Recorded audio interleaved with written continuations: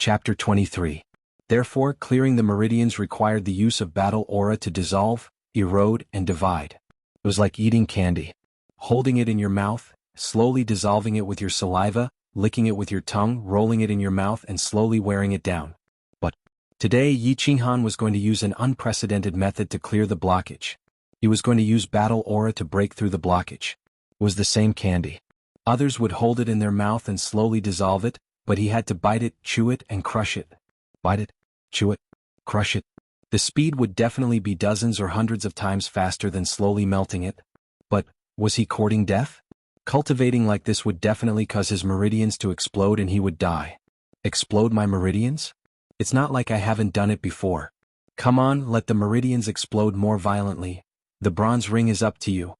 Yi Qinghan took 3 deep breaths, gritted his teeth, and ran his battle aura to smash against the blockage in his meridians.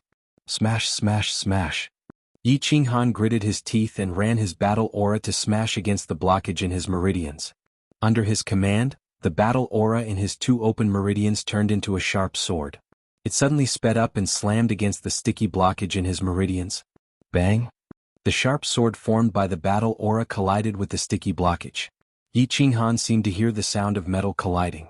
The sticky blockage was smashed into pieces. Like a blossoming firework, it instantly disintegrated into granules and scattered in the meridians. It worked? But before Yi Qinghan could rejoice, the sharp sword-like battle aura suddenly exploded as well. The surging power was like an exploding detonator, spreading in all directions. The meridians where the battle aura collided with the blockage instantly exploded. A burst of heart-wrenching pain instantly spread to his mind. In an instant, his entire body began to twitch, and the muscles on his face deformed, becoming ferocious and terrifying. No, I'm going to faint. Bronze ring, it's all up to you. In just a few seconds the intense pain made Yi Qinghan faint. Before he fainted, he had placed all his hopes on the bronze ring's white air current. The bronze ring did not disappoint him. When he was heavily injured and on the verge of death, the bronze ring automatically activated its protection function, emitting a white stream of air that instantly penetrated his skin and entered his body from his ring finger, finally stopping at his damaged meridian. In the Chong meridian, that meridian was already riddled with holes and was beyond recognition. However, under the nourishment of the white air current, it quickly began to repair itself. This air current was actually miraculous. 10 minutes, 20 minutes, half an hour later Yi Qinghan slowly opened his eyes. His entire body felt extremely comfortable, as if he had just taken a hot bath on a cold day. After a while, he quickly sat cross-legged and checked the condition of his body. In the Chong meridian, the meridians were as good as new, as if nothing had happened. On the other hand, the blockage of the viscous substance in the meridians had significantly decreased. This is crazy. The cultivation method that had never been done before and would never be replicated in the future had actually succeeded. After a while, a maniacal and joyful laughter came from the mountain range, causing the chirping of birds. In the blink of an eye, a month had passed. In the outskirts of the barbaric mountain range, a black-clothed young man was rushing through the mountain range. The young man looked gentle and delicate, his body slightly thin and weak. However, as he walked, his body was like the wind, steady and powerful. His expression was relaxed and his eyes were like lightning. His whole body unknowingly gave off a confident and calm temperament. At this moment, the young man's hurried footsteps suddenly stopped, but his body did not sway in the slightest, as if he had been standing there all along. It was as if he could not feel the momentum and inertia from the high-speed movement. The young man stood there quietly and listened for a while. Suddenly, his legs kicked, and his body was like a nimble leopard cat, climbing up an ancient tree at the side without making any sound. Level 1 Demonic Wind Wolf Pack. There are 18 of them. Xiaohei, you have food for tomorrow. Come out and work, summon your beast. The young man smiled lightly and said in a low voice. His chest trembled and a black stream of air suddenly emerged from his chest. It slowly condensed, and finally took the shape of a small beast that looked like a lion's nose. When the small beast appeared, it wagged its tail intimately and stuck out its tongue to please the young man. However, the young man did not mind, and reached out his hand to pat the small beast's head. Let's get to work. With a low shout, his whole body shot towards the wind wolf pack not far away like a sharp arrow. Shoo! The small beast's tail stopped wagging and a red light appeared in its eyes. It followed the young man, its speed even faster than the young man's.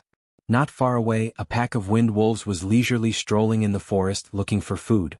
Suddenly, the fur of the two wind wolves in front of them stood up, and their eyes shone with a cold light as they looked towards the sky in alarm. Earth-splitting slash. In midair, two black shadows, one big and one small, flew towards the two wind wolves in front of them. The young man on the left was unarmed, and he flew down from the sky at high speed. He raised his left leg high up, almost reaching his shoulder. Then, he ferociously chopped down towards the wind wolf's head, and the faint sound of the wind could be heard. The wind wolf was a first-rank magical beast, and its speed was indeed top-notch. However, when faced with this swift kick, it didn't even have the time to react. All it could do was move its head slightly to the side. Bang! The black iron-like leg viciously chopped down on the wind wolf's head. With a crisp sound, the wind wolf's head, which was as hard as iron, was directly smashed to pieces. White brain matter and red blood sprayed everywhere. In a single exchange, a wind wolf had been chopped to death. On the other side, the small beast, which was only the size of a human head, was much more refined in its fighting style. The small beast flew towards the other wind wolf at high speed. Just as it was about to reach the wolf's head, it suddenly sped up again. Before the wind wolf could react, it opened its mouth, revealing 4 sharp canines, and swept past the wind wolf's neck. Chi! Half of the wind wolf's neck was torn apart, and large amounts of blood immediately poured out from several of its major arteries. The wind wolf twisted its head, revealing a terrified expression, and then collapsed to the ground. Not bad. Let's see who kills faster. The youth looked at the small beast with satisfaction and said with a smile. His whole body sped up again, and he used his palm as a blade, pouncing towards the pack of wolves behind him. Chirp chirp.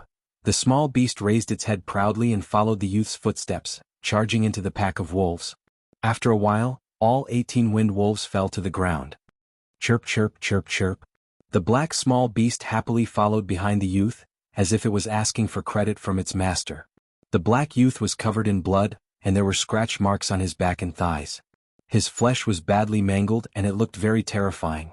However, the youth didn't seem to care at all. He slowly dug out the magical crystals from the heads of the wind wolves with his dagger. Chirp chirp chirp chirp. Seeing that the youth was ignoring it, the small beast became even more cheerful. Chirp chirp your head, damn you. How many times have I told you not to chirp all the time? Chirp chirp. You have to endure it until it cries. Only then will you have momentum. Understand? Come, this is your dinner. After digging out the magical crystals, the youth threw 5 magical crystals to the small beast, looking very dissatisfied. Ayo, chirp chirp, little bastard. Forget it. I say, Xiaohei, it's been more than 2 months, why haven't you passed through your week period? I remember that a normal beast's week period is more than a month. The highest period recorded in the history of the Yi family was the holy beast of Yi Ruoshui's ancestor, the white tiger, which was in a week period of 2 months. Could it be that you are stronger than the white tiger? Are you really a divine beast? The youth blinked his eyes and stared at the small beast, his eyes filled with love. Chirp chirp chirp chirp. The small beast was still confused, as if it couldn't understand. It just kept wagging its tail, stretched out its claws and grabbed the magical crystals on the ground, eating them non-stop. Damn you, if you were a divine beast I would be a god. Look at you, you don't even have the temperament of a high-level beast. Eat quickly, eat quickly. Later I still need to take a bath and train. There's still a small portion of my meridians left, then I can open all 9 meridians and step into the commander realm. This man and beast were Yi Qinghan and his beast, Xiaohei. In the past month, the two of them had gone around the outermost area of the barbarian mountain range, specifically hunting level 1 beasts. They had even returned to the barbarian city twice to restock, but most of the things they bought were clothes. In the past month, Yi Qinghan relied on the mysterious white qi in the bronze ring to hunt level 1 beasts in the day, and at night, he trained his battle qi and opened his meridians.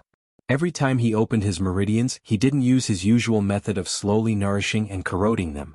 Instead, he crazily struck and attacked.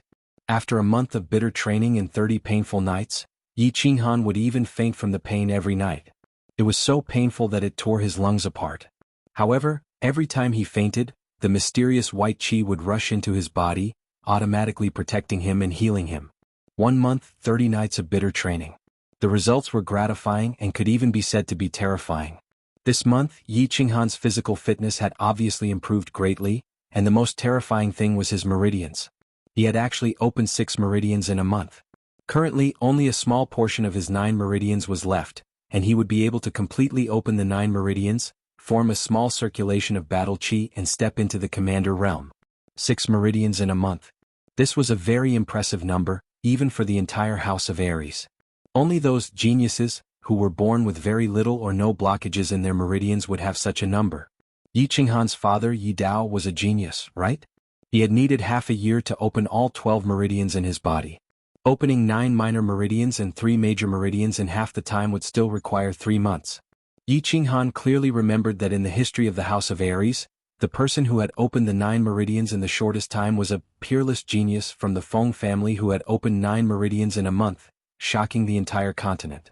And Yi Qinghan had opened 6 meridians in a month. Most importantly, these 6 meridians were different from the meridians of those geniuses and prodigies. These 6 meridians were filled with blockages, and they were filled with a huge amount of blockages.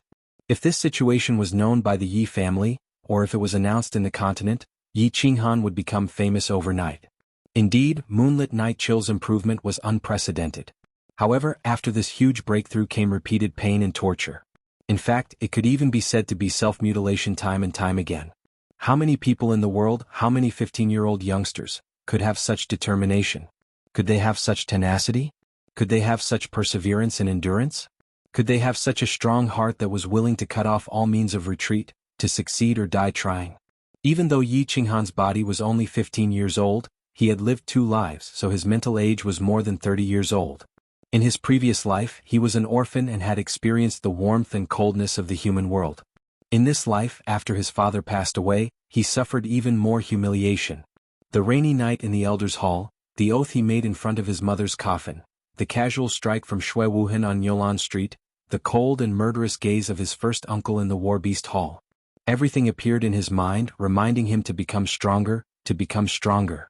If he wanted to control his own fate, if he wanted to go against the heavens and change his fate, the only way was to become strong. Moreover, in this world, who else had the bronze ring that Yi Qinghan wore on his finger? Who else had the abnormal healing ability of the bronze ring that came out of the bronze ring? All of these had led to Yi Qinghan's terrifying training speed today. However, with regards to his own training speed, although Yi Qinghan was a little surprised, it was still acceptable. What shocked him the most was the beast Xiaohei's strength and speed of improvement. Xiaohei had only been summoned for 2 months. In the first month, other than eating, he had been sleeping. After entering the barbarian mountain range, his sleeping time had gradually decreased. According to Elder Yi Tianxing of the War Beast Academy, after a beast had passed the week period, its sleeping time would gradually decrease. If it didn't sleep for a day and a night, then there was a high chance that it had entered the growth period, and its body would also have obvious changes. Xiaohei would spend at least 1/3 of its time in deep sleep every day. Moreover, its body had only grown a little, from the size of a palm to the size of a baby's head. There were no obvious changes. This meant that the little beast was still in its weak period. Elder Yi Tianxing had clearly stated that a beast in its weak period had almost 0 fighting power. However, 10 days ago Xiaohei had accidentally killed a level 1 beast in an instant during a battle. Now, a level 1 beast could kill a level 1 beast in 1 bite. They were not on the same level at all. What was even more terrifying was its speed. With Yi Qinghan's current cultivation level at the peak of the elite realm, his speed was actually far inferior to Xiaohei's. Xiaohei's fighting power had increased greatly, but its appetite had also increased rapidly. It had grown from 5 magic crystals a day when it was born to 10 magic crystals a day now. It had increased by 2 times. Thus, Yi Qinghan's daily schedule began to change. During the day, 1 man and 1 beast would wander around the outskirts of the barbarian mountain range, specifically looking for groups of level 1 beasts, and then rush forward to slaughter them. Relying on the bronze ring's mystical airflow, Yi Qinghan had nothing to fear. As long as one did not lose an arm or a leg and die on the spot, no matter how serious the injury was, the white airflow could quickly heal and recover. Xiaohei was even more terrifying. With his terrifying speed, level 1 beasts could not even touch his fur, not to mention injuring him. His sharp teeth were even more terrifying. Level 1 and level 2 beasts' skin and flesh seemed to be made of water under his teeth. With each bite, pieces of flesh and blood flew everywhere. At night, Xiaohei would return to the beast dimension and sleep soundly. Yi Qinghan began his painful training every night. At this time at night, on top of an ancient tree, Yi Qinghan began his painful journey again. Tonight. He wanted to break through the remaining blockages in the 9 meridians of the heavenly circuit in one go. Tonight, he wanted to completely open up the 9 meridians of the heavenly circuit, forming a small heavenly circuit, and step into the commander realm. Qinghan, third uncle, has already tried his best. It's just that your first uncle and Yi Rong used all their strength to suppress him. The elders are also very helpless, and they have also violated the clan's rules. Now you can only train hard and break through the commander realm before the age of 16, or summon a level 6 or above beast, and join the ranks of the core disciples of the clan. At that time I will speak to the Elder Hall again. At that time, there will definitely be hope for you to fulfill second sister-in-law's last wish. In his mind, on the night his mother died of illness, and the words that third uncle Yi Chang said to him while kneeling in front of the Elder Hall, Yi Qinghan's heart was filled with excitement. After tonight he would be in the commander realm. Right now he was only 15 years old. Furthermore, with the help of the bronze ring's mysterious white gas, the general realm was not that far away anymore. Furthermore, he had a beast that was comparable to a holy beast, Xiaohe. This time, when he returned to the clan and joined the core disciples, he would definitely succeed. Mother, your son will soon be able to fulfill your last wish. Your son did not disappoint you. Yi Qinghuang, Yi Rong, Yi Jian, you big shots, one day I will definitely step on you. The corner of Yi Qinghan's mouth rose, revealing an evil smile. He closed his eyes and began his painful training tonight. Where there was light there would be darkness. Where there were people there would be Jianghu. Of course, where there were benefits, there would always be people doing things that would not make people happy. These few days Yi Qinghan was in a good mood. That night, he finally broke through his useless physique and successfully opened up the last small meridian in his body, the terminated meridian, and entered the commander realm that many people could not enter. To the countless warriors in the House of Ares, the commander realm was not a high realm. To the powerful 5 great clans, it was even more common. However, to reach the commander realm at 15 years old, no matter in the Yi family or the House of Ares, was still considered a good result. Therefore, the Yi family set one of the requirements for core disciples to enter the commander realm before 16 years old. Battle Qi was wine, and the body was a container to hold the wine. If the container was too small and sturdy, it would affect the amount of wine it could hold in the future. Of course, the speed at which the container was produced was even more important. Therefore, the speed at which the meridian was opened up in the early stages was very important and highly valued. Now, the problem that had troubled him for more than 10 years was finally solved after 30 painful nights. Yi Qinghan felt a sense of exultation, even though the training every night was really painful. Suffering, tiredness, pain, and mental torture were things that many people did not want to experience. However, for those who had a tough and mature mind, this was nothing. They were afraid that after suffering, tiredness, and torture, there would be no results and there would be no effect. Having a dream, working hard, and finally achieving it was actually a very joyful thing. At least for Yi Qinghan, he felt an unprecedented satisfaction in his heart. Although Xiaohe was still so small, his instantaneous burst of speed and his terrifying sharp teeth always made Yi Qinghan happy again and again. With the relatively strong martial strength of the commander realm and Xiaohe's ferocity, for a moment, the man and beast felt a little invincible in the outer regions of the barbaric mountains. Therefore, after a short period of consideration, and with the slight adventurous spirit in his heart and blood, they decided to go deeper. Of course, they only went a little deeper. 1 man and 1 beast killed their way in. Other than the occasional 1 or 2 level 4 beasts that made Yi Qinghan feel a little troublesome, the rest were not a problem. His strength, experience, and beast were constantly improving. Yi Qinghan couldn't help but feel even more delighted. Chapter 24. But on the second day his joyful mood began to end. He met a person. There were countless adventurers in the savage mountains, so it was not strange to meet someone. In the past month he had also met a few adventurers. But today this person was a bit special because this person's whole body was shrouded in black, except for a pair of cold, murderous eyes, and the long Zamadeo in his hand. Kid, hand over all your belongings and then, disappear. The black-clothed man spoke, his tone was somewhat overbearing, like a superior giving an order. This was the legendary hunter, a hunter who did not hunt demonic beasts but a hunter? Yi Qinghan slightly squinted his eyes, a little surprised in his heart. Often walking by the river, one's shoes finally got wet today. Today he finally met the legendary black-hearted and cruel hunter. But in the blink of an eye he became excited, his face was unusually red, his body began to tremble and he stammered, Big brother, can you leave some travel expenses? Travel expenses or your life, you can choose to leave one. The black-clothed man opened a multiple-choice question. Walking on the edge of darkness all year round, his heart no longer had a trace of mercy, only hardness and cold-bloodedness. As he spoke, his eyes began to shine, and the saber in his hand also slightly lifted. I'll leave my life. Yi Qinghan's body trembled even more violently, his eyes narrowed even more, and he hurriedly took the bag from his back. He threw it over but carefully turned his left thigh slightly, blocking the black-clothed man's sight. On his left thigh, a small part of the black dagger and a short hilt were slightly exposed. Not bad, kid, very tactful. But your dagger seems to be of good quality, throw it over too. The black-clothed man reached out to take the bag, felt the weight of the bag and was very satisfied. He nodded, casually glanced at Yi Qinghan and then said. Yi Qinghan's face was shocked and he hurriedly said, "This, big brother without a weapon, I'm afraid I can't walk out of the mountain.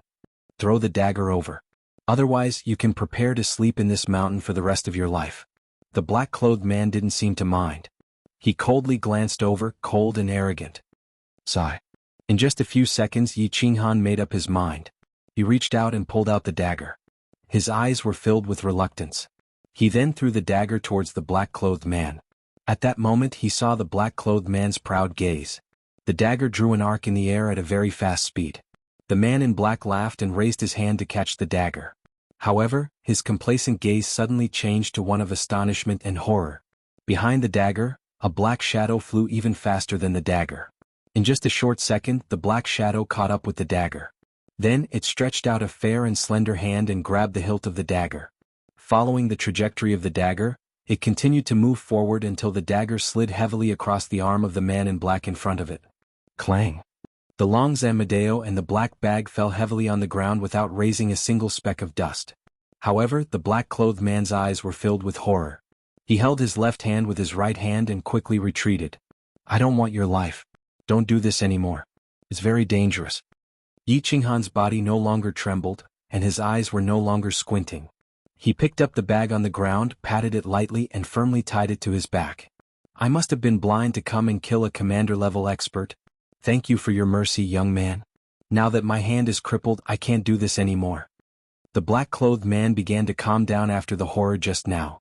He knew that he had kicked an iron plate this time. This speed, this knife technique, it was obvious that the young man in front of him had reached the commander level at such a young age. Moreover, his acting skills were too good. He was actually able to deceive a veteran hunter like him who had been in the dark for many years. His left hand was crippled. It seemed that he would never be able to use a knife with his left hand in this lifetime. There was a hint of anger in his eyes. However, as he had said just now, he was also a tactful person. Therefore, at that moment he immediately lowered his head. Okay. After Yi Qinghan finished packing, he moved his leg and kicked the long Zamadeo to the feet of the black-clothed man. Then he turned around and left. At this moment he had a strange feeling in his heart for the first time. Perhaps it was the first time he had used his strength and wisdom to defeat his first enemy.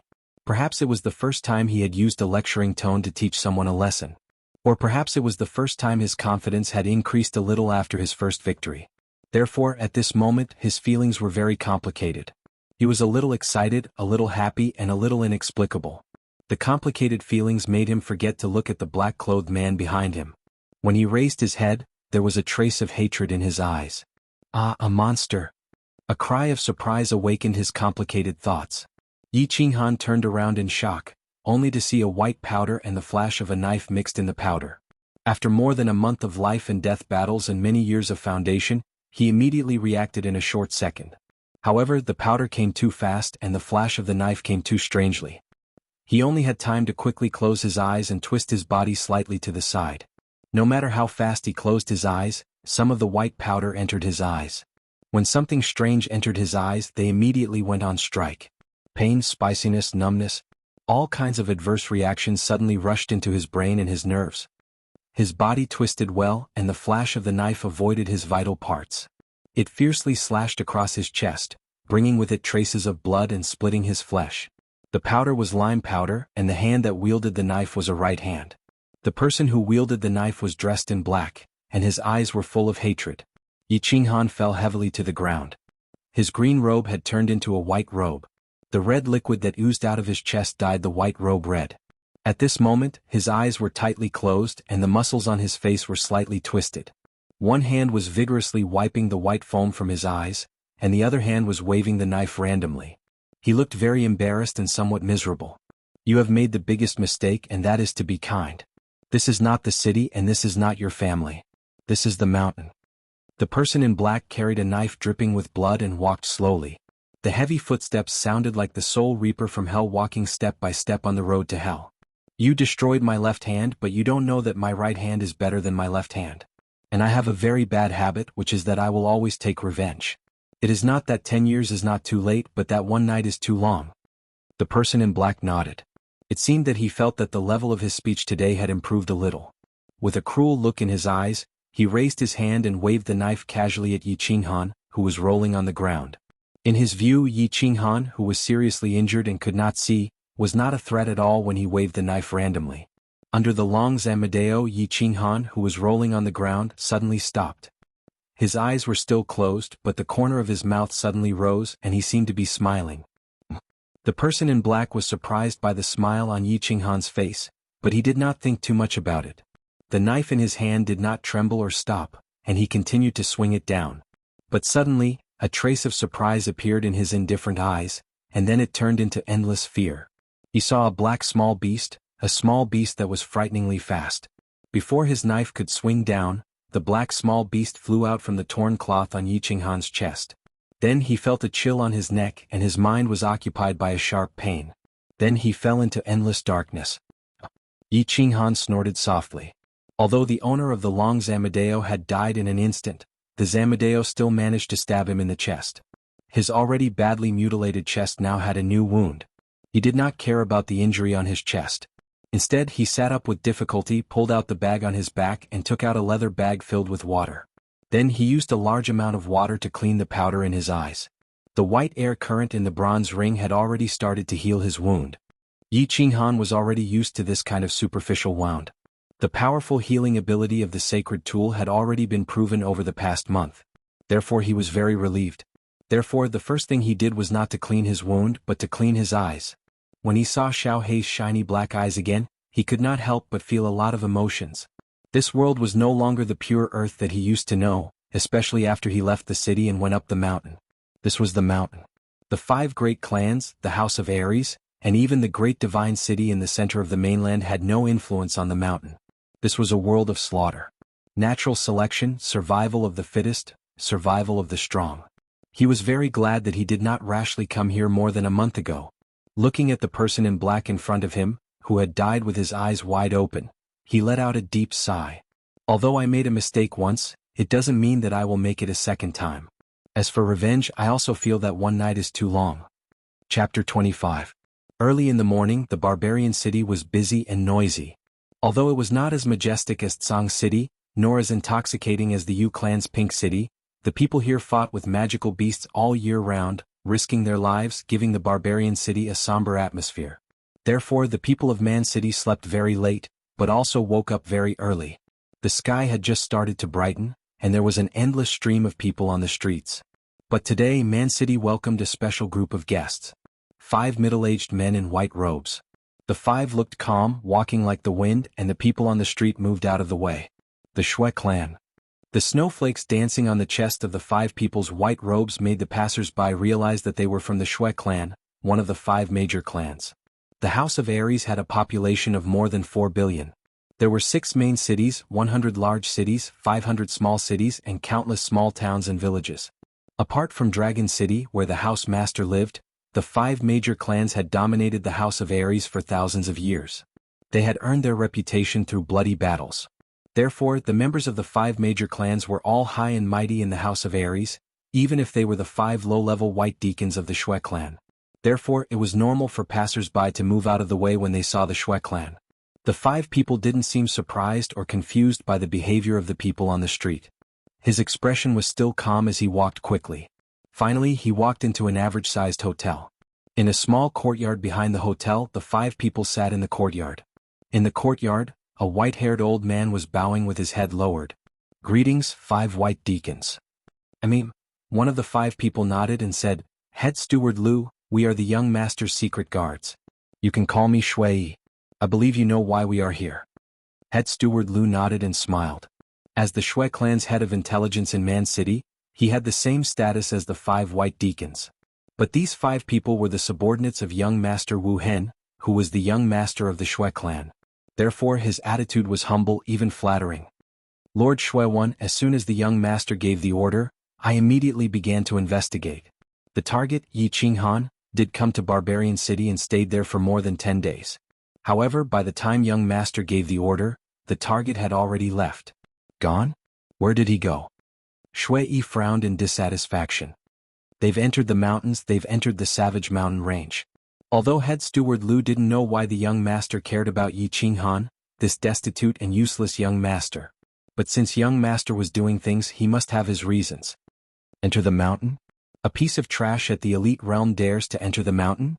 He can't be dead, right? Shui Yi's expression turned even colder. They had come all the way from Song City. If their target died, they would have come all the way for nothing. He's not dead. The target has returned to the city twice to resupply. Currently, the target is in the outskirts of the mountains. I've already ordered people to plant invisible insects on the target. The target's position can be detected at any time. Head steward Lu hurriedly explained. After the target returned to the city for the first time, he happened to receive an order from Shui Wuhan. He immediately ordered people to follow the target and released a few invisible insects. The invisible insects were as small as a strand of hair.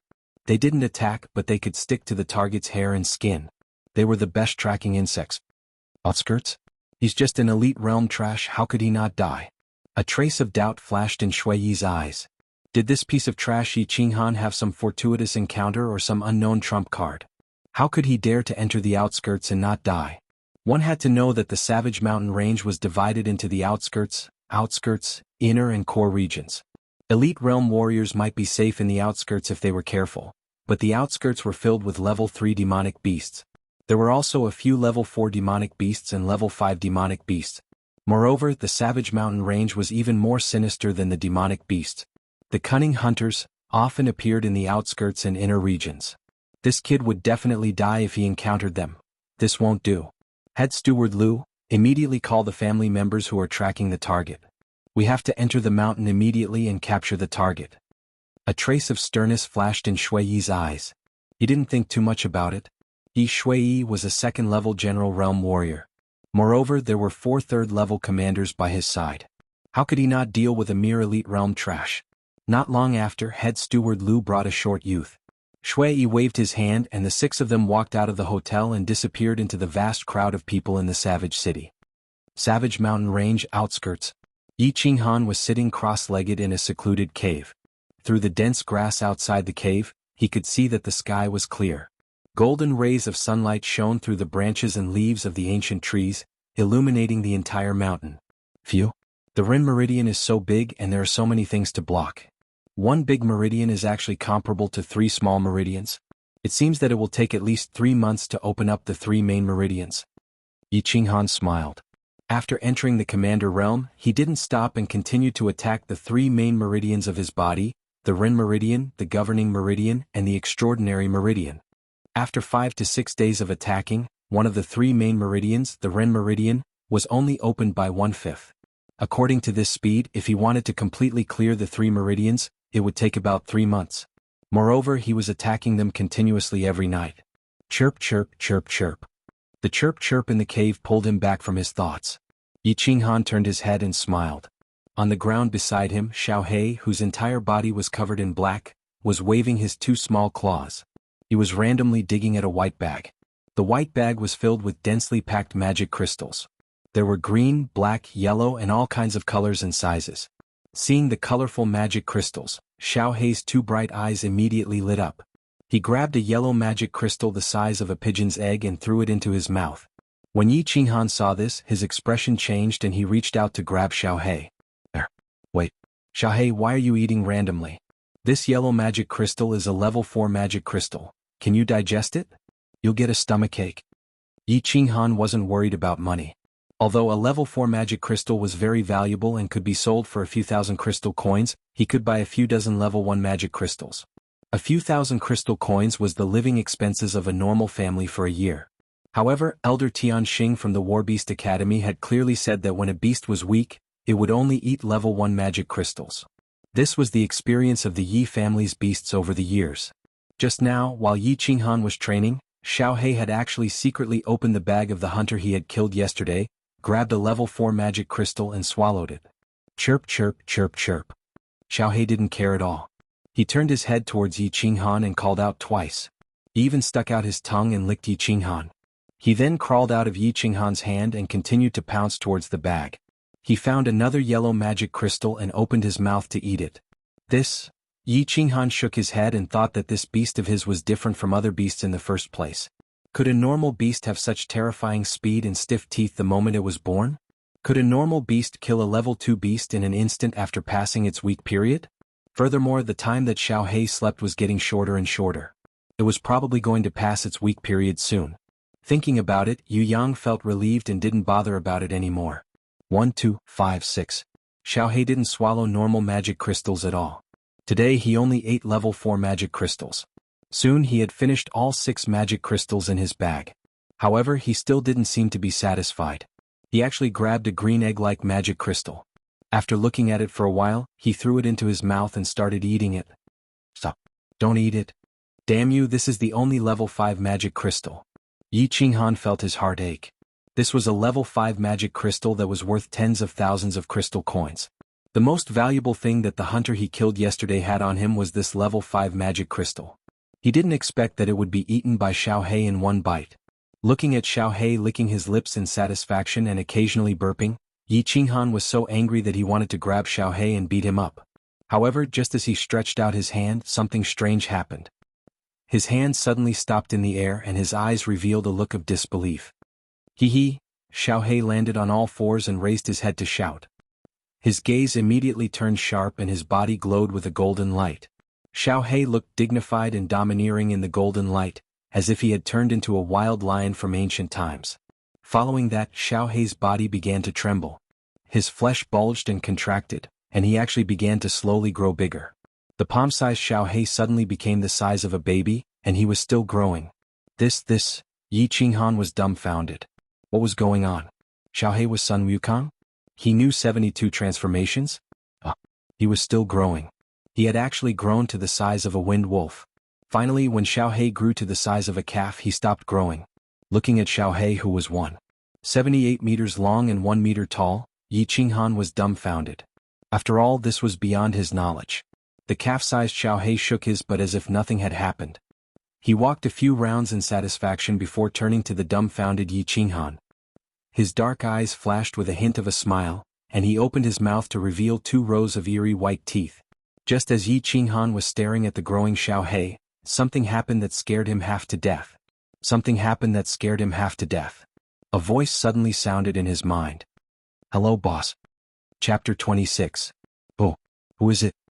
Anyone who heard a voice out of nowhere in a quiet and gloomy cave would jump in fright. Yi Qinghan was no exception at this moment. He jumped up and down in a flurry, his eyes scanning his surroundings cautiously. His face looked like he had seen a ghost. Calm down.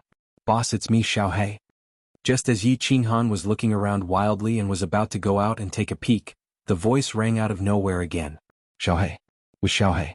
Yi Qinghan wondered in his heart. Suddenly, he turned around and looked at the calf-sized beast. He opened his mouth in astonishment and stretched out his finger, stuttering, Xiaohei, was that you talking? Yes, boss. I'm Xiaohei, I can communicate with you through telepathy through our souls. Looking at Xiaohei's huge head nodding affirmatively, Yi Qinghan stretched out his hands and rubbed his eyes. Then he stretched out a finger and bit down hard on it. Immediately after, a miserable shriek of extreme pain rang out from the cave. 10 minutes later, Yi Qinghan finally understood a few things. He was not dreaming. His beast had not become a monster, but had inherited part of their clan's inheritance and understood some secret techniques. Furthermore, he had formed a soul contract with it so Xiaohei could communicate with him directly through telepathy. Xiaohei, according to what you said, you have inherited part of your clan's secret techniques. Then do you know what kind of beast you are? What rank are you? Yi Qinghan sat cross-legged on the ground and asked calmly towards Xiaohei's head. However, he was extremely nervous. Since Xiaohei could even speak such a difficult thing, then his rank must not be low. Wow, could it really be a saint beast? Blinking, Xiaohei replied, according to my inherited memories, this type of magical beast is called a soul-devouring beast. As for what level it is, I don't know. It's not recorded in my inherited memories. However, I'm certain that it's definitely not inferior to that giant snake you mentioned. Soul-devouring beast, the name sounds really awesome. It's not any worse than the giant snake. What giant snake? You can't be talking about that azure dragon, right? Yi Qinghan's eyes suddenly widened. When she saw Little Black nodding his head proudly, she was incomparably ecstatic. As expected, his guess was right. It was a saint beast. Holy beast. When he thought about how he actually owned the second legendary sacred beast of the Yi family, his heart surged with excitement. Then he suddenly thought of something, rubbed his hands and asked, "Then? As a holy beast, do you have any particularly awesome skills? For example, flying, spitting fire, killing enemies in seconds and so on?" Xiaohei shook his head and said, "Not at the moment. I can only transform like the one you saw. My speed increases a lot after transforming." A lot? How much is a lot? It's about twice as fast as before. *CK, twice. In the past, Xiaohei's speed was equivalent to a level 1 general realm martial artist. Now it was twice as fast? Wouldn't that mean he could basically be on par with a martial realm martial artist? What a freak, what a freak. You've improved so much. So you mean that you've passed through the weak stage and entered the growth stage? Yi Qinghan thought for a moment and said, if he had entered the growth stage, didn't that mean he could go home now? When he thought of the frail figure at home leaning against the doorway of his small courtyard, waiting for him to return, he felt an urgent urge to go home. Not yet, probably. I still need about 5 more of those green magic crystals. That should be enough. *CK, you think that's a sweet potato? That's a level 5 magic crystal. It wasn't easy for me to kill a hunter and obtain one. With my current strength, hunting a level 5 magic beast is tantamount to courting death.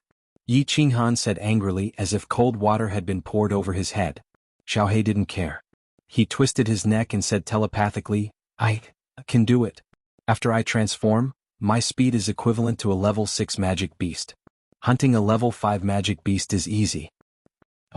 Yi Qinghan raised his eyebrows and stood up. He waved his hand and rushed out of the cave.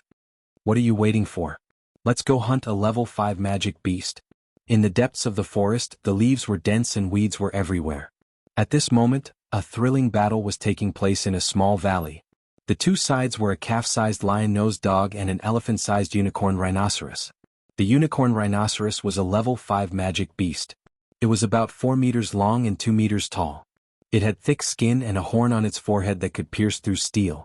The unicorn rhinoceros had a gentle personality. As long as one didn't enter its territory, it wouldn't be angered. However, the hateful lion-nosed dog in front of it had swaggered in front of it and even looked at it with disdain. It was really infuriating, so it decided to teach it a lesson. Therefore, it fiercely rubbed its thick hind legs on the ground a few times, shook its huge head, and directly pressed down on the lion-nosed hound like a collapsing wall. Seeing the silly lion-nosed dog standing there motionlessly, the unicorn rhinoceros' eyes glowed red. It decided not to use its sharp horn. Instead, it used its huge body to squash the offending lion-nosed dog. Xiaohei looked at the one-horned rhinoceros, which was charging at him with billowing dust, and a trace of disdain flashed in his eyes. He pressed his 4 feet and his body turned into a shadow.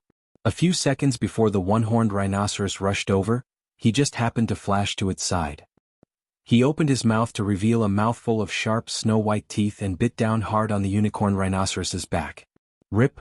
The sound of cloth being torn rang out and a mist of blood sprayed through the air.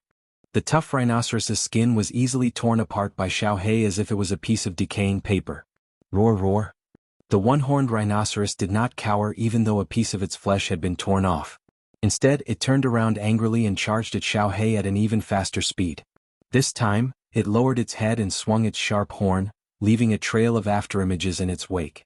A brutal and savage aura enveloped the entire valley. Xiaohei's eyes did not change in the slightest. At the most critical moment, he dodged and opened his mouth to take another bite, causing another mist of blood and a piece of flesh to appear. TSK. This speed, this reaction as expected of a sacred beast. It looks like this level 5 magical beast will not be able to hold on for long. Unfortunately, Xiaohei has not passed through his period of weakness and can only transform once a day. Including the magical crystal of this unicorn rhinoceros, there are only 3 level 5 magical crystals in total. There are still 2 more days before it can successfully pass through its period of weakness and go home.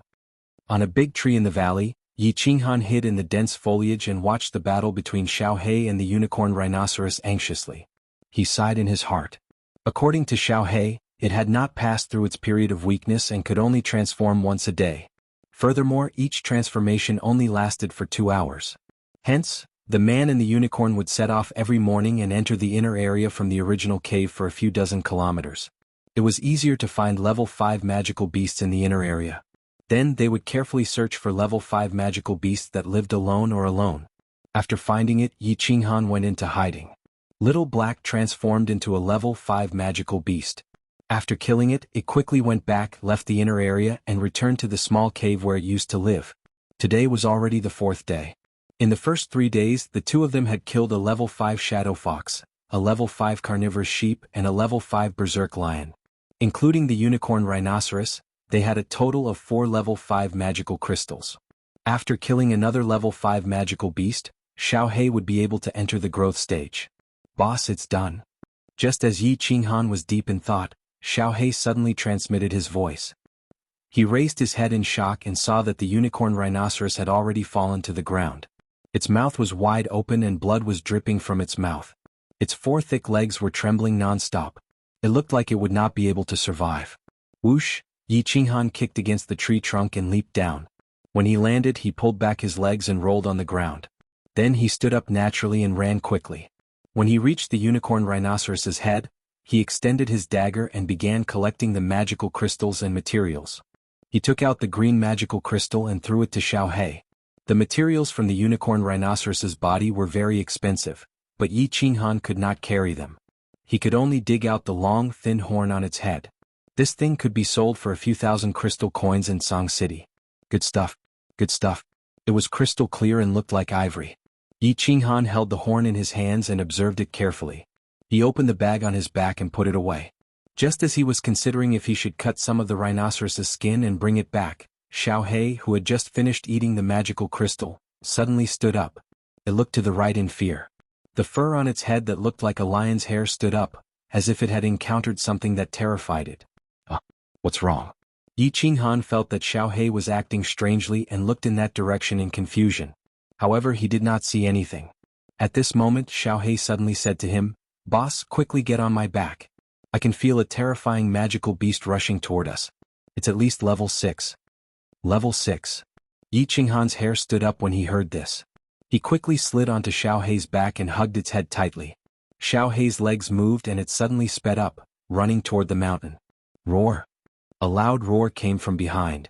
The sound was earth-shattering and echoed in the forest for a long time. In a hurry, Yi Qinghan turned his head around. Through the sparse ancient trees, he could see a huge magic beast roaring angrily as it rushed towards him. Its ice-cold, glowing green scales contrasted with its snow-white teeth. Its huge and thick tail swept randomly, hitting ancient trees that were thousands of years old. In the middle of its back, there was a row of black spikes that grew from its head to its tail. It looked extremely sinister and terrifying. Level 6 magical beast, giant thorny dragon. Run, Xiaohei. If it catches us, we will all die. Chapter 27. Needless to say, dragons were a very powerful existence on the Flame Dragon continent. Magical beasts that had some connection with dragons or had some nepotism were also very powerful. As a distant relative of dragons, the giant spiked dragon had no way of knowing what kind of creature it was born from. However, there was no doubt that the giant spiked dragon was very powerful. As a magical beast at the peak of the 6th rank and close to the 7th rank, the giant spiked dragon's combat strength was equivalent to a peak general. Due to the 12 poisonous spikes on its back, even a marshal didn't want to provoke it. Yi Qinghan was currently at the 1st rank of the commander realm. He was still a distance away from the 2nd rank. Although Xiaohei was a sacred beast, he was still in a weakened state. He was more or less like a human infant. How could you expect an infant to kill a 2-meter-tall man? Although this infant was very strong. Boss, hold on tight. I'm going to increase my speed again. Xiaohei became silent after sending the message. He increased his speed again and traveled through the forest. The giant spiked dragon's enormous figure charged forward. Everywhere it passed, the trees fell to the ground. It was a complete mess. Its loud roar shook up the fallen leaves and startled flocks of unknown birds. Xiaohei, go to the left. Go to a place with more trees. Go to an open area. You can't outrun it.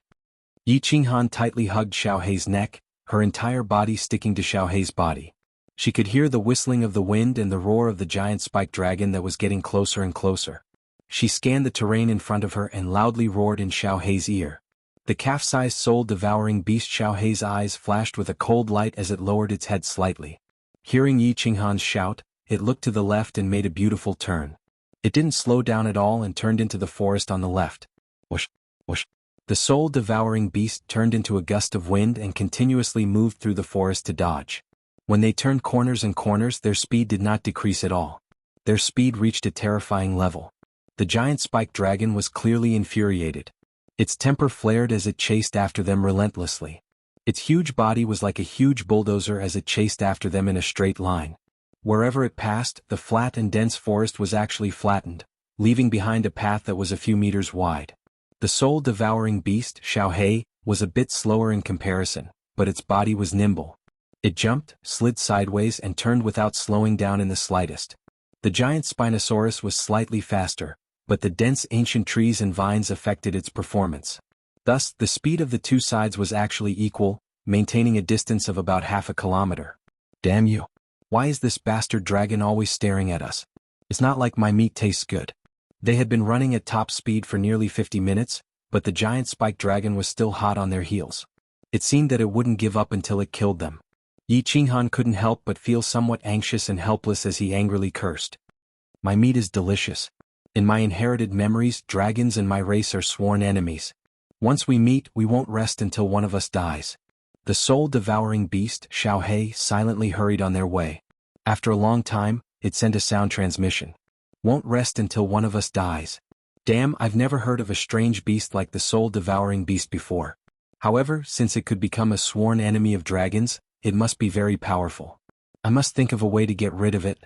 Otherwise I'll definitely die. Xiao Hei's transformation time was only 2 hours per day. Including the one-horned rhinoceros they had just killed, it had taken about an hour and 20 minutes.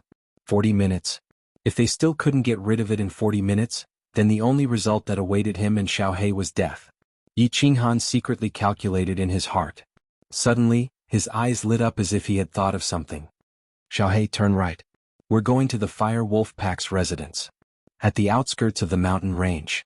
6 men in black were hurrying on their way. The 6 of them seemed to be looking for something. On the way they encountered magical beasts and hunters, but they didn't care at all. The 6 of them circulated their battle aura and released their aura. Regardless of whether it was the magical beasts or the hunters, they almost immediately turned around and fled. Suddenly, one of the black-clothed men in front stopped, and the 5 people behind him also stopped behind him. The man in black turned around and looked at a short man in black behind him. He said in a low voice, "We've been hurrying for so long. We should be close to the target soon." Niu Jin sensed the direction of the target. "Yes, Lord Shui." The short man in black called Lu Jun said respectfully with his head lowered. Then he hurriedly sat cross-legged and fell silent. That's right, these 5 people were the guards under Shui Wuhan's command. They were sent by Shui Wuhan to capture Yi Qinghan. The 5 of them, along with head steward Lu's subordinates, Niu Jin and 6 others, had already been in the mountains for many days. A month ago, Niu Jin had been ordered by head steward Lu to plant a tracking bug on Yi Qinghan's hair. This bug was only the size of a flea. It would stick to the hair. Unless Yi Qinghan shaved his hair, it wouldn't fall off because of wind or water. This was a special skill of the Shui family. Lord Shui, we've already sensed it. The target is currently in the inner area of the mountains. He's walking in our direction. If we move fast, we'll probably meet him in half an hour. The short man in black, Xiao Hei, opened his eyes and said happily after a while. Shui glanced at him coldly, his eyes revealing a hint of coldness. You barged into hell. Shui'er, take Lu Jun with you. We'll speed up. We'll bring the target back today. I don't want to stay in this damn place any longer. Yes, big brother? A man in black answered and prepared to carry the short man in black. Unexpectedly, Niu Jin suddenly waved his hand and said, Lord Shui, if we continue in this direction, we can indeed meet the target quickly. However, it's the territory of the fire wolves. Might be a bit troublesome. Fire wolves? 4th level magical beasts. Shui frowned and showed a hint of dissatisfaction. How many are there? 80 to 100, Niu Jin answered honestly. Let's go. Shui heard this and showed a faint disdain in his eyes. Although 100 fire wolves was a bit troublesome, if he wanted to kill them, the 5 of them could kill all of them. Therefore, he waved his hand without hesitation and led the way. Xiaohei, how much longer can you last? Sitting on Xiaohei's back, Yi Qinghan's complexion wasn't very good. However, no matter who it was, after being chased by a terrifying giant spiked dragon for over an hour, their complexion and mood wouldn't be good either. 10 minutes at most. It's all up to you now. The soul-devouring beast, Xiaohei, panted heavily as he continued to run quickly. He had formed a soul contract with Yi Qinghan. He knew very well that if Yi Qinghan died, his soul would also dissipate. Therefore, although his physical strength was at its limit, he still planned to last for another 10 minutes. 10 minutes? That's enough. Looking at the familiar terrain and the familiar mountain in the distance, Yi Qinghan felt a bit more at ease. That mountain was called Fire Wolf Mountain by adventurers. There was a pack of about 100 fire wolves inside. Fire wolves were rank 4 magical beasts. Because they could spit fireballs, they were called fire wolves. One fire wolf might not be scary, but a pack of fire wolves was very scary. Moreover, the fire wolves were extremely united. As long as one fire wolf was attacked, the rest of the fire wolves would rush over and spray a dense fireball towards the enemy. Warriors who hadn't reached the general realm and couldn't form battle armor outside of their battle aura would definitely die if they were surrounded by a pack of fire wolves. Moreover, it was said that the leader of the fire wolves was a peak rank 5 magical beast. The fireballs it spat could melt battle armor formed from battle aura and instantly kill a general realm warrior. Therefore, Fire Wolf Mountain was a forbidden area for low-level warriors in the Savage Mountain range. Yi Qinghan was currently at the Commander realm. His beast, Xiaohei's transformation was about to disappear, so Fire Wolf Mountain was also a forbidden area for him.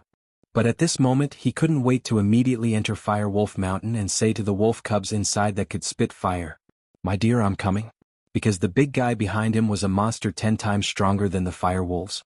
The fire wolves might slowly roast him, but that guy would definitely kill him in an instant. "Boss, it's up to you. I'm going back to rest." Looking at the Fire Wolf Mountain that was close at hand, Yi Qinghan nodded heavily and jumped off Xiaohei's back. Circulating his battle aura to the limit, his footsteps were steady and powerful as he quickly rushed towards Fire Wolf Mountain. Xiaohei took a few deep breaths, turned into a wisp of green smoke and caught up with Yi Qinghan. It entered his body and entered the resting area of the warbeast space. As soon as he entered Fire Wolf Mountain, Yi Qinghan suddenly lightened his footsteps, as if he was a thief who had burgled into someone else's house. He started to sneak around. From one tree to another, his body was as light as a swallow, like a leopard cat in the night. Roar! No, no. The giant spiked dragon behind him rushed into Fire Wolf Mountain without hesitation. Its brutal and tyrannical aura immediately caused the owner of Fire Wolf Mountain to be dissatisfied. Wolf howls that refused to be outdone immediately rang out in the mountain. "Let's do it, we must do it." Yi Qinghan mumbled non-stop. His footsteps became even more light, afraid that he would wake up the sleeping owner of the mountain. Xiao xiao. A few fiery red shadows shot over from afar. Yi Qinghan immediately stuck to a thick tree trunk, held his breath and restrained his aura. Only when a few wolf shadows passed under his body and quickly retreated did he heave a sigh of relief. Touching his forehead, he found that it was full of cold sweat. Lightly turning around, he glanced back. It seemed that there was really a conflict in the distance. Roars and angry roars were endless. More fire wolves are coming. Yi Qinghan was so scared that he immediately crouched down, not daring to move at all. Only when the few fire wolves quickly ran away did he gently twist his body and move to the side even more carefully. Along the way he slowly moved at a speed of 10 kilometers per hour. However, the further he went, the more fire wolves rushed over. The roars from afar also became more violent. From time to time, he could hear the sound of trees falling and the charging footsteps of the giant spiked dragon. Good, they finally started fighting. But why do I feel that the giant spiked dragon is still approaching me? Jumping from tree to tree, Yi Qinghan occasionally looked back through the dense leaves. In the distance, green smoke began to rise. At this moment he was very sure that the fire wolves and the giant spiked dragon were fighting. The green smoke was caused by the fireballs that the fire wolves spat out. However, why were the huge footsteps behind him still approaching him? So many fire wolves besieging it were useless? Yi Qinghan didn't dare to think too much. Under the condition of ensuring his safety, he increased his speed as much as possible. Behind him, the situation was just as Yi Qinghan had thought. Although there were more than 30 fire wolves gathered, the giant spiked dragon, as the overlord of the inner area of the mountain, didn't care about these low-level wolf cubs. The giant spiked dragon's nose twitched. Its huge head seemed to be puzzled. Why did the aura of that annoying exotic beast disappear? It was just that in its inherited memories, this annoying small beast had to be killed on sight. Now that the small beast's aura had disappeared, it could only tear apart the human that was with the small beast to ease its annoyance from chasing after it for half a day. The giant spiked dragon's unreasonableness and arrogance angered the local fire wolves. Wolves were prideful. Although this big fellow's aura was very terrifying, when it saw the giant spiked dragon charging towards its nest, it didn't care about the fire wolves' warning at all.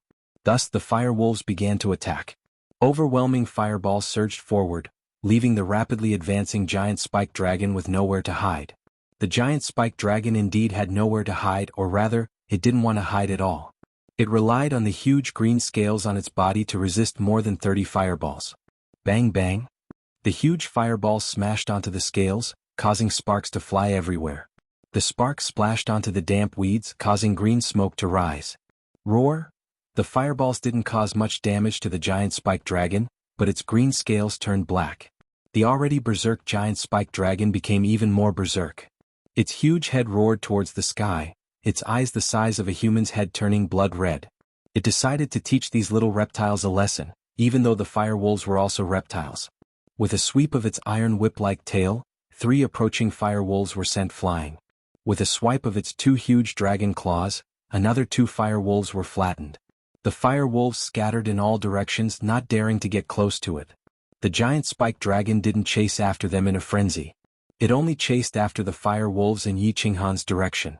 The fire wolves also felt that this big fellow wasn't easy to deal with, but the wolf corpses lying on the ground and the slowly flowing wolf blood forced them to fight. They didn't dare to get close, so they wandered around and spat out fireballs from time to time. They kept howling towards the sky, calling for more companions and their leader. "Sir, something doesn't seem right." On the other side of the fire wolf mountain, the short Niu Jin carefully listened to the continuous howls of the wolves and spoke to Shui Yi with a gloomy expression. "Are you sure the target is on this mountain?" Shui Yi's expression didn't change at all. He only asked coldly. "The target is indeed on the mountain, but the situation on the mountain seems a bit strange." The short Niu Jin's heart was filled with panic. He lived in the barbarian city all year round, so he had an instinctive reaction to danger. Therefore he was very sure that the Fire Wolf Mountain was very dangerous, very dangerous. "You stay, let's go."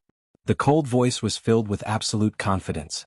5 silhouettes quickly passed through the mountain. In their eyes, the Fire Wolf Mountain was a mountain of knives, a sea of fire. They could definitely get out of it easily. Boom, boom. The roars of the giant spiked dragon became louder and louder. Its huge footsteps seemed to shake the ground. Yiqinghan wiped the sweat from the corner of his eyes and licked his dry lips. He didn't dare to stop for even a second and quickly passed through the forest.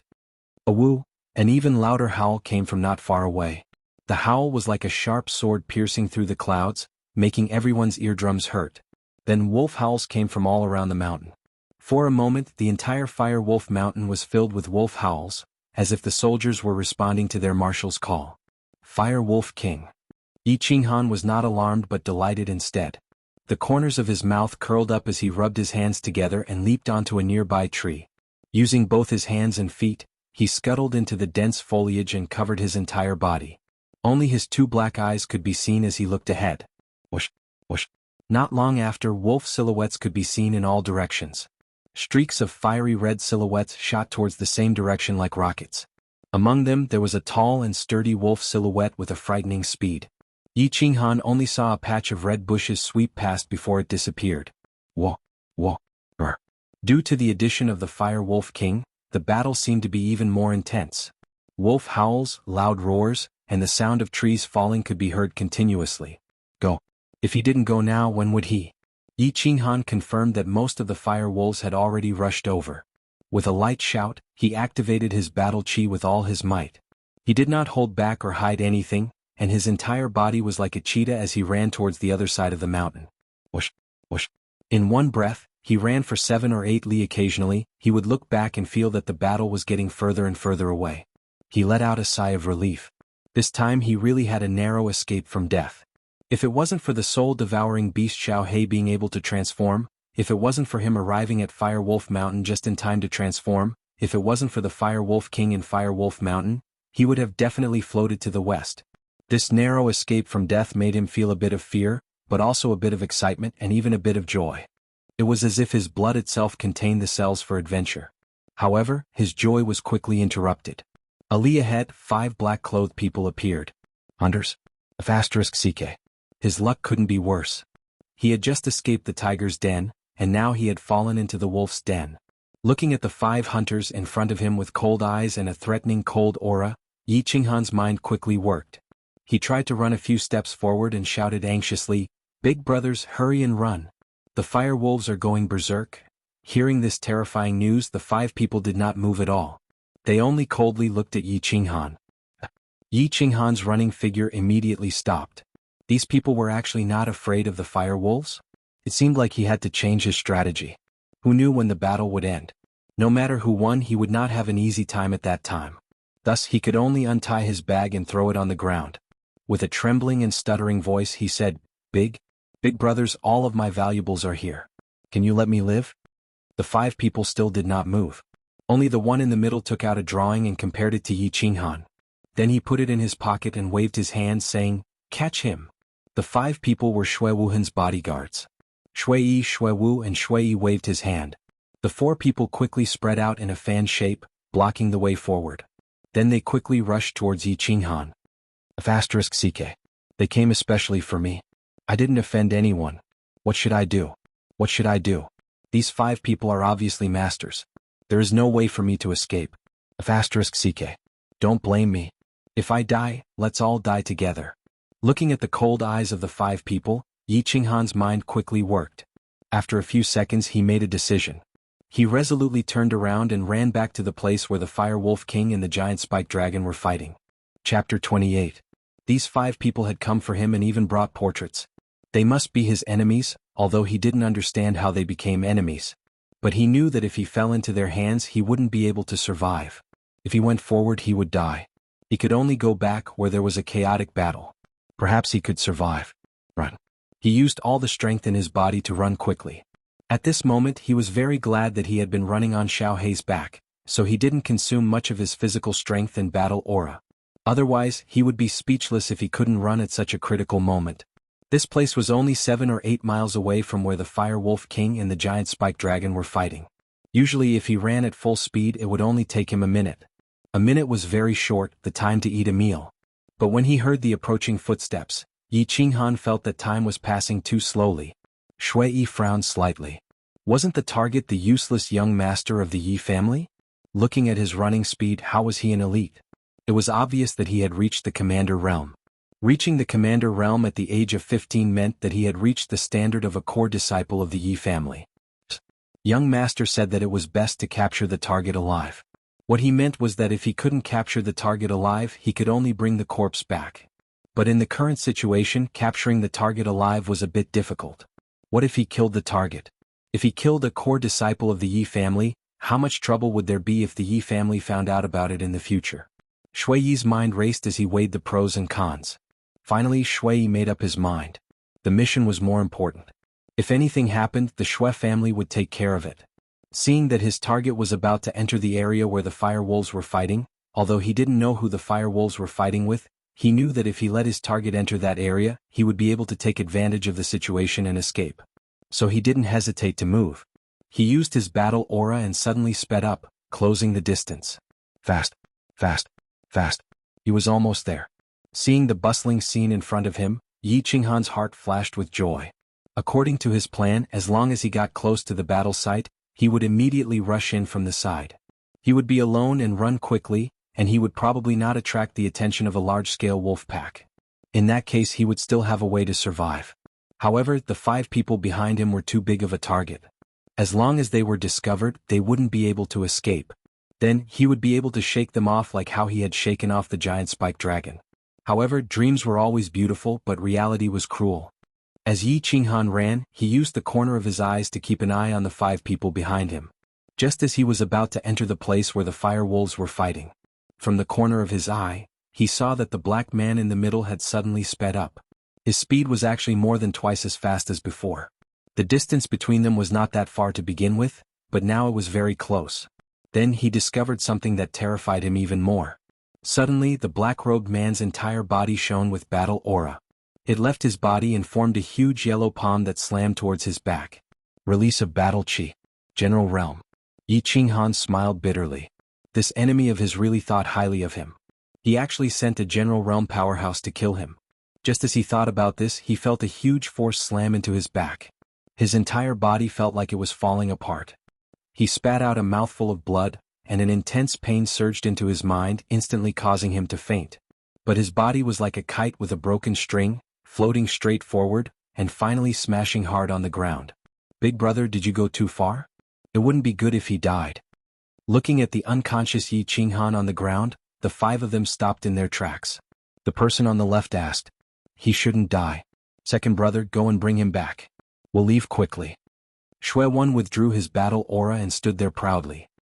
He looked at the noisy battlefield not far away and said in a deep voice, "Ah." Xue Tu nodded and quickly moved forward. Looking at the motionless Yi Qinghan on the ground, his heart was filled with hatred. For this brat, the five of them had struggled for more than a month. They hadn't tasted women for more than a month. They kind of missed the smooth thighs and plump breasts of the prostitutes on Song City's 13th Street. Thinking about it, he felt unbalanced. Should he give this brat on the ground a hard memory later? However, just as he was about to approach Yi Qinghan, something strange happened. A fiery red shadow suddenly flew in front of him. What was that? Xue Tu didn't dare to be careless in the face of this sudden situation. He stretched out his fist and smashed it towards the fiery red shadow. Bang! The fiery red shadow was a huge fire wolf. It was more than 3 meters long. At this moment, this fire wolf was already lying quietly on the ground. It was panting heavily and its limbs were trembling. It seemed like it had lost its way. The giant spike dragon's whip and Xue Tu's punch caused the Fire Wolf King, which was already riddled with wounds, to suffer a fatal injury. Fire Wolf King? Xue Tu looked at the Fire Wolf King, who was trembling and whimpering on the ground. How could the power of his fist be so great? Killing a level 5 Fire Wolf King with one punch. It seemed that the woman he had slept with last time was still very nourishing. Brother Tu, retreat. Xue Tu was daydreaming, but Xue Wan's face was solemn. A dazzling light shone in his eyes. With a loud shout, he stomped his right leg and clenched his fist. His whole body shot forward like a cannonball. Xue 3, Xue 4 and Xue 5 looked at Xue Tu's back in shock. At the same time they took out their weapons and quickly followed. Behind Xue Tu, a huge black head appeared in the dense forest. It was black and covered with scales. Its 2 lantern-sized eyes were filled with coldness and brutality. Its huge mouth was wide open and rows of sharp, sawtooth-like teeth glowed coldly. Level 6 magical beast, giant spike dragon. Hearing Xue Wan's warning, Xue Tu immediately turned around and saw the giant spike dragon. However, it wasn't clear whether he was frightened by the giant spike dragon's cold eyes or he was still thinking about the punch just now. Xue Tu actually paused for a second before turning around to run. Unfortunately, the giant spike dragon had clearly noticed the insignificant human in front of it. Its tail, which had been blackened by the fireball, turned into a black iron whip and swept towards Xue Tu from behind. The iron whip swept past, flattening the weeds and sending the ancient trees flying. In the end, it landed lightly on Xue Tu's body. Bang! Xue Tu flew backwards, crashing into a thick tree that would take 2 people to wrap their arms around. He was then bounced back, rolling on the ground a few times before completely stopping. Ol 2. Second brother. Oh, whoa. Xue Wan and the other brothers cried out at the same time, extremely sorrowful. At the same time, countless fire wolves jumped out of the forest. When they saw the Fire Wolf King on the ground, they also howled. For a moment, the sound of crying and howling filled the air. Old 5, go protect Old 2. Old 3 and Old 4, help me kill this mixed breed dragon. Watch out for the fire wolves' fireballs. Xue Wan's eyes were filled with fury as he glared at the giant spike dragon that was slowly walking out. The 5 brothers had all been orphans since they were young and were adopted by the Xue family. They grew up together, trained together and went on missions together. They were even closer than siblings. Today this mixed breed dragon actually dared to hurt Old 2, leaving him in a state of limbo. Thus he decided to use all means possible to kill it. Although they were about to get their target, if they didn't kill this dragon, the 4 brothers and 2 others definitely wouldn't be able to outrun the rank 6 giant spike dragon. Thus they had to fight. Whoa. Although they were split into 3 groups, each of them had a deep hatred for the dragon. However, the first to attack was actually the fire wolves. Having lost their leader, they had become a pack of lone wolves. Their originally violent temperament had been completely deranged. Fireballs covered the sky and covered the earth. Go. Shui 1 also attacked. The fireballs couldn't break through his battle chi shield, so he didn't have any qualms and charged straight at the giant spike dragon. Shui 3 and Shui 4 also attacked. They dodged the fireballs and dealt with the fire wolves as they slowly approached the giant spike dragon. For a moment, the scene became chaotic and extremely lively. In the heat, no one noticed that Yi Qinghan, who was lying on the ground like a corpse, quietly moved his eyelids, revealing a slit as he silently observed the battle. Chapter 29. Actually, Yi Qinghan had long woken up when Shui 2 was sent flying away. Although the huge palm strike of Shui I caused great damage to his back, many of his guts were injured and some of his ribs were almost broken, Yi Qinghan was still shocked. But Yi Qinghan was not afraid at all. The bronze ring on his ring finger immediately emitted that magical white stream, quickly healing the wounds on his body. Yi Qinghan was no longer surprised by the miraculous healing ability of the white stream. He could even boast that as long as it wasn't a fatal blow or his limbs weren't broken, the white stream would be able to heal any injury. So when he woke up, the first thing he did was not care about his injuries, but listened to the current situation, then squinted his eyes to confirm again. The situation was still good. The three parties were fighting, so no one noticed his corpse at all. Yi Qinghan squinted his eyes and did not dare to move. In this situation, it did not dare to take advantage of the chaos to run away. Firstly, it had not fully recovered from its injuries, and secondly, the battle between the three parties had just begun. The scene was not particularly chaotic yet. If it rushed out rashly, it might become the target of the three parties. Thinking of the giant spike dragon's steel-like tail and Shui Yi's yellow palm when he released his battle aura, Yi Qinghan slightly shrank his body. Suddenly he seemed to think of something. It seemed he did not see the Fire Wolf King. In order to solve his doubts, he began to move his head slightly and squinted his eyes to look around. Finally he found the big guy above his body. The Fire Wolf King was dead? And it died not far from him? Looking at the huge corpse of the Fire Wolf King, Yi Qinghan immediately began to think. A level 5 Fire Wolf King and it was dead. If he could find a way to dig out the Fire Wolf King's magic crystal and feed it to Xiaohe, wouldn't Xiaohe be able to enter the growth stage immediately? Entering the growth stage was a watershed for the children of the Yi family. This was because only when the beast entered the growth stage could it merge with its master, rapidly increasing the master's strength, speed, reaction, and so on. Once they merged, their strength would skyrocket. Moreover, there was a chance for the legendary fusion skill to appear. There was no doubt that Xiaohe was a holy beast. He was a manifestation of the summoned space, had such a long period of weakness, and possessed such a terrifying strength even before his period of weakness had passed. Most importantly, he could communicate spiritually with his master. Everything pointed to how extraordinary Xiaohe was. If he merged with Xiaohe, how much more powerful would he become? He was looking forward to it. Yi Qinghan was lying on the ground. His mind was working quickly on how to approach the Fire Wolf King silently. He didn't dare to sneak up to the Fire Wolf King, dig out the Fire Wolf King's head, and take out the magic crystal to summon Xiaohe. Not to mention the fact that the men in black would definitely stop him. Even if the Fire Wolves found out that he was desecrating their leader's body, they would tear him to pieces in an instant. Bang! A trace of bad luck and helplessness suddenly flashed in Yi Qinghan's eyes. He was shot. A fireball accidentally sprayed on his trousers. He didn't care about the pain of the fireball hitting his calf, but the flames that were slowly spreading on his trousers made him want to vomit blood. At this moment he hated these wolf cubs who could spit fire. It was fine if you were a fierce wolf, but why can you spit fire? Fine. I can forgive you if you can spit fire, but why do you spit it everywhere? You should know that even if you don't spit on people, it's not good to burn the flowers and plants. Moreover, you spit on innocent people. You guys fight, it's not against the law for me to watch, right? Feeling that the fire was continuing to spread, and smelling the pungent smell of roasting meat, Yi Qinghan decided that he couldn't bear it anymore. If he continued to bear it, he would become a roasted pig. Just as he was about to roll around and put out the flames on his trousers, a wolf corpse suddenly flew from behind him. The wolf corpse's entire head was smashed and fresh blood was dripping from it. God is helping me. Feeling the force coming from behind, Yi Qinghan was ecstatic. His body no longer exerted force and his whole body relaxed. With the huge impact of the wolf corpse, he naturally rolled. But when he was rolling, he slightly controlled the direction of his left foot. He rolled and was finally blocked by the Fire Wolf King's corpse in front of him. So Yi Qinghan naturally lay on the Fire Wolf King's head, face down. The flames on his calf were also extinguished, revealing a section of blackened meat and tattered trousers. Good chance. Ignoring the burning pain on his feet and the fireball flying at him at any time, Yi Qinghan began to communicate with Xiaohei in his soul. After a while, a black airflow slowly appeared under his body.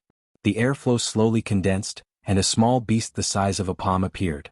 As soon as Xiaohei came out, he immediately burrowed into Yi Qinghan's clothes. He extended a small claw and began to dig at the Fire Wolf King's head. Although Xiaohei's claws weren't as sharp and hard as its teeth, it wouldn't be a problem for it to deal with a mere dead wolf head. Xiaohei was only afraid that it would cause too much of a commotion, so he could only follow Yi Qinghan's instructions and carefully dig. At this time the situation was the most chaotic. Although Xue Wan and the giant spike dragon were slowly moving to the left under Xue Wan's guidance, the giant spike dragon's long tail could still sweep in this direction. Xue 5 had already tied Xue 2 onto his back, and began to help Xue 3 and Xue 4 slaughter the fire wolves. Although the fire wolves were rank 4 magical beasts, Xue 3 and the others were all commanders, so they were not afraid of them.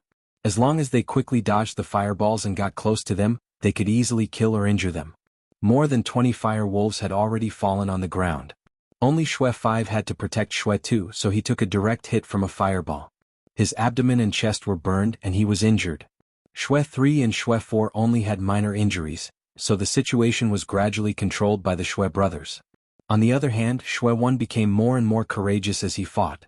The frustration brought about by the boring mission for more than a month, and the anger from Xue 2 being whipped into a coma by the giant spike dragon had all turned into powerful combat strength. He was at the second level of the general realm, and he often went through life and death situations, so his current combat strength was incomparably powerful. The giant spike dragon, whose strength was originally only comparable to that of a general realm, was slightly injured by the Fire Wolf King's final attack before its death. Therefore Xue 1 was gradually gaining the upper hand, and was suppressing the giant spike dragon. Hurry up, Xiaohei. Fireballs whistled past his ears from time to time. Yi Qinghan knew that the situation had become chaotic. He didn't dare to let Xiaohei continue digging slowly. Perhaps a fireball would land on his back in the next second, and his plan to play dead would be completely exposed. Therefore he could only take the risk and speed up while the chaos was still ongoing. All right. Xiaohei responded cheerfully and sped up. Although the Fire Wolf King's skull was very hard, Xiaohei's sharp claws easily tore it open. Xiaohei reached out 2 thin claws and fiddled with the huge wolf's skull. White brain matter flowed out, and a green magic crystal was also dug out. Xiaohei's eyes lit up and he swallowed it. Then he closed his eyes and lay down. Boss, hold on for a while. This magic crystal is full of energy. It should be able to help me get through this period of weakness, but I need some time to digest it. After the transmission, Xiaohei fell into a deep sleep. Yi Qinghan rolled his eyes, but he was very depressed. Why did he still need to digest it? Didn't he digest it immediately before? Why did this kid sleep just like that? His body was already starting to feel numb. Although his internal injuries had been mostly healed, his body was still numb, and he still felt uncomfortable. Whoa! A whoa! Roar! Roars could be heard from time to time, as well as the sound of fireballs and the angry roars of Xue 3 and the rest. It was obvious that the battle had reached its climax. Yi Qinghan was even more afraid to move. When a wolf corpse crashed into the Fire Wolf King, he took advantage of the momentum to move his body. At this time he was no longer lying on the head of the Fire Wolf. Instead he leaned against the head of the Fire Wolf, using his body to block the bloody hole on the head of the Fire Wolf. At the same time he used the huge head of the Fire Wolf to hide himself better, so that the chances of him being hit by the flying fireballs would be lower. 4th brother, clean up the rest of the fire wolves. 5th brother, protect yourself, and 2nd brother, I'll help boss kill that mixed breed dragon. Xue 3 slashed a fire wolf away and swept the few fire wolves in the field. He shouted, jumped a few times and ran to the right where Xue 1 and the giant spike dragon were fighting. Xue 3, who was dodging the fireballs in the field, tore off the mask that was burned by the fireballs and revealed a square face. He laughed loudly. Don't worry, 3rd brother. There are still more than 20 mixed breed wolves. I alone am enough. 5th brother, you can protect yourself, right? Xue 5, who was carrying Xue 2 on his back, nodded silently. He nimbly dodged the fireballs and said, 3rd brother, hurry up and take care of these mixed breed wolves. I can still hold on. Xue 5 looked at the black flesh on his abdomen, and his dodging speed was obviously slower than usual. Xue 4 knew that 5th brother had suffered a lot of damage and was barely holding on. He roared, ran a few steps and jumped lightly. He kicked an old tree and like an angry lion he rushed into the pack of 7 or 8 fire wolves in front of him. With a flash of the blade, 4 fire wolves were cut in half. The rest of the fire wolves hurriedly fought back. They stretched out their claws, opened their mouths and spat out fireballs. At this time Xianxia displayed his fighting instincts. He rolled to the side and dodged the roaring fireball. Then he squatted down and when his body was balanced, he jumped up and resisted the claws of the fire wolf behind him. He waved the sword in his right hand and slashed at the 2 fire wolves that were leaping towards him. Whoosh!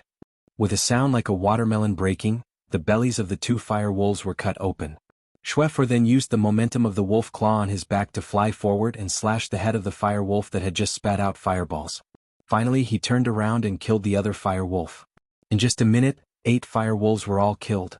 Witnessing Xianxia's crazy massacre of his companions, the remaining dozen or so fire wolves finally became timid. They randomly spat out a dozen or so fireballs and quickly fled in all directions. Xianxia casually moved his feet, dodging a fireball. He was relieved. The fire wolves had retreated, and with the addition of Xianxia, the giant spiked dragon was definitely going to die. He let out a long sigh and looked around to see if there were any fire wolves left. When he saw the direction of the fire wolf king, he suddenly frowned and said, "Fourth brother, go check on the target. His back is on fire. If he's not dead, don't burn him. We have to bring him back to young Master Wuhan." Hearing this, Xianxia followed Xiaoxi's gaze and couldn't help but laugh. That unlucky useless young master of the Yi family had not only offended young Master Wuhan, but had also been hit by a stray bullet and his back was on fire. At this moment Yi Qinghan was in extreme pain, but he still lay there motionlessly. He shouted anxiously in his heart, "Xiaohe, are you done? Hurry up or we're all going to die." Rustle, rustle, rustle. Hearing the approaching footsteps, Yi Qinghan's heart was in his throat. He kept calling for Xiaohe in his heart. At this moment, he felt that every second was like a century, until he heard a cheerful voice. "I'm done." Yi Qinghan relaxed and quickly exchanged a few words with Xiaohe. Then he suddenly twisted his body and rolled on the ground, putting out the fire on his back. At the same time he cried out in pain. "Ah!" Yi Qinghan's cries of pain reverberated throughout the forest. He twisted his body in pain. It was a horrible sight to behold. Xianxia was also frightened by his sudden writhing and miserable shrieks, but he turned around and laughed out loud. "For? Are you all right?" In the distance Xianxia was fighting fiercely with the giant spiked dragon. Hearing the noise, he only glanced over coldly and continued fighting. Xianxia turned around and asked with concern. "Ah, it's all right, the target is not dead yet. He was hit by the fireball. I'll lock him up and come help you." Xianxia replied loudly and turned to walk towards Yi Qinghan. At this time Yi Qinghan had already stopped twisting. The fire on his back had been put out. He was lying on the ground, breathing heavily. His face was twisted in pain as he squinted at Xianxia who was slowly walking towards him. Why did you attack me? I know you're not hunters." Taking a deep breath, Yi Qinghan twisted his face. His performance just now was a bit exaggerated. Although he was already immune to the pain, the large area of burns on his back still made his heart tremble. He narrowed his eyes and looked at Xianxia in front of him as he spoke with difficulty. "You'll know in the future." Xianxia's face was serious. "It's Xue Wuhan, right?" Yi Qinghan sighed in a low voice. When he heard Xianxia say young Master Wuhan, he had some doubts. He had a conflict with Xue Wuhan in Song City. The Yi family wouldn't send people to kill or capture him, so he tried to sound him out. "Oh, no. You'll know in the future. For now just stay here." A trace of shock flashed across Xianxia's eyes. Although it was soon covered up, it didn't escape from Yi Qinghan's eyes. Seeing Xianxia stretching out his fingers in a flurried way, trying to block his battle chi, Yi Qinghan narrowed his eyes. "Battle Beast Fusion." Yi Qinghan growled. His hand, which was pressed under his body, tightly gripped the dagger at the base of his thigh. Following his growl, the phantom of a single-horned lion-nosed hound suddenly appeared in front of him. The lion-nosed hound's eyes were like lightning, and its imposing manner was overbearing. It inadvertently revealed an ancient and noble aura. The phantom merely swept a cold glance at Xianxia before turning into a shadow and gradually disappearing into Yi Qinghan's chest. Gulp gulp. At this moment Yi Qinghan felt a powerful energy quickly drilling into his body, his meridians and every cell of his body. Along with the rumbling sound, the muscles all over his body began to tremble, and a warm current continuously flowed through his body. Every time it reached a certain part of his body, the muscles there began to tremble, contract, and then swell. This feeling didn't feel like he was going to burst. Instead, it was very comfortable and enjoyable. At this moment, a small black tattoo of the soul-devouring beast slowly appeared at the corner of his left eye. The black line tattoo did not make his delicate little face ugly, it only made his entire person look abnormally demonic. A second later, Yi Qinghan's slightly narrowed eyes suddenly widened. His pure black pupils flashed with a bright light like lightning, dazzling and dazzling. Looking at the dumbfounded man in black, he moved. With a light wave of the dagger in his right hand, he turned into a blur and swept past Xue Fu. Is this the Yi family's battle beast fusion? How could it have such a huge momentum? What was that single-horned exotic beast's tier? How could it have such a huge pressure? Just a simple glance was enough to make my soul almost leave my body. The Yi family's battle beasts might only be legendary to ordinary people. Of course, the Yi family's disciples wouldn't wander around the streets with their battle beasts out of boredom. Therefore, ordinary people wouldn't have the chance to see the Yi family's battle beasts. However, Xue Fu was different. As Xue Wuhan's guards, they had seen many of the Yi family's battle beasts. They had also seen Yi Qinghuang's battle beast, the violent bear. The violent bear was very imposing, violent and tyrannical. When Xue Fu saw the violent bear, he didn't dare to breathe too loudly. However, Yi Qinghuang's violent bear was about to reach maturity. According to the information, this little guy in front of him had just successfully awakened his bloodline. He had only summoned his battle beast for 2 months. It seemed to be a rank 4 lion-nosed dog? No, it was definitely not a rank 4 lion-nosed dog. *CK. The information was wrong. Just by looking at its imposing manner, this battle beast was definitely above rank 7. Forget it, I'll control it first. Chapter 30. After the soul-devouring beast shadow flashed, Xuexi's mind spun rapidly as he kept thinking. Although the brat in front of him had summoned a very dangerous beast, Xuexi didn't take it seriously. Xue Yi's palm just now would have seriously injured him, and then he was hit by a fireball from the fire wolf, so he concluded that Yi Qinghan couldn't resist at all, even if he merged with his beast. But just as he continued to stretch out his hand to seal Yi Qinghan's battle aura, he saw 2 dazzling lights and a black shadow. Not good. He quickly retreated, but the black shadow passed by. He felt a chill on his neck and then he lost consciousness. He slowly fell to the ground, but his eyes were still wide open. He couldn't believe it at all. How could this brat have such a fast speed? He was even faster than Big Brother. Yi Qinghan didn't have time to look at Xuexi's expression. He was a little shocked and also a little dumbfounded. Although the energy emitted from his body made him know that he was extremely powerful, the speed and power that was released just now still scared him silly. The powerful performance of the man in black who had fallen in front of him and instantly killed 8 fire wolves was still vivid in his mind. Although this man in black was a notch weaker than the black leader who had released his battle aura to injure him, he definitely had the combat strength of a peak commander realm. A peak of the commander realm couldn't dodge his slash?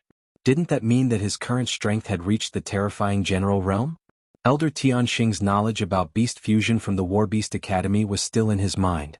When the Yi family's high-level beast fused with its master during its growth period, it could increase the master's strength by 1 to 2 levels.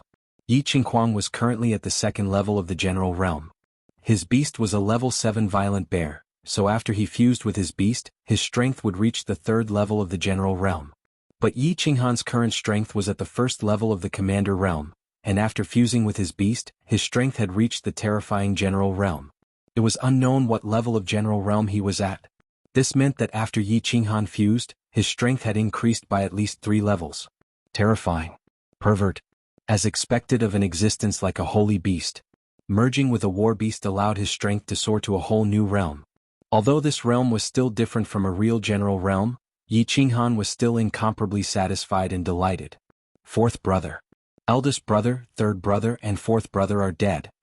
Yi Qinghan was in a good mood, but Xue Wu wasn't happy at all. Seeing Xuexi lying on the ground like a pile of mud with his eyes wide open and the shocking bloody wound on his neck, Xue Wu screamed in fear. Old 4th? Xue 1 and Xue 3's expressions changed drastically when they heard Xue 5's cry. They turned around at the same time. When they saw Xuexi lying on the ground like a dead pig and his eyes wide open, the 2 of them roared at the same time. Xue 1 charged towards the struggling giant spike dragon even faster, while Xue 3 turned around and brandished his sword, charging towards Yi Qinghan like a mad lion. 3rd brother, don't be impulsive. Protect second brother and fifth brother. Shui Wen dodged the giant spike dragon's slightly slow claw and fiercely punched the side of the giant spike dragon's back. He turned around and roared. Hearing Shui Wen's voice, Shui Three's sprinting body trembled for a bit. In the end he resolutely rushed towards Yi Qinghan. Good timing. Yi Qinghan was just about to test his current strength when he saw Shui Three rushing towards him furiously. He squinted his eyes slightly. Yi family scum, I want you to die today. Shui Three descended from the sky with an incomparably violent anger. The sound of his blade piercing through the air was heard as he fiercely chopped down towards Yi Qinghan's head, as if he was going to split him in half. Those who kill will be killed. Today the 5 of you will stay here forever. As for your master, one day I will also send him down to meet you all. After merging with the battle beast, not only did Yi Qinghan feel that his strength had increased a lot, even his hearing and vision had reached a terrifying level. Shui Three's seemingly fierce and domineering blade was too slow and full of loopholes in his eyes. So he responded very leisurely, but his eyes were very squinted. When the blade was only a meter away from his forehead, he moved. His body took a few steps at an incredible speed and avoided Shui Three's violent blade. Then, before Shui Three could react, his body turned sideways and flew into the air. He swung his right leg up high and then quickly pressed it down, smashing it on Shui Three's back. The dagger in his right hand smoothly stabbed down. Bang! Dust flew everywhere and blood spurted out. Shui Three dead. Instant kill. Another commander-level powerhouse was instantly killed. Yi Qinghan licked his dry lips in excitement. He was extremely excited. Power, the feeling of having power was very good. The feeling of having great power was really very good. Killing 2 people consecutively didn't make him feel any fear. As a shameless guy from another world with 2 lives, the experience of dying once, and the influence of being a powerhouse in the Fire Dragon continent for more than 10 years, he didn't feel uncomfortable at all about killing people. It seemed that this kind of feeling was very good. Third brother. Shui Wu's desperate cry pulled Yi Qinghan's thoughts back to reality. He couldn't help but be shocked. How dare he be distracted in this kind of situation? A drop of cold sweat appeared on his forehead. Looking at the angry Shui Wu not far away, he slid lightly towards Shui Wu. Bang! Under Shui Wen's crazy attack, the already wounded giant spike dragon fell to the ground with a loud bang. But Shui Wen didn't feel a trace of joy. Hearing Shui Wu's cry again, he felt as if his heart was stabbed by a knife. His bloodshot eyes suddenly turned around and saw Shui San lying on the ground powerlessly and Yi Qinghan dashing towards Shui Wu. At this moment he didn't have time to think about how his target, a mere elite trash, could kill his 2 commander-level brothers in such a short time. He just instinctively roared, "Little bastard, how dare you? How dare you? I've already killed 2 of them and you still say I dare?" Shui Wuhan's subordinates didn't seem to be very strong, and their intelligence was also very low. Ignoring this idiot, Yi Qinghan dashed quickly and arrived in front of Shui Wu in a few leaps. Easily dodging Shui Wu's randomly waving broadsword, Yi Qinghan sent Shui Wu, whose strength had been greatly reduced, to hell in a few moves. He also conveniently slashed the half-dead Shui heir's neck. As the saying goes, when cutting weeds one must eliminate the roots. Since he had already made his move, he didn't mind killing 1 more. After confirming that the 2 were dead, Yi Qinghan slowly turned around. Looking at Shui Wen who was about to go crazy, and feeling his shocking anger, Yi Qinghan didn't care at all. He stretched his neck, spread his hands and said helplessly, "Sorry you said it too late. How about you go down and reunite with them? Little bastard, I'll tear you apart." Shui Wen's face was ferocious and he ran even faster. He was full of regret and hatred. He regretted his carelessness and hated the Shui family's intelligence agents. As for Yi Qinghan, he only had the thought of tearing him apart. "I don't know if you can tear me apart, but I've already torn your 4 brothers apart," Yi Qinghan said mockingly once again. Actually, he didn't have the hobby of mocking people, but if it could make the enemy angrier and more irrational, he was very willing to say more. Narrowing his eyes, Yi Qinghan felt Shui Wen's speed and thought about the fact that Shui Wen could kill a huge spike dragon. Yi Qinghan sighed with emotion. Shui Wen had consumed a lot of his battle chi and physical strength in the fight just now. However, Shui Wen's running speed was almost the same as Yi Qinghan's. It seemed impossible for Yi Qinghan to kill Shui Wen. Can I defeat him? Anyway, I have sufficient battle chi and physical strength. If I can't defeat him, I can run away. Here it comes. Shui Wen didn't use weapons. However, Yi Qinghan thought that there were only 2 kinds of people who didn't use weapons. One was commoners, and the other was people who were very confident in their own strength. They only believed in their own bodies. Therefore, when Shui Wan rushed towards Yi Qinghan and gently stretched out a white palm to pat Yi Qinghan immediately realized that this beautiful hand was very dangerous. Therefore Yi Qinghan quickly put away his dagger, turned left and retreated diagonally. Chapter 31. Sure enough, the beautiful palm suddenly flashed, and an even bigger palm left his body. It gently crashed into the bushes behind him, smashing into the trees and grass. Dust flew everywhere and the scene was extremely magnificent. Damn. So powerful? Fortunately, he dodged quickly or else he would have been slapped to the ground by that huge palm again. Fortunately, after merging with Xiao He, his speed and reflexes had reached a terrifying level. With such a close distance and such a fast speed, an ordinary commander-level martial artist would definitely not be able to dodge it. If it was him in the past, he would definitely be slapped by it. Want to tear me apart? You're just a slave and you're still lacking? It's more like calling your master here. Attacking with battle aura outside the body required a large amount of battle aura. Yi Qinghan knew this very well. And he couldn't get close to Shui right now. Therefore he could only continue to provoke Shui, make him continue to wave his golden palm, and continue to consume his battle aura. Boom. Boom. What he got in response was a series of large golden palms. Shui was obviously completely infuriated by the death of the four brothers and Yi Qinghan's teasing. He kept waving his huge palms made of battle aura. They chased Yi Qinghan's constantly dodging figure everywhere. Yi Qinghan's expression was very disdainful. He seemed to be very relaxed as he ran around randomly, like a monkey in a pot of oil, wearing a floral skirt and doing a beautiful hula dance. And only he knew how dangerous it was. At this moment, he needed to concentrate 120% of his energy to face those golden palms. He had to predict the direction and speed of the palm in advance, and his mind quickly calculated. He also had to observe the surrounding terrain, calculate how to dodge the next time, and how fast to jump away. In just a dozen seconds he narrowly escaped death twice and was slightly injured once. The situation was extremely dangerous. What's wrong? I can't take it anymore. Old man, is it because you're too old? You can't last long? *CK Old man, are you going to fight or not?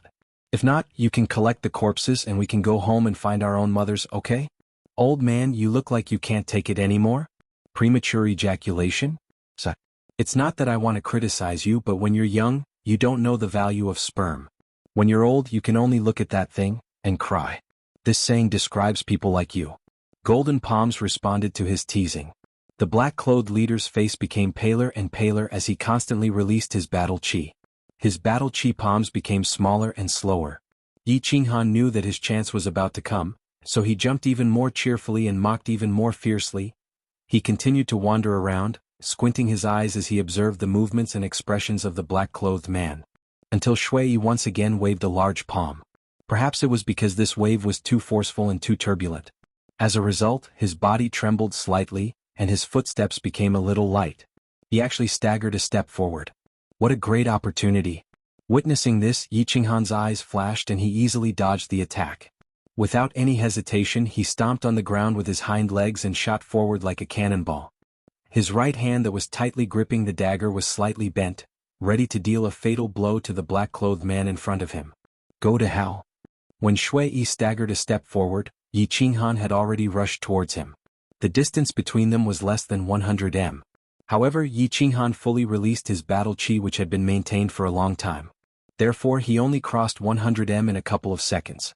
Therefore, when Shui stabilized himself, Yi Qinghan's dagger had already arrived in front of him and was about to slash his throat. At this moment Yi Qinghan thought that Shui would die for sure. However, when he saw Shui raising his head and the pair of mocking eyes, he knew that it was not good. Closely after that, he saw Shui's left hand forcefully pressing onto his chest with a huge palm. At that moment he seemed to understand many things. He was hit by a palm and a trick. The moment his body flew backward in the air, he had figured it out for sure. He had fallen into a trap. His laughable plan of angering his opponent and wasting his battle chi had long been seen through by the leader of the men in black. The man in black had played along and pretended that his anger had damaged his brain. He had continuously released his battle chi to confuse Yi Qinghan while preserving his strength. At the very last moment, he had suddenly gone crazy and severely injured Yi Qinghan with one palm. It seemed that the older the ginger, the spicier it was. The ancients did not lie. Yi Qinghan landed heavily on the ground. His mind was filled with regret and helplessness. His internal organs had been severely injured, and a few of his bones must have been broken. Although the white air from the bronze ring had immediately flowed into his body and started to quickly heal and recover the injured parts.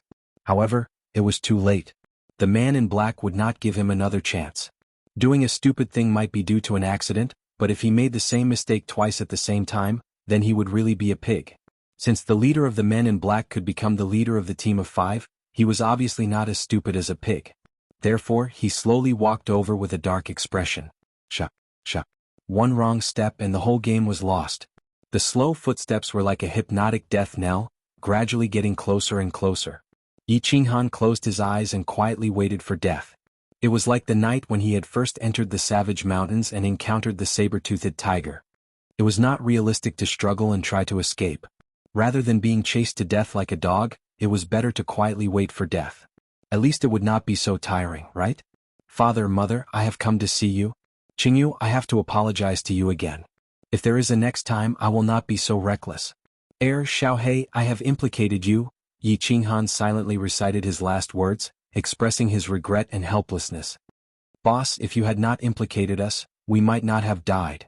Suddenly, a voice in his mind sounded like a clap of thunder. At the same time, some inexplicable information suddenly poured into his mind. Yi Qinghan racked his brain rapidly to digest the information. After he digested all the information, his heart which had just been stirred up became like a tsunami. Watching Shui Yi slowly walking to him, Zhang Tai gradually recovered his composure. However, his right hand which was holding the dagger slightly tightened. Shui Yi's left hand was still surrounded by his battle qi, ready to launch another strike at Yi Qinghan.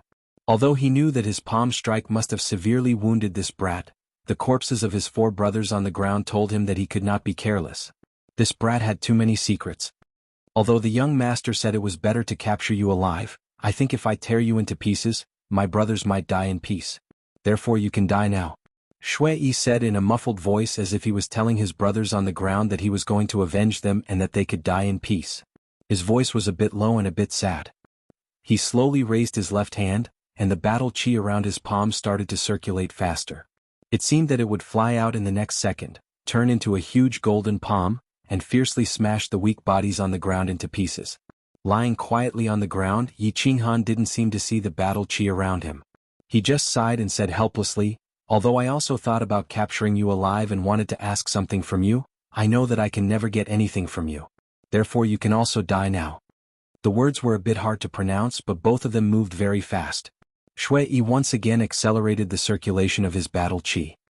He raised his palm high and was about to release his battle qi, which would turn into a huge palm and slap down. Yi Qinghan didn't do anything. He just closed his eyes and then suddenly opened them.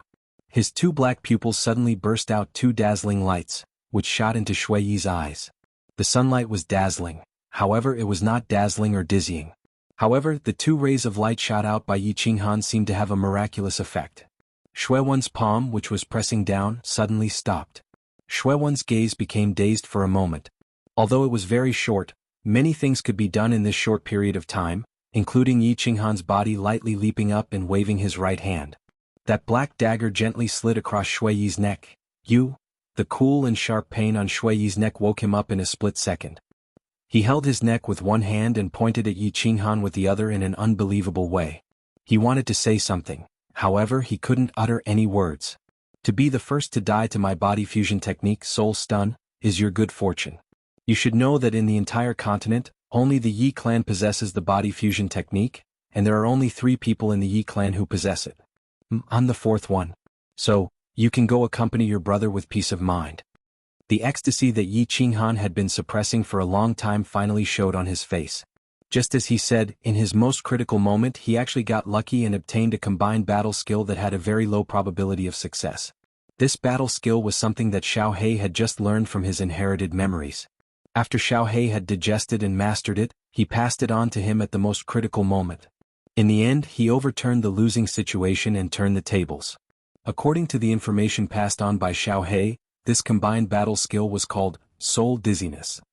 It could ignore material defenses and directly attack the soul, which was the human spirit and nervous system. The duration of dizziness depended on the cultivation of the opponent's soul. After Yi Qinghan combined, his and Xiao Hei's soul strength had reached the terrifying peak of General Realm. Therefore he could directly dizzy a General Realm warrior for 1 second. At the level of General Realm, if they fought at close range, 1 second of dizziness was equivalent to an instant kill. This skill was definitely a heaven-defying skill. It was incomparably awesome. Beast Disintegration. Yi Qinghan disintegrated the beast and let Xiao Hei return to the beast space to rest for a long time. After his injuries were completely healed, he began to clean up the battlefield. "Qingyu, wait for me. I'll be back soon." Raising his head and looking deeply towards the north, Yi Qinghan smiled. He tidied up his tattered clothes and quickly ran, disappearing into the boundless forest. Behind him, the Fire Wolf Mountain was still filled with green smoke. Chapter 32. Song City Yi Family Castle West Courtyard. Shui Wuhan was a little troubled. It was like the spring breeze from the north. Although it carried the fragrance of plants, it carried a trace of spring chill. It was pervasive and lingered. As the leader of the new generation of the House of Aries and the next head of the Shui family, he felt that there was nothing else that could trouble him other than cultivation. However, that gentle and weak little girl had troubled him for a few months. Back at Nyolan Street, his natural eyes could tell that this pretty girl was different.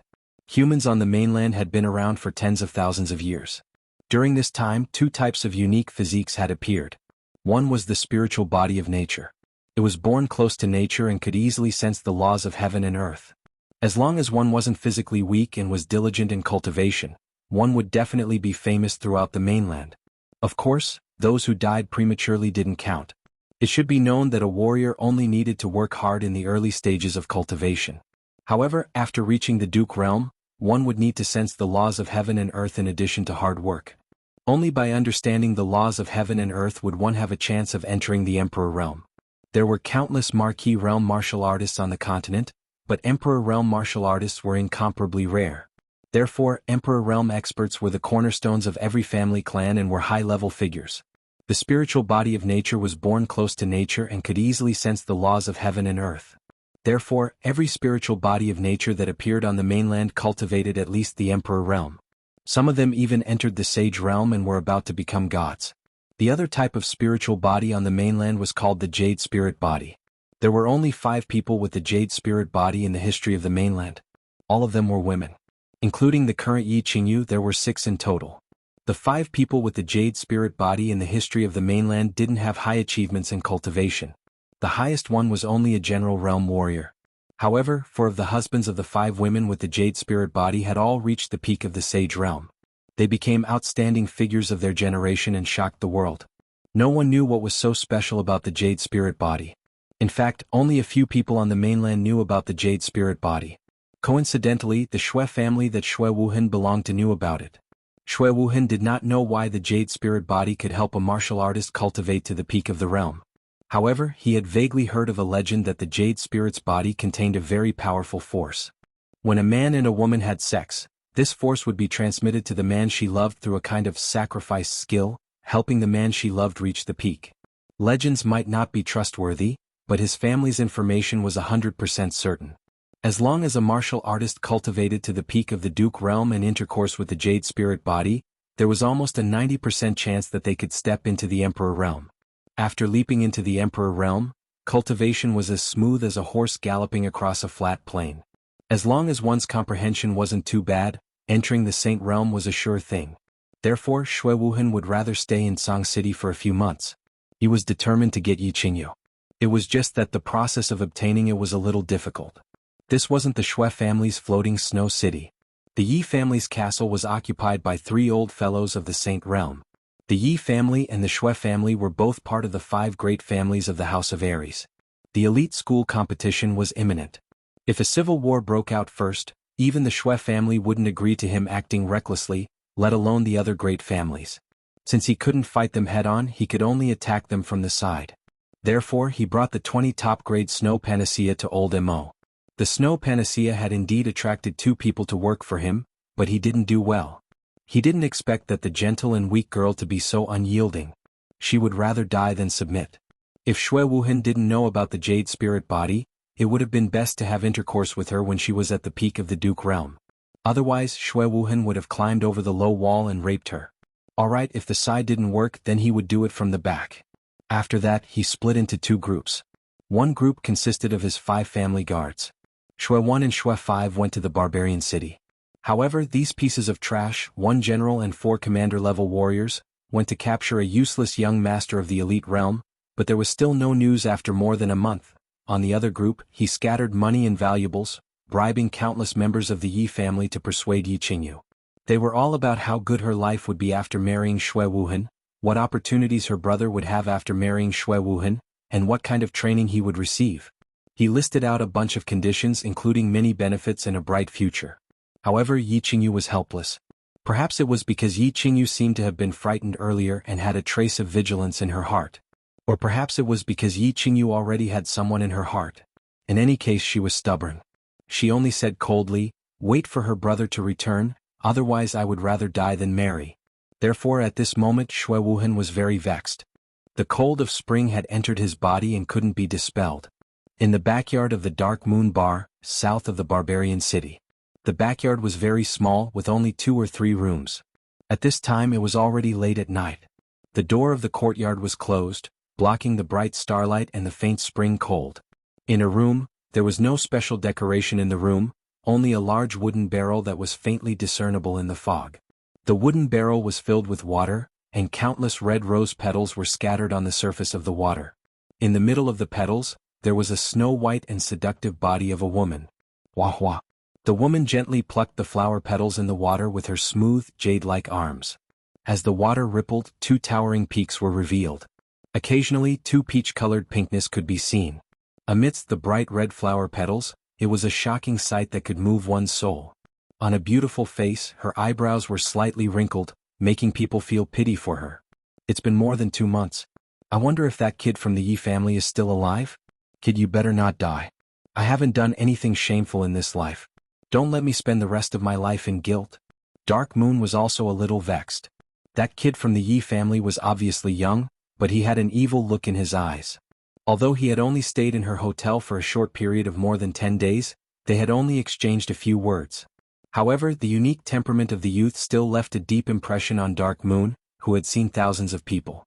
Later on, she instinctively wanted to get information from the youth, but she didn't expect that she would be tricked by the youth in the end. She even made a strange bet with him. She didn't really care about the bet. She, Dark Moon, had roamed the world for countless years.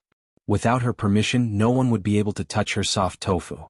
However, this youth actually rashly crashed into the barbaric mountains, and it was unknown whether he was dead or alive. Later on, she heard that this youth was actually the young master of the Yi family. There was no need to prove the power of the Yi family, but she and the power behind her were not afraid. However, if this youth died in the mouth of a magical beast or an assassination by a hunter in the mountains because of her, she would feel a little guilty. Knock knock knock.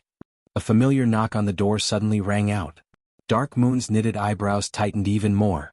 She said in a deep voice, "What's the matter?" A respectful male voice rang out from outside the door, "Young Miss Yi Qinghan is back. He's the youth who made the bet with you. He's looking for you in the hall now. He said, he wants to complete the bet with you." Interesting. Dark Moon's knitted eyebrows relaxed slightly. Her lips curled into a smile that was as beautiful as a flower and as beautiful as jade. Her giggling caused her chest to tremble and ripple, as if confirming the old saying of surging waves. After a while she said softly, "Bring him here and seal the backyard." Raptors was also very troubled. Although his name was very bold, he was tall and strong, and his battle aura was also ranked among the top in the barbarian city. However, he who was as fierce as a tiger on the outside, was like a sick cat at the moment, curled up in a corner of the front hall of Dark Moon Bar, drinking alone and sulking. It was already late at night. The spring wind passed through the cracks of the window and the door, silently sneaking in, bringing with it a trace of cold air. Perhaps it was the effect of the alcohol, or perhaps it was the excessive secretion of hormones in his body, but Raptors didn't feel cold at all. Instead, he felt that the air was getting stuffy, his body was getting hotter, and his mood was getting more and more troubled. Everything was because of the young man who was brought to the backyard by the waiter. The backyard of Dark Moon Hotel had always been the holy land for the single men who stayed in the hotel. This was because the charming Dark Moon lived there. Countless people wanted to enter the backyard, but they didn't and they couldn't. It was just that the young man who looked a little familiar had gone in. It was because the young man shouted to the old man, "Bring me to your lady boss, I'll finish the bet." At first, Raptors snorted at the young man. He knew very well what kind of power and background this charming lady boss, Dark Moon, had. As long as the lady boss didn't agree, no one in the barbarian city could step into the backyard. But after a while the old man actually nodded at the young man, and the two walked in naturally. Wait. That young man. Yes, so it was him. Raptors shook his head a few times and became a little more clear-headed. He thought back to the game-like bet from 2 months ago. Why did this youth look so familiar to him? After figuring it out, he didn't feel so troubled anymore and poured another glass of wine. He originally thought that the young man who could enter the backyard must be a disciple of a big family or a super expert. Now that he knew that it was that young man in the elite realm, he was very relieved. He knew that the woman's strength had increased by another level not long ago. Although the young man seemed to have improved a little, it was obvious that he would definitely lose this bet. It could only be due to some reason that he didn't leave. He decided to continue waiting here, waiting for the young man to be beaten black and blue, and then obediently work in Dark Moon Bar for 3 months. Yi Qinghan didn't know whether he would be beaten black and blue, but he knew that the woman in front of him was really beautiful, dazzlingly beautiful. There was once an ancient saying that the 2 most beautiful moments for a woman were right after taking a bath, and when she was undressing. He agreed with this saying very much. The beauty had just taken a bath, and as long as he could win the bet, he would be able to carefully appreciate the moving scenery when she was undressing. Tonight he could enjoy the 2 most beautiful moments of a woman. Yi Qinghan felt very happy. The door was already closed and the beauty was wearing a bathrobe. Her cheeks were red and her eyes were like silk. She was a feast for the eyes. At this moment, Dark Moon was indeed very beautiful and very attractive. After a moment of silence, his eyes began to shine. He licked his lips, rubbed his hands and said with a slightly shy smile, "Do you think I need to take a bath again?" Chapter 33. You do need to wash it. Seeing the shy young man in front of her, Dark Moon smiled and her mood gradually became better. Her snow-white face became even redder, and her soft voice floated in the night sky. However, I think you don't have to be in a hurry because you will have 3 months to carefully wash the dishes in the kitchen. Actually, I don't have much interest in washing dishes. I only have some thoughts about that big bed inside. I wonder if it's soft enough? After sleeping in the mountains for so many days, I really miss the smell of a bed.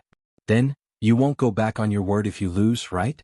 Through the bead curtain of the inner door, Yi Qinghan glanced at the pink bed inside and revealed a hopeful expression. Then he thought of something and turned his head to look at Dark Moon and said seriously, "Hehe, interesting little boy." Seeing Yi Qinghan's childish expression, Dark Moon giggled, causing her chest to tremble. It was very spectacular. "If you can win against me, I don't mind letting you sleep on that big bed and turning you from a little boy to a little man. Let me make it clear, I'm not winning against you, I'm winning against half of your strength." Yi Qinghan didn't know what that big red bed meant to the people of Man City. Who knew how many people thought of ways but couldn't see that big bed? He only knew that tonight, that big bed would belong to him. "Alright little boy, let's start. Let's not go too far, don't destroy my courtyard. Don't worry, I won't go back on my word and I don't have that habit."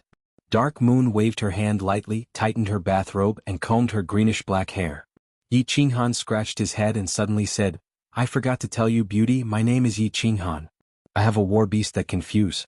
I wonder if this is against the rules?" "It's nothing. I forgot to tell you that I broke through to the 3rd level of the general realm not long ago and compressed my battle aura by half. I'm afraid that my strength will also reach the peak of the commander realm. So, why don't you fuse with your battle beast? Let me feel how powerful your Yi family's battle beast fusion is." She activated her mental cultivation method, and battle chi began to flow in her body, compressing half of it. Although she could only have the strength of a peak commander, she felt that it was enough. She had already known that Yi Qinghan had a 4th-tier beast through her information channels, but she did not take it to heart. She had always believed that the most reliable way was to increase one's combat strength through one's own hard work. Relying on external forces to increase one's strength was not the right way, and relying on external forces to temporarily increase one's strength was even more of a wrong way. For example, the Yi family's beasts. However, in the next second, this idea that had just formed in her mind was instantly smashed to pieces by Yi Qinghan's astonishing speed. Dark Moon's beautiful phoenix eyes were filled with shock at this moment. She looked at the green figure that had instantly attached itself to her like a ghost. She could only rely on her body's instincts and her superb combat experience to quickly slide to the side. Right now, she was sliding to the side, relying on her many years of combat experience. Dark Moon was relying on Yi Qinghan's current speed and angle of attack. She quickly made the correct dodging posture, but she seemed to have forgotten that she had suppressed half of her battle aura. Her combat experience was not bad, and her reaction speed was also very fast. It was just that, her hands and feet could not keep up with her mental reaction speed, so her sideways dodging was a little slower. Thus, her neck was gently touched by a black dagger. "You've lost. You owe me a beautiful night."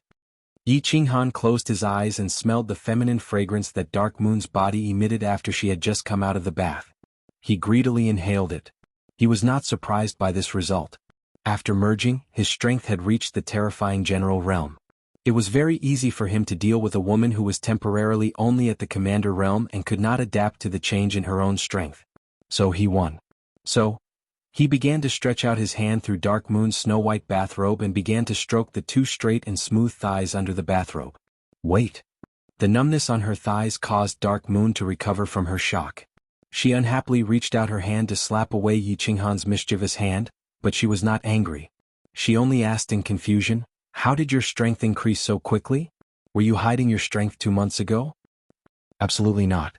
Yi Qinghan continued to stretch out his big hand. His face was very serious, but his constantly trembling throat and increasingly heavy breathing betrayed his inner thoughts. 2 months ago I was indeed at the elite realm level 1. It's just that I didn't like to cultivate in the past. That day I was deeply attracted by your beauty, so I resolutely decided to abandon my previous decadence and determined to cultivate diligently. In the end, my strength improved a little by a stroke of luck. Looking at Dark Moon's long and narrow red phoenix eyes that seemed to be saying, "Who are you lying to?" Yi Qinghan coughed lightly and smiled embarrassedly. However, his hand refused to stop and continued to climb up. He only gently moved his face to her ear and said softly, "Beauty, to tell you the truth, my war beast is not at the level 4 as it is on the surface. You have to keep it a secret for me." "Oh, this little guy has a lot of secrets. Fine. I admit that I lost the bet. Tonight I belong to you." Dark Moon blinked her eyelids, revealing a trace of naughtiness. Her 2 hands very naturally rested on Yi Qinghan's shoulders. Her curvy body emitted a hot and seductive aura as she stuck close to him. Her eyes were closed tightly, and her bright red lips opened and closed. She looked as if she was waiting for him to do anything to her, tempting him to commit a crime. Yi Qinghan did not hesitate to kiss Dark Moon's lips fiercely. It was as if he wanted to suck all the saliva in those 2 petals dry. At the same time, his hands and feet were not free. One of his big hands had already attached to the 2 towering peaks, and he used all his strength to climb, as if he could never climb to the top. His thighs bent slightly, and his thighs went straight between the 2 snow-white thighs. He rubbed up and down, enjoying the unusual comfort through the fabric. The sweetness from the base of his tongue, the firm softness of his hands, and the occasional collision of his knees against the mysterious garden made him intoxicated and lost his direction. Outside the window, the spring wind was blowing. In this spring night, who knew how many people could not sleep? "Why? Are you leaving?" In a daze, Dark Moon was awakened by a slight sound. She turned her head and found that there was no one beside her pillow. The little man was tidying up his clothes and looking at her with a smile. There was a trace of love in his eyes, and a trace of sadness of parting. "Although I really want to have a second time with you, you are now my woman. I think this opportunity will come sooner or later, so I think it's better to finish my business first and then arrange your business." Although it's very irresponsible to say this. The transformation from a boy to a man made the confidence and domineering in Yi Qinghan's eyes inadvertently revealed. He looked at the warm big bed and the woman on the big bed that made him extremely infatuated, and there was a trace of disappointment in his heart. "Haha, little man, don't think that I will be responsible for you." Dark Moon wanted to tease him freely, but when she saw the little man's sincere eyes, she couldn't help but say a few words from the bottom of her heart. "Well, if it's really hard to stay in the Yi family, you can come to Man City. I'm doing well here." "You're doing well because of the power behind you, right? But you have to remember, no matter when, the only power you can rely on is actually your man. I forgot to tell you, in the bet last night, even if you used your full strength I could still defeat you. Remember, my name is Yi Qinghan and I am your man." The door was pushed open and a cold night wind blew in. In the cold wind, the little man's figure slowly disappeared. Dark Moon was a little lonely, wrapped in a blanket and leaning against the door. She carefully thought about the little man's words, but a storm was set off in her heart. He actually dared to say that he could defeat a powerhouse in the 3rd level of the general realm? How could he defeat him? But when she thought about it, a few months ago the seventh child of the Yi family was still an elite martial artist, and now he could defeat a martial artist at the peak of the commander realm. This little man's growth was really too fast, and his body was filled with a mysterious aura. Maybe he really could do it. After thinking for a long time, she didn't know if it was because of the spark of love between her and the little man just now, or because of the little man's confident and sincere eyes, but Dark Moon finally chose to believe him, even though she also felt that this matter was ridiculous. It wasn't just Dark Moon who felt that this matter was ridiculous. Raptors, who was drinking in the front hall, also felt that this matter was ridiculous. Several jars of wine had already been drunk and a few hours had passed, but why hadn't he seen that young man with a bruised nose and swollen face come out yet? Perhaps it was because he drank too much and what he saw just now was an illusion. However, in his drunken haze, he suddenly realized that the door to the backyard had suddenly opened. The young man who had just walked into the backyard actually walked out in a refreshed manner. He even smiled and nodded at the old man who was guarding the night. Then he walked straight out of the hotel and disappeared into the night. After being stunned for a while, he suddenly sobered up and shook his head violently. Then he supported himself on the table and stood up with difficulty. He wanted to say something to the back of the figure that disappeared into the night, but he didn't know what to say. In the end he didn't say anything. He could only point at the back of that figure with a trembling arm. His expression was bitter, angry and sullen. It was as if something that belonged to him had suddenly been stolen, but he had forgotten that it didn't belong to him in the first place. Others seemed to have stolen it fair and square. Chapter 34. Nightstick was a little annoyed. However, no matter who it was, anyone who was woken up after a hard night of farming would be extremely annoyed and furious. Nightstick was a collateral descendant of the Yi family. He was not very strong, only a level 3 general. However, his awakened beast was not bad. It was a level 6 double-headed tiger. After merging with it, its battle strength reached the level of a marshal. Although a marshal was considered a mid-tier power in the Yi family, it was still a big deal. However, Barbarian City was located in the southernmost part of the House of Ares. It was the best supply city in the Barbarian Mountains. Not every marshal had the ability to own it. Hence, Nightstick had to pay a huge price and put in a lot of effort to become the Lord of Barbarian City. Since he paid a huge price and put in a lot of effort to become the Lord of Barbarian City, he had to enjoy himself. Of course he had to enjoy himself. Hence, Nightstick started to collect money in order to enjoy himself better and stabilize his position as the city lord. Now that his position was stable, he continued to collect money. Hence he started to enjoy himself. For example, he enjoyed the beautiful daughter of a small family sleeping next to his pillow for an entire night. However, after a busy night of climbing mountains and wading through rivers, he was exhausted. Just as he was about to rest, the annoying knocking on his door kept ringing. Thus he was incomparably furious. He opened the door and glared at the guard's bitter face with eyes that were about to burst into flames. He roared, "If you can't give me a reasonable explanation, I think your 14-year-old sister might become a young married woman in advance. Sir, my sister is as ugly as me. Someone is looking for you outside." When the guard heard this, the bitter expression on his face seemed to become even more bitter, and he hurriedly opened his mouth to explain. F***CKU, is your pig brain filled with sh*T? Do I have to see him just because someone wants to see me? Tell him to come back tomorrow afternoon. Nightstick slapped him hard. As the Lord of Barbarian City, he had always thought that he was the god of Barbarian City. How could it rain just because he said it would rain? Barbarian City was the territory of the Yi family. Unless someone from the Yi family came, he could ignore anyone who came. Seeing that Nightstick was about to leave, the bitter face of the guard hurriedly said, "Sir, that young man has the family's golden token." Golden token? Nightstick immediately stopped in his tracks. His ferocious face twitched and his two thick black eyebrows twitched. Then, his thick palms swept across again. "Mother****, why didn't you say so earlier? Lead the way." The hierarchy of the Yi family was very strict. The rank of the family was determined by the token. The token represented the power and status of the family. Don't think that he, the Night Rod, was so powerful in the Barbarian City, but he only had a golden token. The person who wanted to see him tonight was a young man with a golden token. It was obvious that he was a direct descendant of the family. He didn't dare to be negligent. After all, that was a prince's grandson. Yi Qinghan didn't think that he was a prince. He was just eager to go home, so he came to the city lord's mansion with the attitude of trying. Although he was a young master on the surface, he had always been forgotten in Song City, so he always thought that he was the seventh son of the Yi family, not the seventh son of the Yi family. However, when he took out the golden token, the originally fierce and arrogant guard suddenly became as docile as a kitten. He seemed to understand that he could become the seventh son of the Yi family.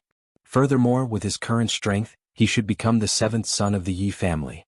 From the castle? Nightstick walked in and looked at the unfamiliar young man in front of him. He squinted his eyes and squeezed out a smile on his fat and ferocious face. Yi Qinghan greets City Lord Nightstick. Yi Qinghan raised his eyebrows, smiled and bowed. Nightstick nodded his head slightly and sat on the main seat. Yes, please show me the proof that you are a descendant of the family. It's just a rule, please don't mind it. Yi Qinghan nodded his head secretly. Although this city lord who was as fat as a pig looked like a corrupt person, he was not stupid. He understood that the proof that Nightstick was referring to was not only the golden token, but also the symbol of the Yi family, the beast. In order to better intimidate this city lord and make his journey home smoother, he decided to show a little of his strength. Swimming Dragon Slash. Activating his battle aura, Yi Qinghan's body turned into a shadow and danced wildly in the hall. Following that, his chest lit up, and a dog-like beast with a lion's nose and a thin horn on its head appeared faintly, then disappeared into thin air. Receiving the golden token from Yi Qinghan, Nightstick was puzzled. Since when did the family have another young man who could meet the requirements to become a core disciple? However, he did not think too much about it. This young man had the golden token of the family, could summon beasts, and even knew the family's swimming dragon slash. He was definitely a descendant of the family, and a quasi-core disciple at that. He believed that in no time, this young man's golden token would be changed to an emerald token of a higher grade. Thinking about this, Nightstick's ferocious face trembled even more happily. Nephew, you have a good cultivation, your future is limitless. Since you have come to the barbarian city, uncle must entertain you well and have fun for a few days. Servants, prepare the morning feast. I appreciate City Lord's good intentions, but Yi Qinghan has a favor to ask. Yi Qinghan smiled and said, Speak your mind. Nightstick waved his hand casually and answered straightforwardly. Yi Qinghan nodded his head and said, I am ashamed to disturb you so early in the morning. I have just returned from my training, and I have an urgent matter to attend to in Song City. I hope that City Lord can help me arrange it. This is a small matter, but do you really not need to stay here for a few days? You must know that the girls in the barbarian city are not bad. Nightstick's eyes shone with a hint of you know. Indeed, they are not bad. I even tried them myself last night. Yi Qinghan thought to himself and insisted, I think there will be a chance. Thank you, City Lord. Oh, alright, I won't keep you. Next time you come, remember to stay for a few days. Nightstick nodded with a slightly disappointed expression. Then, he turned his head to the guard beside him and ordered, Arrange my fastest carriage for young Master Qinghan. Also, arrange 4 guards to escort young Master Qinghan back to the fort. Thank you, City Lord. Qinghan will take his leave first. If there is a chance, Qinghan will come and thank you again. Yi Qinghan bowed and followed the guard out of the City Lord's mansion. In front of the City Lord's mansion, a luxurious carriage was already parked there. 4 guards were standing there respectfully with 4 red horses. Yi Qinghan nodded his head and got into the carriage. He said softly, Let's go to Tsang City as fast as possible. Shui Wuhan sent 5 guards to kill him. Although they were all killed by him, he still felt that something bad was going to happen. Thinking about his sister who was far away in Tsang City, he became more and more worried. Therefore he decided to leave at midnight. He left the warm bed and went to the City Lord's mansion. He met with Nightstick and borrowed a luxurious carriage. It was not because he didn't have the money to rent a carriage, nor was he greedy for the luxury of Nightstick's carriage. It was because the best and fastest carriage in Barbarian City was at the City Lord's mansion. Sitting on this carriage would allow him to travel unimpeded all the way to Tsang City.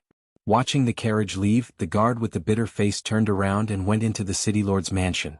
Looking at Nightstick who was sitting quietly in the hall, he said in confusion, Sir, the person who just left is the 7th child. Mother ***. You think I don't know? I even know he is the son of Yi Dao. Nightstick coldly glanced at him and said mockingly. The guard with the bitter face was even more confused. The bitter gourd looked like it was about to turn into a loofah. But sir, isn't the 7th child the famous useless young master in the castle? Why are you so polite to him? Useless? I think you are useless. The muscles on Nightstick's face twitched. He slapped the piece of bitter gourd again and scolded, Have you ever seen a piece of trash that can cultivate from the first level of the elite realm to the commander realm in 2 months? Have you ever seen a 4th level beast with such a domineering aura? Yi Dao is a hero, how could he not have some tricks up his sleeves? How could he give birth to a useless person?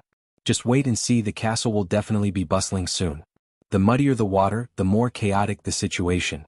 Only then will 3rd Master be able to fish in troubled waters, haha. Not long after the carriage left, a black-clothed man rushed over from the south of Barbarian City.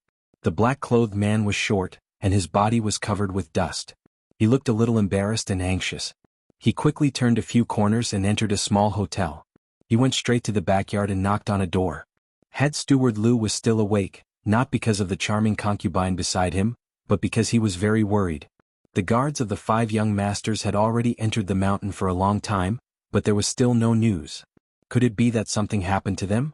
Their target was only an elite trash, so he was not worried that the 5 masters could not capture him. He was only worried that they had encountered an inexplicable situation. Dong dong dong. A rhythmic knocking sound came from the door. He quickly climbed out of bed, put on a thick coat and walked out of the room. What? You said that the 5 masters were all killed by Yi Qinghan? Looking at the embarrassed Niu Jin in front of him and hearing the shocking news, head steward Lu's hands unconsciously trembled. He did not know if it was because of the chill in the spring breeze or because of the shock in his heart. This subordinate definitely wouldn't dare to speak carelessly about such a huge matter. This subordinate was hiding nearby at that time and observed everything clearly. Niu Jin wiped his face and recalled the scene at that time. Even now, his heart still trembled slightly. After the death of the Shui brothers, he did not dare to stay any longer and immediately rushed back to inform them. It was only because he encountered a group of level 3 demonic beasts, wild boars, on the way that he was delayed until now. Someone immediately arranged for the 3 fastest horses. Niu Jin, I will send 2 people to escort you.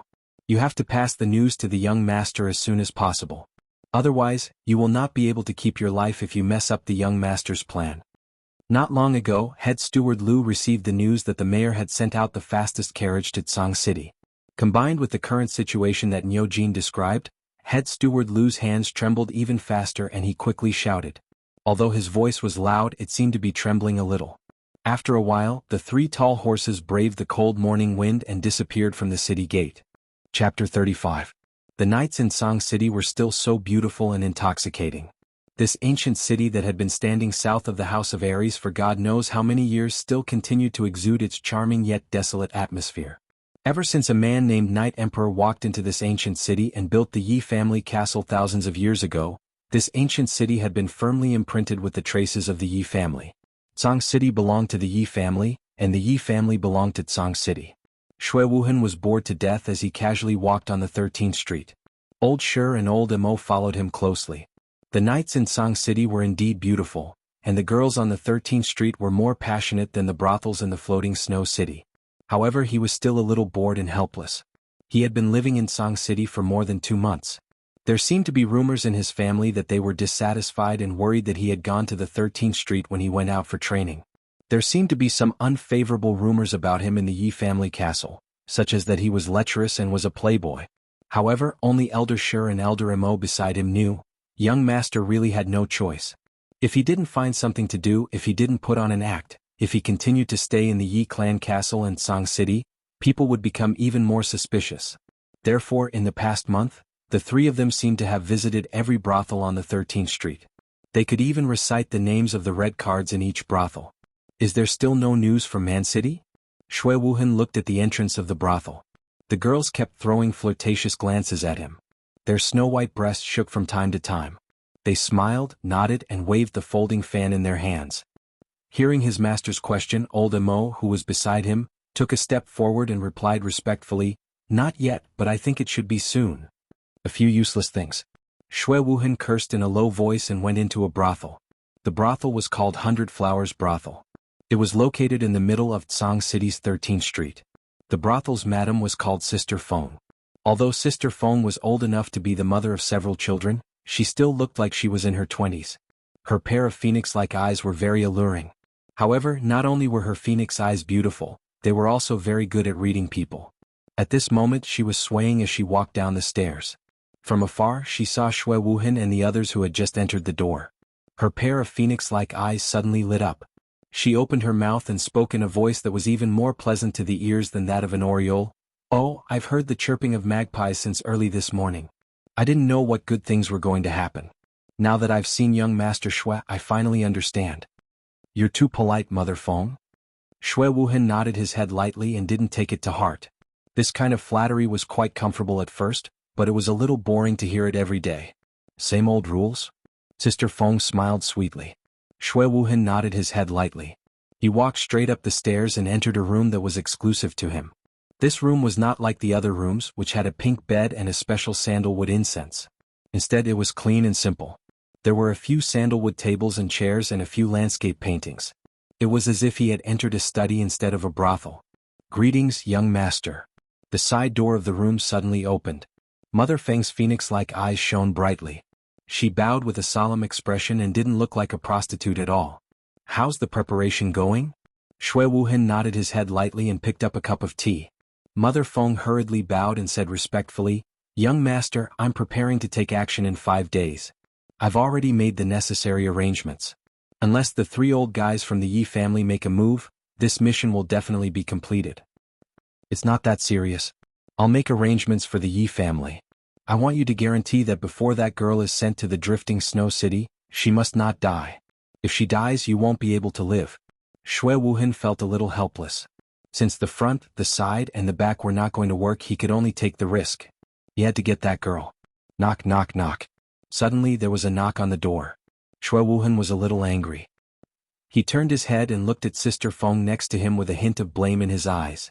Sister Feng hurriedly bowed and apologized. She opened the door and then a low voice came from outside. Squeak. The door was pushed open again and Sister Feng walked in with a serious expression. She said, "It seems that we have to take action earlier this time. It's best if we do it tonight." "What's going on?" Shui Wuhan raised his eyebrows. He had a bad feeling. Shui Yi and the others are dead. Yi Qinghan killed them alone. Moreover, Yi Qinghan is rushing back to Tsang City now. He might be back tomorrow morning. So, if you insist on this mission, you must take action immediately. Sister Feng suppressed the shock in her heart and tried her best to speak calmly. Clang. The teacup in her hand fell to the ground and broke into pieces.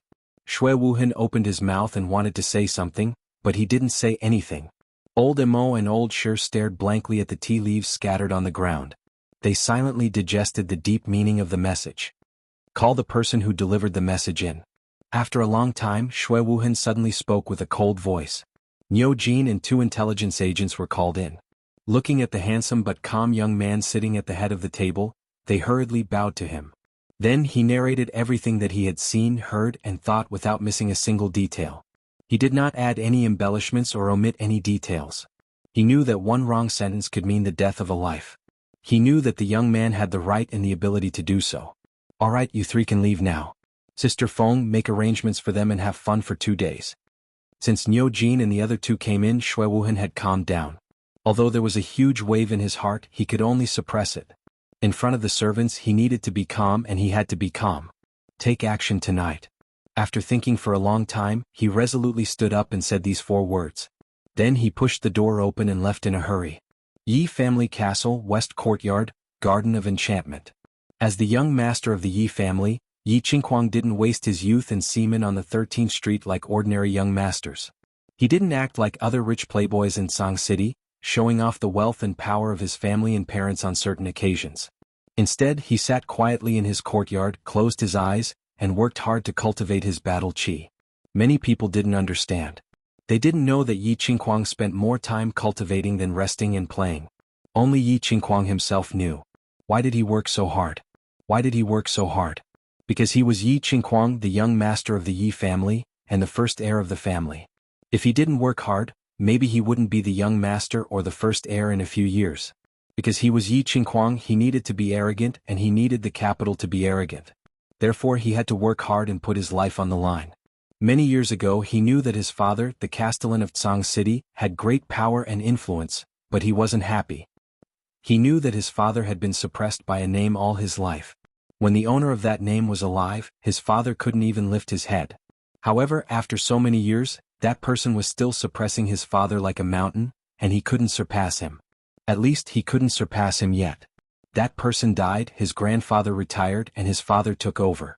However, many people felt that it was a bit forced and awkward for his father to sit in that position. Therefore, he had to work hard on cultivating so that his father's position would be more stable and comfortable. And he, Yi Qinghuang, would surpass that person one day. He would cover all the halos of the Yi family, and smash the mountain that had been suppressing his father with one punch. He would make his name shake the House of Ares and even the Fire Dragon continent. Xue Wuhan didn't know what kind of ambition and goal Yi Qinghuang had. He only knew that he had to see him tonight, and persuade him to cooperate with him. Therefore, he left the 13th Street, and hurried to the Enchanted Garden. "Young Master Xue, why are you in such a hurry?" Yi Qinghuang tidied his hair and asked his servants to prepare tea. "I want to talk to you about something." Xue Wuhan looked a bit anxious.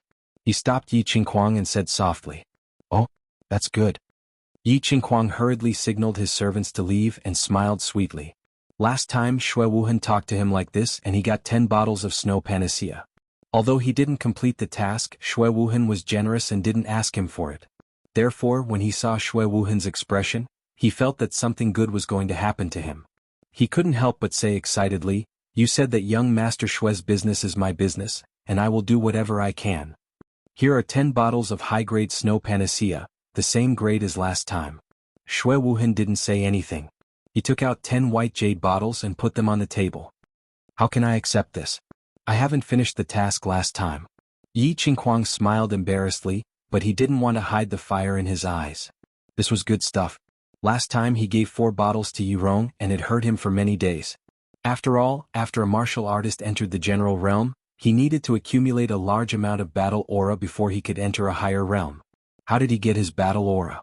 It required diligent cultivation and a large amount of medicinal pills. Although the Yi family had medicinal pills, they weren't as good as the Xue family's snow panacea. Moreover, he wasn't like Xue Wuhan, who was directly appointed as the young master. The first successor and the young master seemed similar, but in reality, there was a huge difference in treatment. Xue Wuhan pretended not to see Yi Qinghuang's fiery eyes and said embarrassedly, "I'm not afraid of Child Kuang laughing, but that girl actually looks very similar to my first love. My first love was killed by the family when I was 16, so, cough cough, I just received a message from the family. I have to rush back to the family tomorrow morning, so I want to see if I can bring that girl along with me." This. Yi Qinghuang frowned slightly, and stared at the white jade bottles on the table. He seemed to be in a difficult position. "I can understand young Master Xue's feelings, but this matter is not easy to handle. The main thing is that the girl has an unyielding personality, and I'm afraid she will seek death." Xue Wuhan looked at Yi Qinghuang's expression and smiled slightly. He took out a yellow jade bottle from his bosom and said, "This is the 3 days drunk, colorless and tasteless. As for what will happen after 3 days, Child Kuang doesn't need to worry about it. I can guarantee one thing, I will definitely treat that girl well. As for the aftermath of the Yi family, Child Kuang will have to worry about it. I'm not worried about other things, but I'm afraid that the useless Yi Qinghan, who is also Yi Qingyu's brother, has a bad temper like a wild horse. You saw it in Yolan Street last time. I'm afraid that he will go to the Elders' Hall to cause trouble." Yi Qinghuang sighed and expressed that he was in a difficult position. "This is an Emperor rank secret combat technique, but it's broken. I'll also give it to Child Kuang." Xue Wuhan sneered coldly in his heart, and threw out a bronze-colored book. Of course, he knew that Yi Qinghan was Yi Qingyu's brother, and he also knew that Yi Qinghan's temper was as bad as wild horses, and his combat strength was probably even fiercer than wild horses. If it weren't for Yi Qinghan, he wouldn't have been so cruel to throw out such a priceless Emperor rank secret combat technique. Emperor rank secret technique? Yi Qinghuang's eyes were immediately attracted by the bronze-colored book, and a storm was set off in his heart. Secret combat techniques were divided into 4 ranks: human, king, emperor, and saint. Although he, Yi Qinghuang, was the young master of his family, he hadn't had the opportunity to learn any emperor rank secret combat technique. Unexpectedly, he had an unexpected harvest today. Although it was broken, it was really priceless. After quickly flipping through it, Yi Qinghuang suddenly stood up and said to Xue Wuhan very seriously, "See you tomorrow morning at the north gate of Tsang City." Xue Wuhan smiled happily and thought of an old saying, "Loyalty comes from not having enough bargaining chips for betrayal." He sighed in his heart. The saying was really F***king, right? Yi Xianxia got up very early, even earlier than the chickens raised by the farmers outside Tsang City. Although he had never had the habit of getting up early, today was different because today it was his master who personally woke him up. His master's name was Yi Qingquang. Although his name was only one character different from his master's name, their status and strength were worlds apart. He was the son of the governor of a small city, a collateral descendant of the family. However, because of his talent in martial arts, he was recruited as a core disciple at the age of 15. Later, he joined Yi Qingquang's team and soon gained Yi Qingquang's high trust, becoming his right-hand man. His status in the family was even higher than that of his father, who was the governor of a small city. However, he understood very well that his status was not because of his strength or his father's status, but because of Yi Qingquang. Therefore he had to work for Yi Qingquang, and so he had to get up earlier than the chickens today. With 2 subordinates, he took a yellow jade bottle and turned out of the enchanted garden. The subordinates were given by his father, the governor of the city, and the jade bottle was ordered by his master to take. The destination of this trip was the east courtyard of the Yi family, a small and remote building. He quietly came to this very familiar small courtyard. It was familiar because not long ago he had suffered a setback here. That beautiful and seemingly weak girl had resolutely rejected him, causing him to be severely scolded by his master, and he had lost a lot of face. This time he did not want to be scolded again, so he called 2 subordinates to stand outside the courtyard, and personally climbed over the wall. He took out a dagger from his bosom and with a light slash, he opened the door bolt of a room. Like a night cat, he nimbly crawled in. The room was not a girl's boudoir but a kitchen. He was very clear that this weak girl had the habit of waking up early every day to cook porridge, so he dripped a few drops of the transparent liquid in the yellow jade bottle in many places, such as oil and water. Then he quietly climbed out of the courtyard again, and squatted at the side with his 2 subordinates, waiting quietly. The reason why he made a simple matter complicated, and did not directly crawl into the room, knock the girl unconscious, and make her drink a few drops of 3-day drunk. It was because of his master's solemn warning, or perhaps he thought that this was in line with the methods of a person who walked in the dark. Creak. An hour later the sky began to break and the sky was white. That girl also opened the door on time, walked out and crawled into the kitchen. Xianxia was also a little nervous, not because she was afraid of being discovered, but because this place was a little remote, and no one would come so early in the morning. She was nervous because this was the first time she had done such a thing, and using such dishonorable methods, there was an indescribable feeling in her heart. Yi Qingyu looked at the empty rice jar with some disappointment, and thought of her brother who was thousands of miles away. In the past, her brother had always been the one to buy rice. The big jar of rice was finished, why wasn't her brother back yet? Didn't he know that he couldn't lift such a heavy bag of rice? She touched the small knife in her bosom. Although it was a knife used to cut fruits, it successfully stunned those annoying lackeys more than a month ago. Since the knife was still there, she felt a little more at ease and so she began to wash up. She glanced at the few cornbread in the cupboard and thought to herself, "Brother, if you still don't come back today, I can only eat cornbread for the whole day." Picking up a cup of water and a cornbread, Yi Qingyu once again sat in the courtyard, welcoming the sun as it rose from the east. She gazed at the dim sky in the south. Who's there? The 8 door gods wore thick armor and with heavy eyelids, stood in front of the mayor's residence with difficulty. Only the sound of galloping horses disturbed their sleepiness, and the 8 of them woke up at the same time and shouted loudly. "It's me, open the door." Yi Qinghan's face was a little pale, and he was a little tired after a few days of non-stop travel. But when he thought that he could see that delicate figure soon, he couldn't help but feel a little excited. Getting off the carriage, he looked at the familiar door and the 8 familiar door gods. He really wanted to laugh and say, "I'm back again, Huhan-san." But after thinking about it, he didn't say it. He took out a small bag of purple crystal coins from his bosom and threw it to the 4 guards beside the carriage. He said, "Sorry for troubling you, brothers. This is a small gift. Drink some wine for you to warm up. Young master is too polite." The 4 guards and a coachman smiled and nodded, then turned and left. Their tone was polite and respectful. The 8 door gods looked at everything in front of them with their mouths agape. Years of observing people's words and body language had trained them to have a pair of fiery eyes. They knew very well how expensive the carriage was, as well as how respectful the guards, who were obviously of high rank, were. Looking at the familiar yet strange 7th child, the few of them seemed to feel that he had changed a little, but they couldn't tell what exactly had changed. They could only vaguely feel that the sky above 7th child's head was about to change. "Good morning, 7th child." One of the door gods was the first to say politely, and the other door god beside him quickly opened the door. Yi Qinghan nodded faintly as if he wasn't used to the change of the door gods, but he didn't stop and quickly walked back to his own courtyard. Chapter 36. Xianxia had a bad feeling. He had wanted to complicate a simple task, but now it seemed that it was better to keep things simple. He looked at the sky that was getting brighter and the red morning glow in the east. He knew that he couldn't wait any longer. Thus he started to jog and quickly flipped over the wall. Stepping on the corner of the wall, he leaped into the air and turned his palm into a knife. He aimed it at the back of Yi Qingyu's neck, who was sitting in the yard. His speed was so fast and his movements were so light that they didn't even make a sound in the wind. He was going to knock out Yi Qingyu, pour a few drops of 3-day drunk on her, throw her into a sack and send her to the north gate of Tsang City. It was just that, he saw a saber causing his leaping body to come to a halt and fall to the ground. It was a fruit knife, thin and brittle. Yi Qingxia could crush it with his bare hands. Holding the handle was a snow-white slender hand. The jade-like hand was slightly raised and trembling. The blade was pressed against the snow-white neck. There was a thin cut on her neck, which was slowly overflowing with bright red blood. Don't come over. Although Yi Qingyu had never cultivated battle qi, she had never been sick since she was a child due to her special physique. Furthermore, her eyes and ears were better than others. Although Yi Qingxia's movements were light and gentle, his kick on the wall had startled her. She didn't think much and immediately took out the fruit knife and pressed it against her neck. But because she was too hasty and agitated, she actually cut herself. Yi Qingyu, don't be rash. I'm just here to see you. Yi Qingxia was helpless and annoyed. He spread his hands and explained, although he didn't believe his own explanation. Yi Qingyu's delicate face was cold.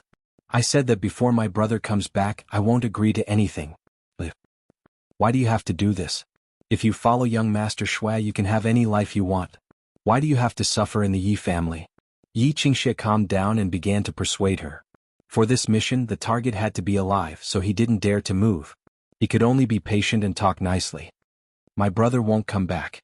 If you continue to force me, only death awaits you. Yi Qingyu was still stubborn.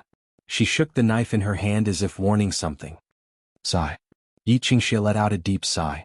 He glanced around and stopped his two subordinates from pushing the door open. He reached into his robes and prepared to use his last move. There are some things that I didn't want to tell you. Originally, the family wanted you to marry into the Shui family happily and live the rest of your life happily. But why are you still so stubborn? Half a month ago, the family received news that your brother met with danger in the barbaric mountains. The news came from the barbarian city. The family has confirmed that your brother is dead. Danger? My brother is dead?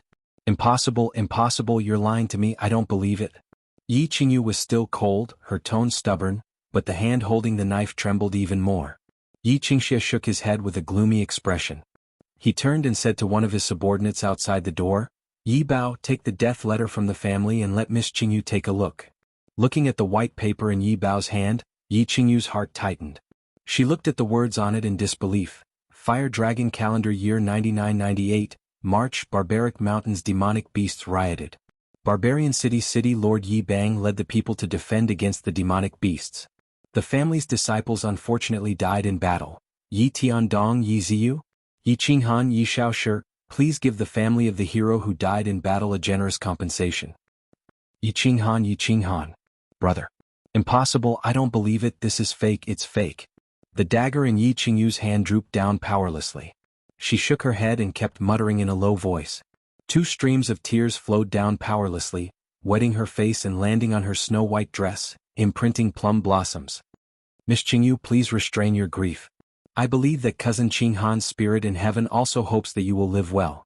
Seeing that Yi Qingyu's blade finally showed signs of sliding down, a hint of joy flashed past Yi Qingxia's eyes, but it was instantly covered up by the sorrow and pain on his face. Where is the body? My brother is dead, where is his body? Yi Qingyu suddenly asked. Her eyes were no longer crying, no longer grieving, but there seemed to be a trace of silent death aura. Your brother fell into a pack of level 4 shadow wolves, his corpse. It seems to have been torn apart and the rest must have been cremated.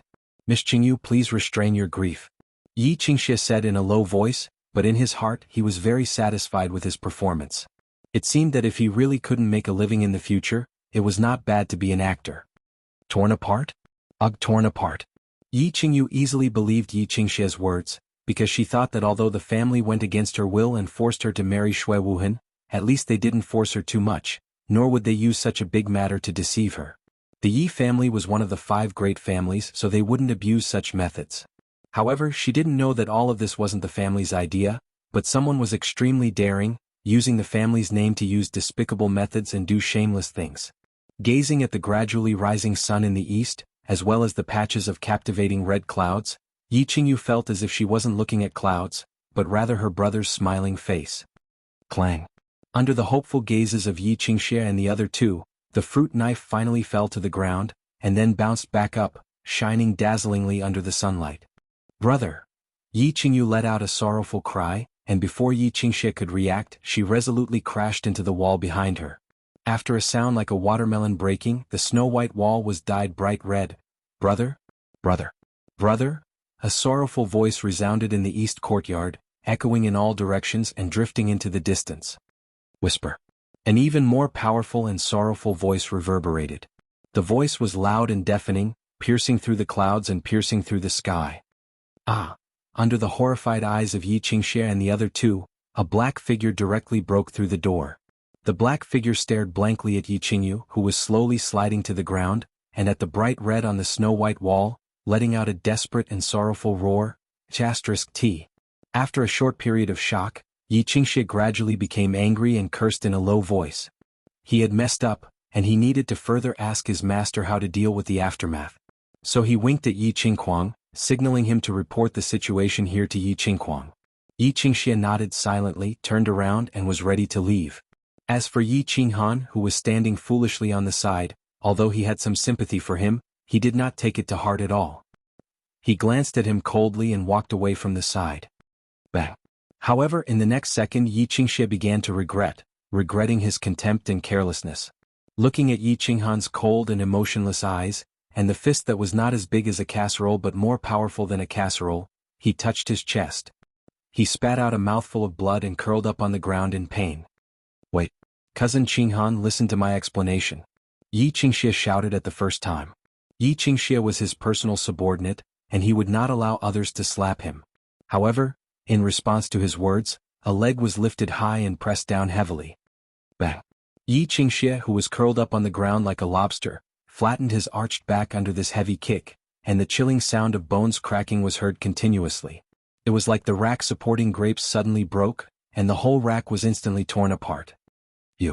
Xianxia could not bear to look at Xianxia, who was paralyzed on the ground and could not be more dead. He felt a chill in his heart and wanted to say something, but when he saw Yiqinghan's cold eyes glancing at him, he could not say anything. If you dare to run, I will tear down your father's small town. Yiqinghan turned into a phantom, picked up Jianghu on the ground and quickly walked into the door. His sister's body was still a little warm, which meant that her vitality had not completely faded. The first thing Yiqinghan had to do now was to save his sister immediately instead of killing her. However, he was not a miracle doctor and he did not know how to save people. He could only put all his hope on the bronze ring with the magical healing function. He quickly took off the ring and put it on his sister's hand. Then he took a drop of blood from his sister's forehead and dripped it on the ring. Chapter 37. Then he looked at the bronze ring nervously, but a minute later, his heart was completely silent. It was ineffective. The ring did not emit the familiar white light, and his sister's wound was still bleeding. After a moment he seemed to have thought of something. He quickly took out the ring and put it on. Then he took out a black dagger from his trousers and slashed his left hand. Puchi.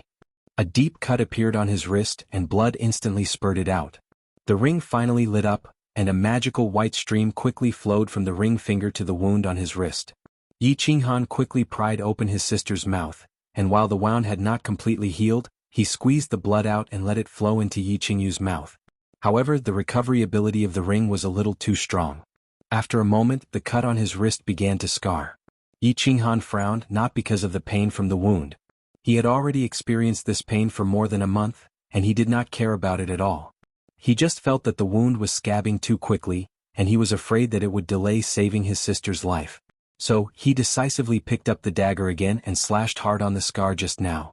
This cut was very deep, and the white periosteum could be faintly seen from the wound. Cut, blood dripped, scabbed and continued to cut. Just like that, Yiqinghan did this over and over again. He was very busy and there was no expression on his face. There was only silence and the sound of blood dripping. After a long time he did not know how many cuts he had made or how much blood he had lost.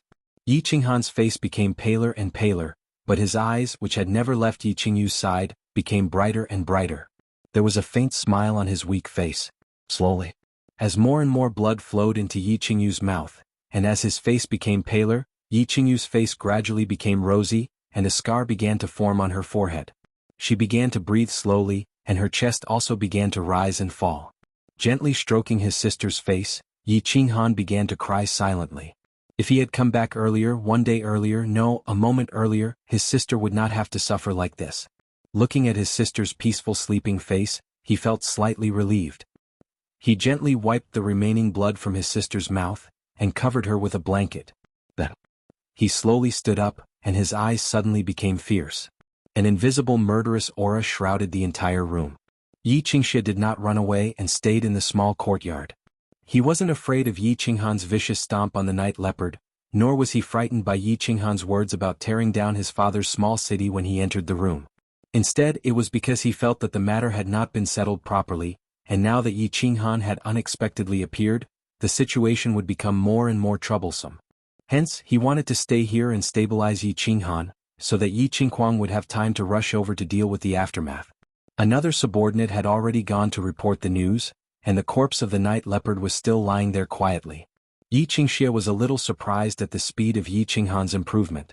Wasn't this trash only at the first level of the elite realm a few months ago?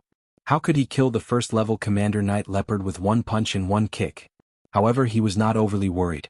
He was at the first level of the general realm, and after merging with his beast, his strength would reach the second level.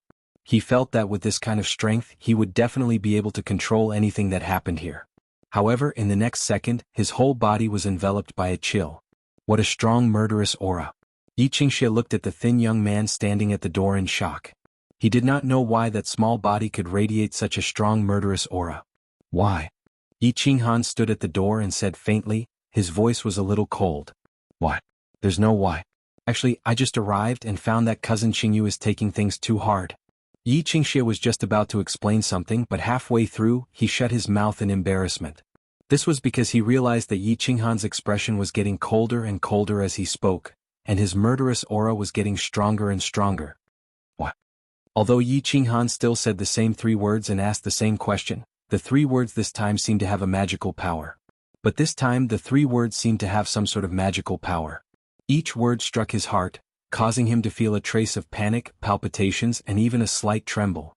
Yi Qingxia took a few deep breaths and told himself, why am I trembling? He was just trash and he was a first-level general. Why would he be afraid of him?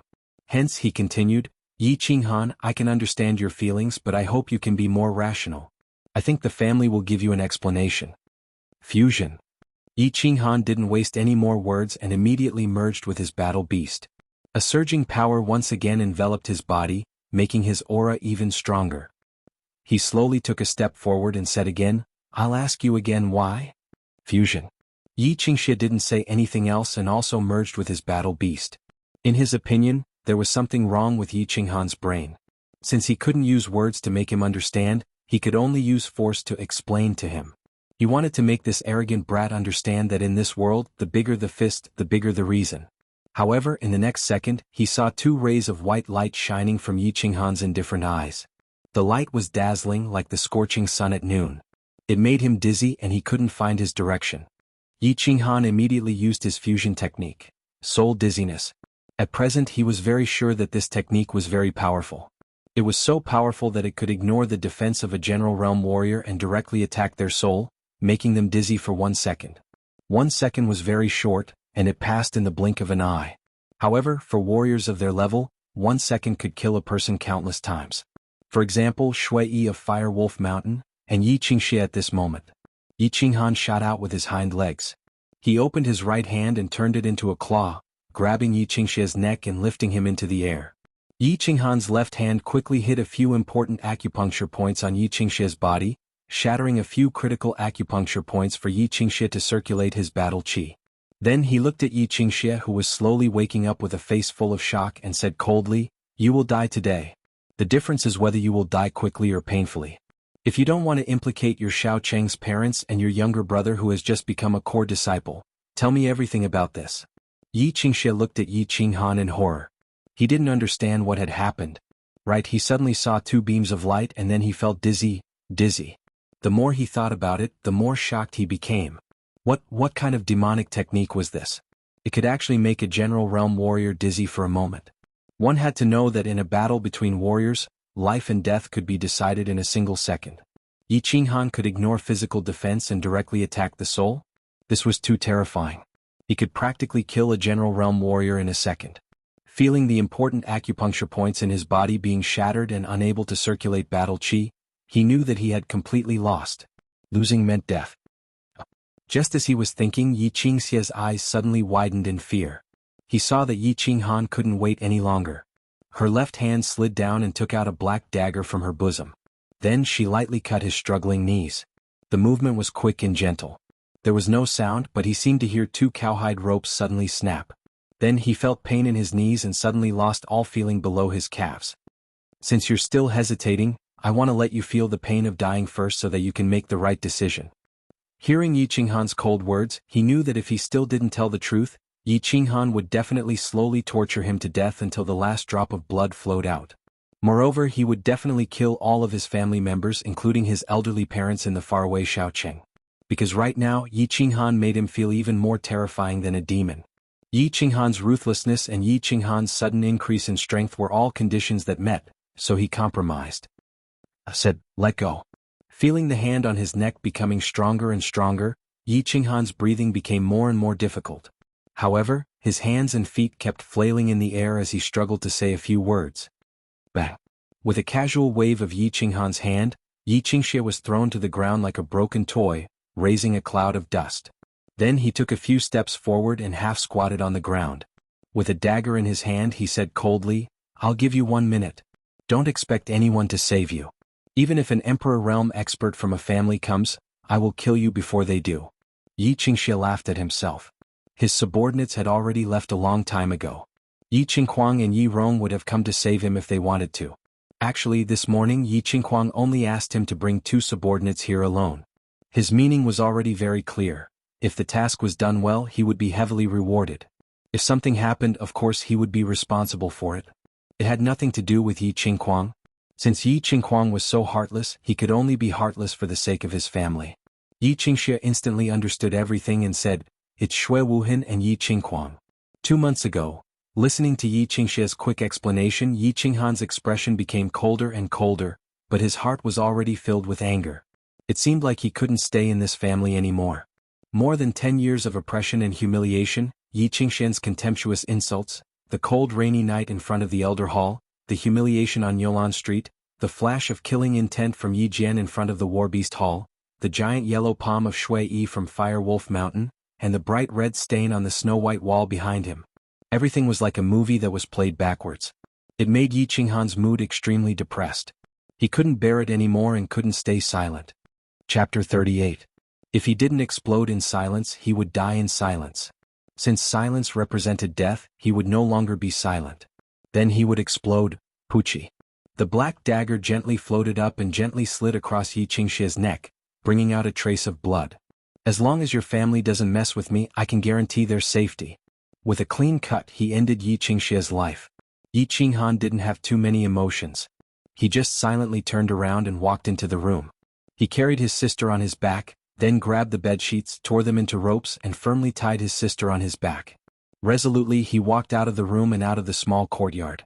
Then Yi Qinghan began to do something crazy. He began to set fire everywhere, burning the courtyard. The courtyard wasn't completely made of marble like the West Courtyard. Most of it was made of wood. As soon as he started the fire, it instantly ignited a raging fire that enveloped the entire courtyard. "Qingyu, brother will take you to seek justice. Then we will leave this broken place together and never come back." Facing the raging fire, Yi Qinghan's expression relaxed. The huge fire burned the courtyard that he had lived in for more than 10 years. It seemed to have also burned the cage that had been pressing on his heart for more than 10 years. Without the cage in his heart, of course, he could fly freely. This feeling seemed very good. Yi Qingquang didn't have the habit of waking up early. At least, he didn't have the habit of waking up so early. It was just that he had received a great benefit from someone last night, so he had to do something for them, right? So, he woke up early in the morning and called Xianxia, ordering him to do it. He was very satisfied with this loyal subordinate of Xianxia. This person had brains, ability and strength. He did things quickly and neatly, and he also understood his master's thoughts. For example, he didn't send anyone to him today. But he immediately understood. He immediately took the two subordinates sent by his father, walked out of the enchanted garden, and ran to the east courtyard. After tossing and turning, he no longer felt sleepy, so he began to cultivate his battle skill. He had accidentally obtained a sovereign tier battle skill from Shui Wuhan last night. He had flipped through it for a very long time, so he was obviously itching to cultivate it now. The battle skill was called Soul Refining, and it was a secret skill for cultivating the soul. The soul was the foundation of every person, but it was even more important to a cultivator. A cultivator would need to comprehend the laws of heaven and earth, and if their soul was stronger, then it would be easier to comprehend the laws of heaven and earth. It was just that this purgatory of souls was incomplete, and there was only the first half of it. That was why Shui Wuhan had given it to Yi Qinghuang as a bargaining chip. Eldest young master. A hurried voice woke Yi Qinghuang up with a start. He looked angrily at the guard at the door. The guard's expression changed, but he still said, "Young master, Yi Qinghan has returned," and he was escorted back by the city lord of Man City. Yi Qinghan? Yi Gu sent someone to escort him back? Yi Qinghuang frowned slightly, and carefully thought about the meaning of this sentence. He knew that Yi Gu was Yi Chang's man from the third branch. But why would Yi Gu escort a useless person back? Could it be that Yi Qinghan had defected to the third branch? Defected to Yi Chang? And the timing of his return was so coincidental. What was the meaning of this? Send someone to follow Yi Qinghan from afar, and be careful not to be exposed. Yi Xianxia wouldn't be so stupid, right? Yi Xianxia suddenly said. Things seemed to have become complicated. Could it be that the third branch was trying to stir up trouble? He decided to figure out the situation first and then think about what to do next. However, in less than 5 minutes, his subordinate came back to report that the situation had become out of his control. Yi Xianxia, that idiot, actually didn't handle the matter well, and Yi Qingyu actually committed suicide. Suicide was suicide. An orphan adopted by a family was not worth mentioning. Shui Wuhan just wanted to express his regret. But he didn't expect that the subsequent news from the guards shocked him. Yi Qinghan actually dared to kill, and not only did he have the courage to kill, but he also had the ability to kill. Well, he was killed. Although Yi Bao was the subordinate of his subordinate, and could be considered as his subordinate, he didn't feel the slightest bit of regret or heartache. He just thought that it was good. He had a reason to go over and interrogate Yi Bao, so he hurried over with his subordinates. But he turned back halfway and he received an even more shocking news. Yi Qinghan killed Yi Xianxia, set fire to the house and rushed over to the west courtyard. He actually killed Yi Xianxia. Why did he kill Yi Xianxia? Yi Qinghuang immediately thought of the white-faced scholar's third uncle, Yi Chang. There was a conspiracy, there was definitely a conspiracy. Regardless of whether Yi Qinghan had the courage to kill Yi Xianxia, who was a core disciple of the family, even if he dared to kill him, could he do it? He could kill Yi Xianxia, who was at the second level of the general realm and had reached the third level after beast fusion. How could he kill him? With his useless physique at the first level of the elite realm? It must be Yi Chang must have sent someone to help him secretly, but his subordinates didn't notice. Moreover, Yi Qinghan killed someone and dared to set fire to his house. Although it was his own house that was burned, they obviously wanted to make the matter bigger and draw out the 3 elders of the family. Yi Xianxia in an instant figured out many truths, although it was only the truth that he thought. But only by thinking this way he felt that it was reasonable and natural. Therefore he immediately sent out all his subordinates. A group of people went to the north gate, told Shui Wuhan not to wait any longer, and expressed his apology tactfully. A group of people went to Yi Jian's courtyard and told his father exactly what had happened and what he had deduced. Since it involved the fight between the first branch and the third branch, he did not dare to make any rash moves. He could only rely on his father. Another group of people went to the torture hall and asked Yi Rong to bring people to his courtyard. They wanted to see what kind of storm that trash could stir up. Song City North Gate. Shui Wuhan had long sat in an unusually luxurious carriage, waiting there quietly. He was a little excited but also a little nervous. However, as the sun rose higher and higher in the east, his mood became worse and worse. His handsome face was a little angry, a little disappointed, and also a little twisted. Old Shi and old Mo, who were beside him, also didn't dare to breathe too loudly. They just kept opening the door curtains, looking into the distance from time to time. "Young master, there's a fire in the east courtyard." Suddenly, old Sher saw thick smoke suddenly rising from the east courtyard, glowing with a burst of red light. He immediately lost his composure and shouted, "Pa!" Shui Wuhan looked through old Sher's eyes, and his twisted face instantly became ferocious. He exerted force and the teacup in his hand shattered. He took a deep breath and closed his eyes. His expression seemed to have calmed down, but his faintly trembling hands let others feel the anger in his heart. "There's no need to wait any longer, let's go back to Floating Snow City." After a long time, Shui Wuhan finally calmed down, waved his hand weakly and closed his eyes again. Yi Jian had the habit of waking up early to drink tea. At this time he was sitting in his 9th concubine's room, slowly tasting the tea. The tea was good tea, a top-grade dragon's tongue tea that cost 10 purple crystal coins per tael.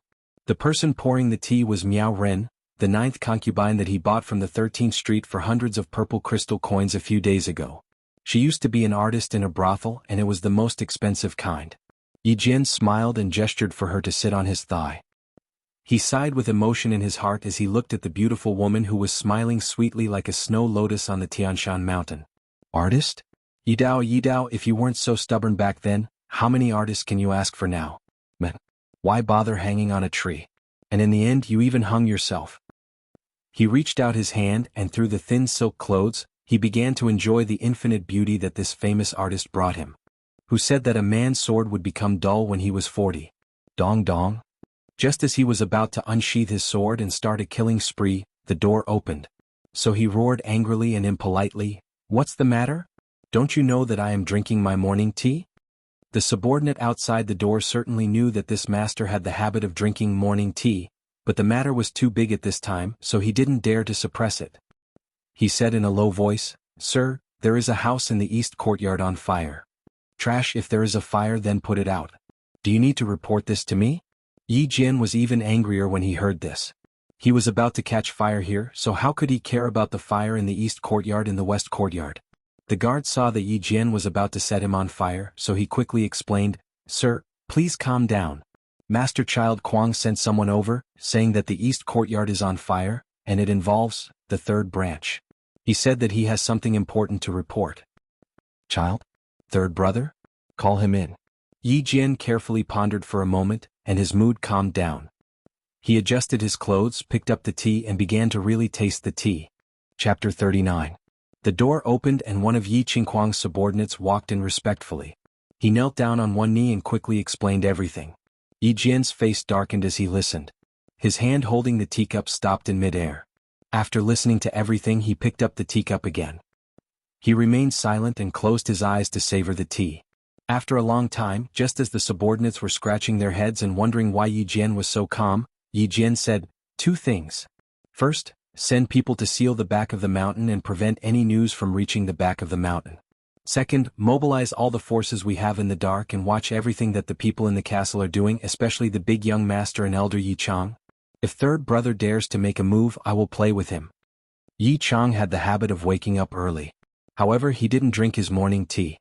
Instead, he cultivated.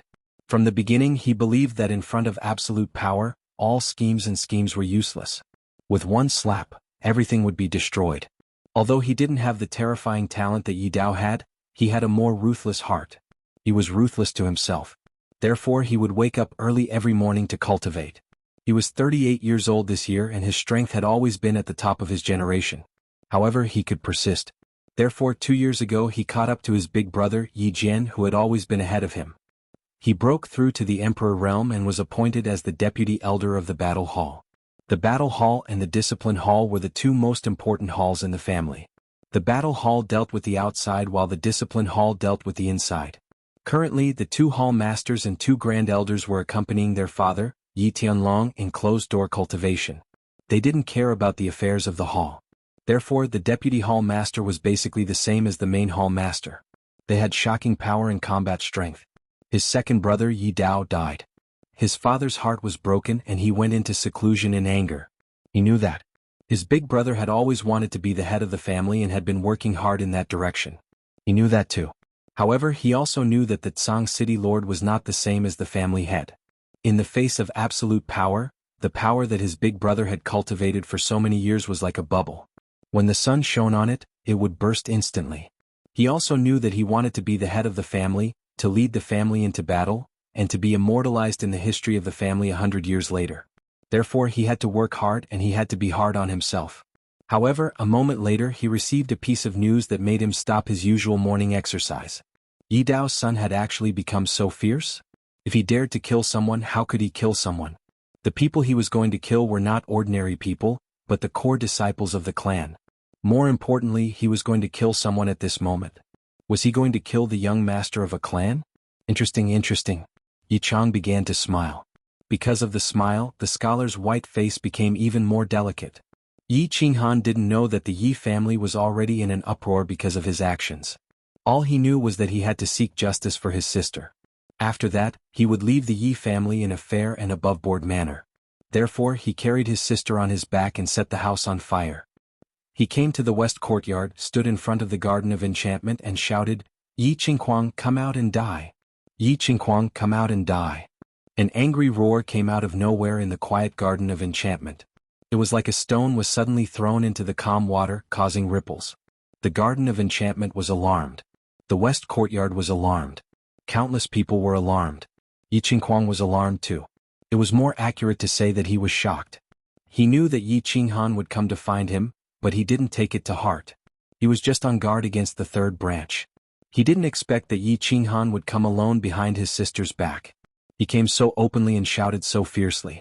He always thought that he was arrogant, and he had the capital to be arrogant. He didn't expect that he would meet someone who was even more arrogant than him. Moreover, he was so arrogant without any capital. Most importantly, he was arrogant to himself. Therefore he didn't think too much. He didn't wait for Yi Rong to come with his men. He stood up in a hurry and walked out arrogantly with his men. "Yi Qinghan, what's the meaning of this?" Yi Qinghuang looked coldly at Yi Qinghan, who was standing in front of the gate with a saber in his hand, and said angrily, "Nothing, I just want to kill you." Yi Qinghan lowered his head slightly and looked at Yi Qingyu's sleeping face beside his shoulder. His voice was calm and casual, as if he wasn't facing an enemy but an old friend of many years. "Haha, kill me? Did you hear that? He said he wanted to kill me." Yi Qinghuang laughed to the sky as if he had heard the funniest joke in the world. Let's not talk about whether Yi Qinghan had the strength to kill him. Even if he allowed himself to be killed, did he have the guts to do so? Who was he? He was Yi Qinghuang. He was the young master of the Yi family. He was the future leader of the Yi family. Today this trash said he wanted to kill him?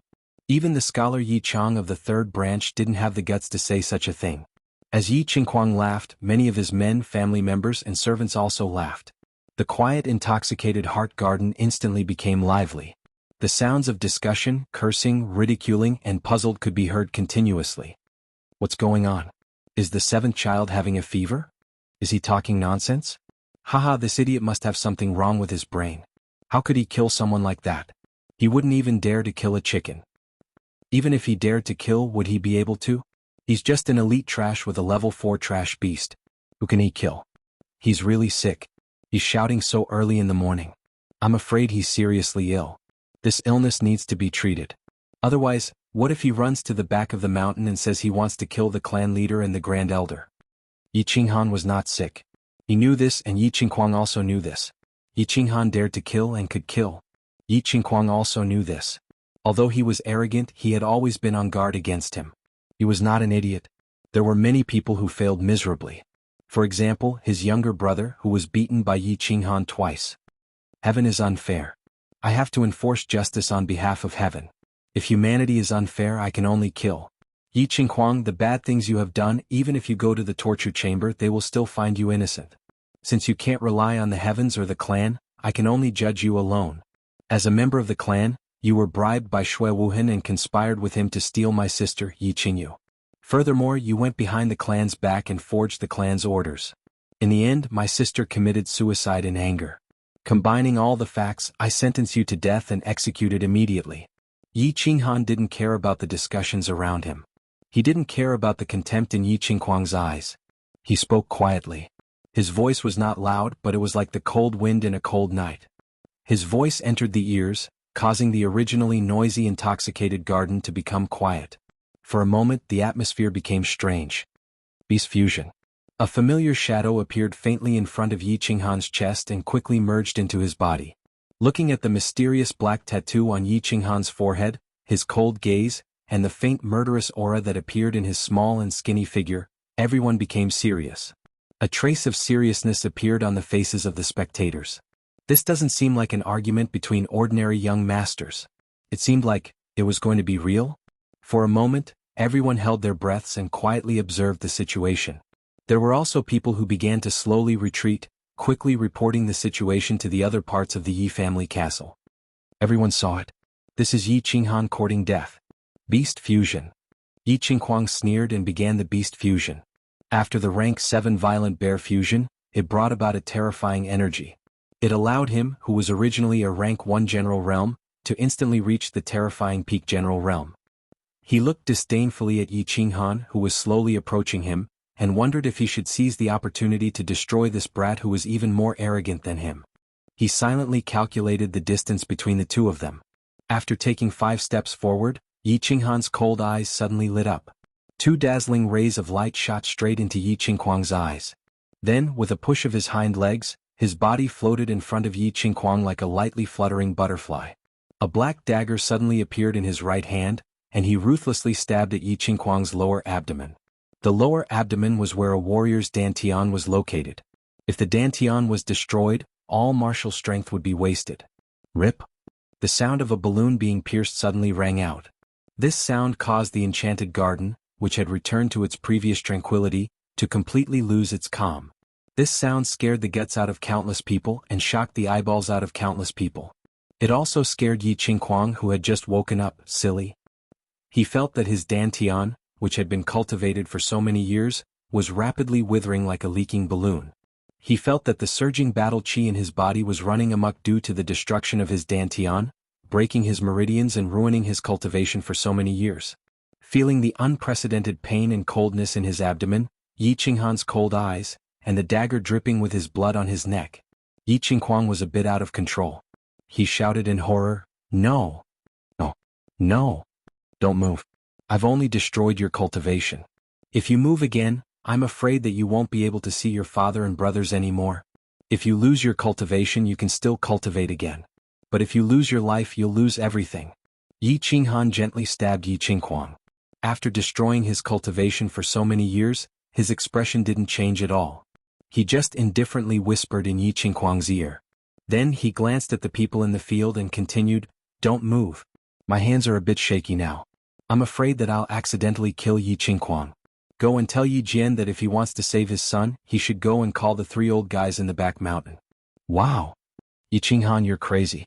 How dare you destroy the eldest young master's cultivation? You'll definitely die today. Crazy, crazy. Yi Qinghan is really crazy. Hehe. Go and report to the governor, the punishment hall, and the patriarch. Something big has happened, something big. He's crazy. Yi Qinghan dares to call the patriarch and the grand supreme elder old guys. This is disgraceful, disgraceful." The scene was chaotic, very chaotic. The calm lake was not like a stone was thrown, but a cannonball fell. It was not just ripples but splashes of water. There were countless people in the field. Some were cursing, some were running, some were confronting each other with their sabers, and some were scared silly. Countless people ran over and countless people ran away. They all used different ways to express their fear, shock, and helplessness. Whoosh whoosh whoosh. Finally, the news spread to every corner of the fort. Several figures appeared in the sky above the Yi family fort. These figures were all rushing towards the Garden of Enchantment. "Yi Qinghan, how dare you hurt my son?" The first to arrive was Yi Jian. Before he arrived, his loud roar had already been heard. His roar contained endless anger and regret. "Qinghan, don't do anything stupid." Yi Chang had been paying attention to the situation here. After Yi Qinghan stabbed him, he quickly rushed over and finally arrived before Yi Jian could make a move. "Yi Qinghan, you won't be able to escape death today." Yi Rong's face was full of regret. When Yi Qinghuang sent him the message, he didn't pay much attention and only delayed for a moment. He didn't expect things to develop to this point. He hurried over and saw Yi Jian's angry expression. He was a little angry and shouted, "Yi Tianqing, Yi Tianxing, Yi Gong, Yi Quan." Countless figures appeared out of nowhere and slowly landed on the ground. For a moment, all the experts of the Yi family fort had gathered. Except for the members of the Elder Hall, everyone else should leave immediately. The battle hall will seal the Yi family fort. Today's matter must not be leaked. Yi Jian suppressed the anger in his heart and said coldly. Looking at Yi Qinghuang's bleeding abdomen, his heart was also bleeding. Feeling Yi Jian's anger, the guards in the field quickly scattered and left quietly. The remaining elders in the field quietly looked at Yi Qinghuang, who had subdued Yi Qinghan. Looking at his cold expression and the black dagger that was dripping with blood, they all thought and didn't say anything. Why don't you say anything? Do you want to see him die? The one who spoke first was the quiet Yi Qinghan. Maybe it was the first time he had to face so many powerful people's pressure, so he wasn't used to it. Maybe he was a little nervous and wanted to say something. Yi Jian raised his eyebrows and was full of hatred. He clenched his fists and slightly trembled. Let him go. I'm not that stupid. Qinghan, stop the bleeding first. If he dies, we won't be able to say anything. Yi Qinghuang also opened his mouth. His voice was still gentle, but it was obvious that he wanted to protect Yi Qinghuang. Yi Qinghan thought for a while and then nodded. His left hand quickly poked on Yi Qinghuang's body to stop the bleeding. Then he kept silent. Do you know what you are doing? Yi Qinghan, if you don't let him go, you won't be able to escape death today. Yi Rong opened his mouth. His voice was high-pitched, as if he wanted to use this voice to hide the shock and fear in his heart. Before Yi Rong could finish his words, Yi Qinghan angrily shouted, Shut up! You conspired with Shui Wuhan to steal my sister. You are also a part of it. One day I will kill you. How dare you slander me? Haha, little bastard, it seems that no one can save you today. Yi Rong cursed. Really? Then you can try. Before I die, I think it's not a bad idea to drag young master down with me. Yi Qinghan sneered. His right hand suddenly exerted force and a deep blood mark appeared. Don't. Yi Qinghan, stop. Father, save me. Yi Qinghuang, who had been silent for a long time because his cultivation had been destroyed and he was now a cripple, was pulled back to reality by this slash. Seeing Yi Jian in front of him, he hurriedly shouted. Stop. Yi Qinghan, what on earth do you want? Yi Jian held back the anger in his heart, lowered his voice and spoke with difficulty. Of course, Yi Qinghan didn't want to do anything. After he killed Xianxia, he had thought it through. He wanted to take revenge and he also needed to leave the Yi family alive. But how to take revenge, how to leave the Yi family alive, that would require great skills. He burned down his own house in the east courtyard to attract attention from all sides. He crippled Yi Qinghuang and held him hostage to lure out these big shots in front of him. Now that these big shots had come, they were all stunned by his ruthless methods. Next, he needed to lure out the 3 old fellows in the back mountain, clan leader Yi Tianlong, and the 2 grand elders. He killed Yi Bao, killed the core disciple Yi Qingxia, and crippled Yi Qinghuang, who was at the first level of the general realm. His end was destined to be bad. Yi Jian wouldn't let him go, the torture hall wouldn't let him go, and the elder hall wouldn't let him go. It seemed that Yi Chong, who wanted to side with him, didn't have the ability to do so. The entire Yi family wanted to kill him. The only ones who could save him were the 3 old fellows in the back mountain, the secluded clan leader Yi Tianlong, and the 2 grand elders. Because he had a trump card, the 3 old fellows didn't dare to kill him. They had to protect his trump card, the saint-ranked beast, soul-devouring beast. Therefore he said naturally, if you want me to let him go, I can. Call the 3 old fellows in the back mountain down. Chapter 40. Ask the 3 old men to come down from the back mountain. What kind of arrogance was this? What kind of arrogance was this? Who lived in the back mountain? They were the clan leader and the 2 grand elders. They were the foundation of the Yi family, the strongest force of the Yi family, and the symbol of the Yi family. Yi Qinghan dared to call them old men and ask them to come down? Many of the elders present changed their expressions. Even Yi Chong, who had always wanted to protect Yi Qinghan, had an ugly expression on his face. Although you have some complaints about him, there is no need to do it in front of so many elders. Tell me, how can you elders endure this? How can you step down? Presumptuous. Yi Qinghan, how dare you? You deserve to die 1,000 times. Yi Rong was the first to explode. Yi Qinghan curled his lips and said disdainfully, I have been presumptuous many times today. I will not be presumptuous again. I have killed 2 people and crippled 1. I will die anyway. Why can't I say it? Don't say anything. Call the 3 of them old man. So what if I call them senile? Do you think they are hermits just because they stay in the back mountain every day? Qinghan, stop talking. No matter what, he is still your grandfather. Yi Chong saw that the elders were about to go berserk again. He quickly blinked his eyes and advised. Grandfather? Ah.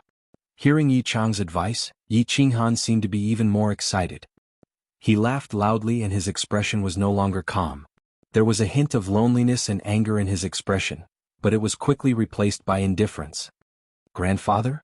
After my father died, when my mother and I were bullied, where was grandfather? After my mother died, when I knelt in the elders' hall and was drenched in the rain, where was grandfather? When I was injured on Yolan Street, when Yi Rong and Yi Qinghuang helped outsiders to deal with me, where was grandfather? When I was almost killed in the barbaric mountains, where was grandfather? Where was grandpa when Yi Qinghuang colluded with outsiders to kidnap my sister? At this time, my dear grandfather, where are you? Hearing Yi Qinghan's silent reproach, looking at his lonely yet stubborn face, countless elders fell silent. Now that he thought about it, Yi Qinghan's craziness and impudence today, it turned out that there were so many stories behind it. However, when he thought about how he had already committed a grave mistake and couldn't escape the death penalty, he felt a little regretful. I don't want to hear your nonsense. Let me tell you clearly, it's impossible for you to see the patriarch and the grand elder. You've already committed such a cruel crime, how can I let you disturb their meditation? If you let Yi Qinghuang go, I'll give you a quick death and guarantee your sister's future. Although Yi Jian didn't understand why Yi Qinghan had to see Yi Tianlong, he knew that it was definitely not a good thing. Therefore he rejected Yi Qinghan's request, glanced at the girl on his back and said. Yi Jian's words made Yi Rong react immediately. He said fiercely, "That's right, Yi Qinghan, let go of the eldest young master. Otherwise your sister won't be able to escape death." Yi Rong, I promise that if I have the chance I'll definitely kill you. Let go of Yi Qinghuang? Dream on. I'll give you 1 hour.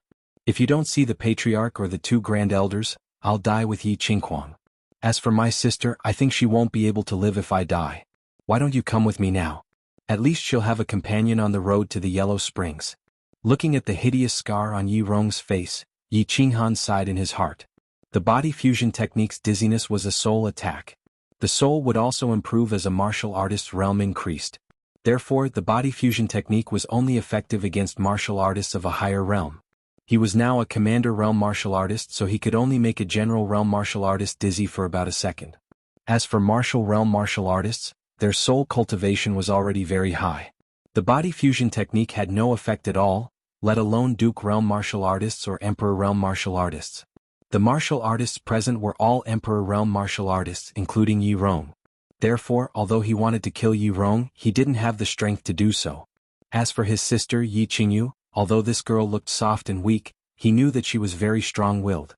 The bright red smear on the snow-white wall of his courtyard clearly told him that if he died, his sister would definitely follow him immediately. Of course, if he died, his sister would probably not have a good life even if she didn't commit suicide. Instead of letting her live miserably, it would be better to cut off all means of retreat with him and carve out a way out of this hopeless situation. Actually, I think that since things have developed to this point, it's not a bad idea to ask the family head and the 2 grand supreme elders. Qinghuang's life is more important, isn't it? Yi Chang had been carefully thinking about the meaning behind Yi Qinghan's words. Moreover, Yi Qinghan said that Yi Qinghuang and Yi Rong dared to fake the family's orders and colluded with Shui Wuhan to kidnap Yi Qingyu. It seemed that if his father knew about this, it would be a good opportunity to attack the first branch. Yi Jian raised his eyebrows and shook his head. I don't agree. Before father and the 2 grand supreme elders went into seclusion last time, they said that their cultivation is about to break through. If we disturb them for such a small matter, who will be responsible if something goes wrong? I don't agree either. The family head and the others are cultivating. It's very important. Who would dare to disturb them? Yi Rong saw that this matter had become a vote of the Grand Supreme Elders and quickly said, I agree. I think this matter needs to be investigated carefully. There are many things that we don't know. However, in this situation, none of us can make the decision.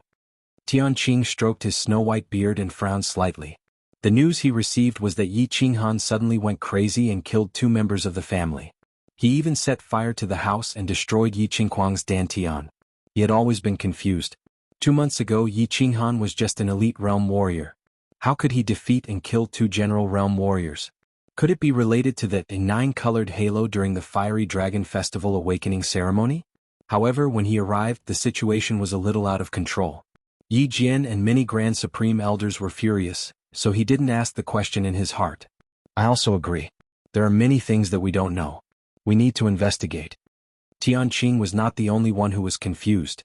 Yi Tianqing was also confused. I don't agree. The cultivation of the family head and the others is more important. I don't agree. Just because Yi Qinghan insulted the family head and the Grand Supreme Elder. I don't agree. This kid is too arrogant. Instantly, more than a dozen Grand Supreme Elders expressed their opinions. However, there were only a few Grand Supreme Elders who wanted to be impartial. Yi Qinggang looked at the Grand Supreme Elders in front of him coldly. He was thinking whether he should send someone to report to Yi Tianlong in private. Unexpectedly, Yi Jian spoke first. All the Grand Supreme Elders have voted. Most of them don't agree. So, you don't have to send someone to report secretly. As for my son, I want to see if Yi Qinghan dares to gamble with his and his sister's lives. Yi Jian clenched his teeth and persisted. When the Grand Supreme Elders expressed their opinions, he had already secretly transmitted his voice to Yi Qinghuang. He understood something that shocked him. He also understood why Yi Qinghan had to meet the family head and the two Grand Supreme Elders. Yi Qinghuang was not qualified to learn a high-level secret skill like secret voice transmission. However, as the city lord, Yi Jian had secretly passed it to him. Yi Qinghuang did not understand what was the light in Yi Qinghan's eyes that made him dizzy. But Yi Jian, who was experienced and knowledgeable, could guess a few things. Body fusion skill. This little bastard was actually so lucky. He actually triggered the body fusion skill with his trash beast. It was an extremely rare spiritual type battle skill. No. It was impossible for a 4th grade trash beast to appear. Such a precious and even heaven-defying body fusion skill would appear. Thinking of the dazzling 9-colored halo at the Fiery Dragon Festival Awakening Ceremony, Yi Jian became more and more frightened and chilled. This boy must not be left alive. He must not be left alive. Yi Dao had finally guessed and killed him. He would never allow another Yi Dao or even Yi Qinghan, who was even more terrifying than Yi Dao, to appear. Whether I dare to gamble or not, you will know in less than an hour. Yi Qinghan did not know that he had already been identified by Yi Jian as a target to be killed at all costs. He held the dagger in his hand tightly and did not tremble at all. The crowd quietened down. Yi Qinghan was gambling. Yi Jian was gambling. Yi Chang was also gambling. The rest of the people were watching. Some of them could even be said to be watching from the sidelines. For a moment, there was a hint of pressure and awkwardness in the crowd. Until, a soft and weak voice sounded. Brother? Is that you? Brother. Yi Qingyu had actually woken up a long time ago. She had already woken up when Yi Jian and the others arrived. However, when she first woke up, her head was a little dizzy, and her mind was filled with some inexplicable information. Therefore, she had been organizing and digesting the messy information in her mind. However, the more she organized and digested, the more confused she became. These inexplicable information actually said that she had some jade spirit body, and some other messy soul sacrifice, that could sacrifice the mysterious power hidden in one's body to one's lover, allowing him to possess terrifying power for a short period of time? Or when one's lover reached the peak of the Duke realm, one could offer her primordial Yin to him, allowing him to break through to the Emperor realm. What was going on? How did she have any mysterious power? How could he have that messed up jade spirit body? However, as the messy information became more comprehensive, she understood more and more. She began to believe it slowly. The information said that the jade spirit body was immune to all diseases and poisons. She believed this very much. She found it strange that she hadn't gotten sick in the 15 years she had lived. She hadn't even gotten a cold. Most importantly, the jade spirit body had a miraculous self-healing ability. She was clearly bleeding from the collision, but she was still alive. How could she explain this? She didn't know that Yi Qinghan also had a miraculous ring that had miraculous healing abilities. If Yi Qinghan hadn't fed her a large amount of blood, she definitely wouldn't have woken up so quickly. In the end, she accepted the information and completely grasped the soul sacrifice. She began to wake up completely. The first thing she saw was a familiar shoulder and a side profile that only appeared in her dreams. Therefore, she called out softly in disbelief, "Brother? Are you? Brother? Qingyu?" Yi Qinghan was a little stunned. He subconsciously turned his head and looked at his sister. His heart trembled slightly when he saw that familiar pair of pearl-like black eyes filled with surprise. "Brother, is it really you? That's great." Yi Qingyu looked at Yi Qinghan's face in a daze. She wanted to cry and laugh at the same time. However, this expression only lasted for a moment before it was replaced by fear and shock. She shouted, "Ah, brother, be careful. Be careful." Seeing his sister's expression change in an instant, Yi Qinghan suddenly came to a realization. A trace of ruthlessness appeared on his face. He exerted force in his wrist and slashed the dagger across Yi Qinghuang's neck. Swoosh. However, no matter how fast he was, the person who ambushed him was an Imperial Realm martial artist. General Realm martial artists could release their battle aura. How dare he get distracted in front of so many Imperial Realm martial artists? Yi Jian released his battle aura the moment Yi Qinghan turned his head. To be safe, he only released a trace of his battle aura. It transformed into a thin needle and silently pierced Yi Qinghan's arm that was holding the dagger. The thin needle accurately pierced through the meridians in Yi Qinghan's arm. Yi Qinghan's arm was instantly crippled. He no longer had the strength to hold the dagger, and the black dagger fell to the ground. Yi Qinghan staggered a step back in pain. His expression changed and he raised his uninjured left hand and angrily slapped Yi Qinghuang's back. However, the thin needle was too fast. It circled in the air and quickly flew towards Yi Qinghan's left hand. Then it stabbed everywhere on his body. Clang. The dagger fell heavily to the ground. Yi Qinghan also fell to the ground with the dagger. Imperial Realm martial artists were too strong. In less than a second, Yi Qinghan's body was stabbed dozens of times. Most of the meridians in his body were pierced, and the tendons in his arms and legs were all broken. One wrong move and the whole game was lost. "No, brother." Yi Qingyu, who fell to the ground with her brother, screamed in fear. Her brother was paralyzed on the ground like a boneless worm. Her heart was broken. "I suggest that we take Yi Qinghan into custody and investigate the cause of this incident. The Elder Hall will judge him for his crimes." Yi Chang sighed in his heart. He knew that something bad would happen when he saw Yi Qinghan turn around. However, with so many elders present, he couldn't openly side with Yi Qinghan. Right now, he could only wait and see if he could save Yi Qinghan's life. No need. Yi Jian released his battle aura again. It turned into a giant palm and grabbed Yi Qinghuang. Then, he threw him to an elder beside him and signaled for him to heal his wounds. Then he turned around and looked coldly at Yi Qinghan on the ground. All the elders are present. Today Yi Qinghan's crimes are obvious to all. Let's start the trial now. I believe that such a vicious and crazy person should be executed immediately. I will do it myself.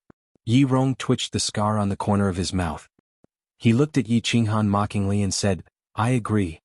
I also suggest hanging his body on the family's execution platform for 3 days as a warning to others." Agreed. Abstain. I object. Agreed. Sensing Yi Jian and Yi Rong's anger, all the elders made their decisions and voiced out their opinions. Although Yi Qinghan's performance today had overturned everyone's impression of him, many people admired his courage and temperament. However, in the face of a crippled young master who had committed a heinous crime and was likely to be the next family head, many people could only helplessly remain silent or give up. The Elders' Hall finally decided that Yi Qinghan would be sentenced to death. "I don't accept this. I want to see the family head." Things didn't go the way he expected. Yi Qinghan's heart was filled with endless bitterness and helplessness. He shouted in despair. He was too careless. Facing more than a dozen Imperial Realm experts, he dared to be careless. The result of his carelessness was death. It didn't matter if he died. He had already died once. However, his younger sister, he had implicated her. "Qingyu, it's all my fault. I've implicated you. Let's be brother and sister in our next life." Seeing that his request was ignored by the elders, Yi Qinghan knew that he was going to die today. His mood actually relaxed. He struggled to turn his head and looked at his younger sister. He tried his best to smile and said softly, "No, brother, you won't die. I don't want to be brother and sister with you." Yi Qingyu's eyes were filled with tears. She kept shaking her head. "Actually, I've always wanted to be your wife and give birth to a fat son for you." "Huh? What?" Hearing Yi Qingyu's words, Yi Qinghan was shocked. What? His younger sister had always wanted to marry him? Yi Qingyu nodded her head forcefully and said seriously, "Brother, ever since I was adopted by father, I've already decided that I'll be yours for the rest of my life. However, it seems like I don't have this fortune now. Brother, if there's a next life, will you marry me?" "Brother, let me ask you a question. I'm saying if I want you to take me away from the Yi family and find a remote town so that we can live a peaceful and ordinary life, will you be willing?" He thought back to what Yi Qingyu said to his sister before she took out his father's belongings after his mother's death. Yi Qinghan suddenly realized that his sister had always wanted to marry him and live a peaceful life in a small town. However, he didn't cherish it. Thinking about it, Yi Qinghan felt like he had made a huge mistake. However, it seemed like he didn't have the chance to make up for it now. He closed his eyes in pain and nodded his head repeatedly. I'm willing. Qingyu, I'm sorry. Brother, you don't have to apologize. You have to promise me that you'll live a good life in the future. Yi Qingyu shook her head lightly. She had stopped crying and a sacred aura appeared on her face. She looked at Yi Qinghan with her tender eyes and gradually revealed a charming smile. You too, are you done with your last words? Yi Rong was a little impatient. He walked over coldly and was about to cut the rope on Yi Qinghan's back. He wanted to pull Yi Qingyu away so that Yi Jian could kill Yi Qinghan. Live a good life? Yi Qinghan looked at his sister with a faint sacred aura on his face. Listening to his sister's strange words, he felt an inexplicable fear in his heart. He shouted, Qingyu, what are you doing? No. Yi Rong, stop my sister. Yi Rong, stop that girl. In the distance, Yi Jian also felt a trace of danger. He shouted and released his battle chi, which turned into a huge golden sword and slashed towards Yi Qingyu. Yi Rong also felt something wrong. He hurriedly stretched out his hand to grab Yi Qingyu at his fastest speed. However, in the next second something strange happened. Chapter 41. All of a sudden, a sacred light radiated out of Yi Qingyu's body and rapidly formed a milky halo around her body. Ah! Yi Rong shrieked painfully. The moment his hand touched the milky halo, it was sent flying backward by the mysterious strength contained in the halo. Meanwhile, the bones of his entire arm were broken. Bang! The huge sword made of Yi Jian's battle chi ferociously hacked the milky white halo. The violent collision of energies caused a violent explosion, causing a strong impact, which forced all the elders to take a step back. What's going on? What's this mysterious strength? Gosh, I seem to smell a wisp of God's strength. The huge change in the scene shocked the countless elders present. With their cultivation bases, it was very rare for them to encounter something that could cause their expressions to change. However, today all of them were petrified as if they had been struck by lightning. The strips of cloth on Yi Qinghan's back were torn to shreds. Yi Qingyu slowly rose into the air within the milky white halo. She was originally pure and beautiful, but under the illumination of the milky white halo, her entire body emitted a pure and holy aura. She was like a fairy that had descended from the heavens, causing people to not dare to look at her directly. Brother, promise me you must live well. Yi Qingyu suddenly revealed a smile as if the tenderness in her eyes could melt the entire world. After throwing a deep glance at Yi Qinghan, she said softly. After saying that, she closed her eyes, and a surge of power began to burst forth from her body. Suddenly, her dress began to flutter without any wind, and her loose black hair began to dance in the wind. In the end, every strand of hair turned white. Soul sacrifice. With a roar, Yi Qingyu suddenly opened her eyes as she waved her hands. Closely after that, a milky halo directly entered Yi Qinghan's body. Closely after that, the halo around her slowly disappeared as her body slowly fell down. The moment she fell down, she tried her best to open her eyes. After throwing a glance at Yi Qinghan, she satisfactorily closed her eyes and fell into an eternal sleep. No! Yi Qinghan clenched his fists tightly and howled in pain. At this moment, his heart was filled with grief and indignation. The ball of milky white light entered his body and quickly healed his injuries. He didn't know and he didn't want to know. He did not know how the milky white light had temporarily given him great power, nor did he want to know. He only knew that it was very likely that he would lose her forever. He would lose that delicate figure. Soul sacrifice? What is a soul sacrifice? I've never heard of it. How can this soul sacrifice be so powerful? I thought a god had descended. That aura was too terrifying. Does anyone know what soul sacrifice is? What use does it have? It's a good thing that this soul sacrifice doesn't seem to hurt anyone. That lass is dead. It was a false alarm. Yi Qinghan's painful howl did not arouse too much of the elders' attention. They were only concerned about the mysterious power that had just appeared for a moment. However, this kind of power, this kind of release of power, was beyond their understanding, so they hurriedly asked each other. I know. Yi Tianqing, who had been silent all this while, suddenly spoke. His snow-white hair seemed even whiter at this moment. He looked a little regretful and helpless, but mostly regretful. That lass has one of the two saint physiques in the continent, the Jade Spirit physique. We are all sinners of the family. Because of our wrong decision, the family has lost a saint physique, and the opportunity to cultivate a saint realm expert. After this, I will personally ask for forgiveness from the clan leader. Wow. Jade Spirit physique. They did not know about the soul sacrifice, but everyone present knew a little about the Jade Spirit physique. Their expressions changed again. Some were regretful, some were shocked, some were regretful. All kinds of expressions were mixed together. Yi Chang smiled coldly and looked at Yi Jian. If Yi Tianlong knew about this, Yi Jian and Yi Rong would probably end up badly. Yi Jian looked gloomy, but he felt a bit lucky. Fortunately, he acted early. Otherwise, if Yi Qinghan had a few more years, the consequences would be unimaginable. After carefully pondering over Yi Tianqing's words, he seemed to have suddenly thought of something. His eyes suddenly shot out 2 rays of light. At the same time, he roared at Yi Rong, who was next to Yi Qinghan. "No, Yi Rong, retreat." Yi Rong was treating his broken arm with his battle chi, while staring at Yi Qinghan fiercely. Hearing Yi Jian's roar, he looked back in confusion, wondering why Yi Jian roared. Seeing Yi Jian's changed face, Yi Rong still patted the ground with his left hand and retreated quickly, although he didn't understand what had happened. While retreating, he looked at Yi Qinghan with confusion, trying to figure out what had happened. However, he saw 2 beams of dazzling light. Whoosh! At this moment, Yi Qinghan suddenly moved as he bounced off the ground and sprung up. Closely after that, he chased after Yi Rong like a sharp sword. Like the scythe of the Grim Reaper, the black dagger slightly cut across the neck of Yi Rong, who was in a daze. "Yi Qinghan, how dare you?" "No!" The speed at which Yi Jian shouted was very fast, and Yi Rong's reaction speed was also not bad. However, Yi Qinghan's speed was even faster.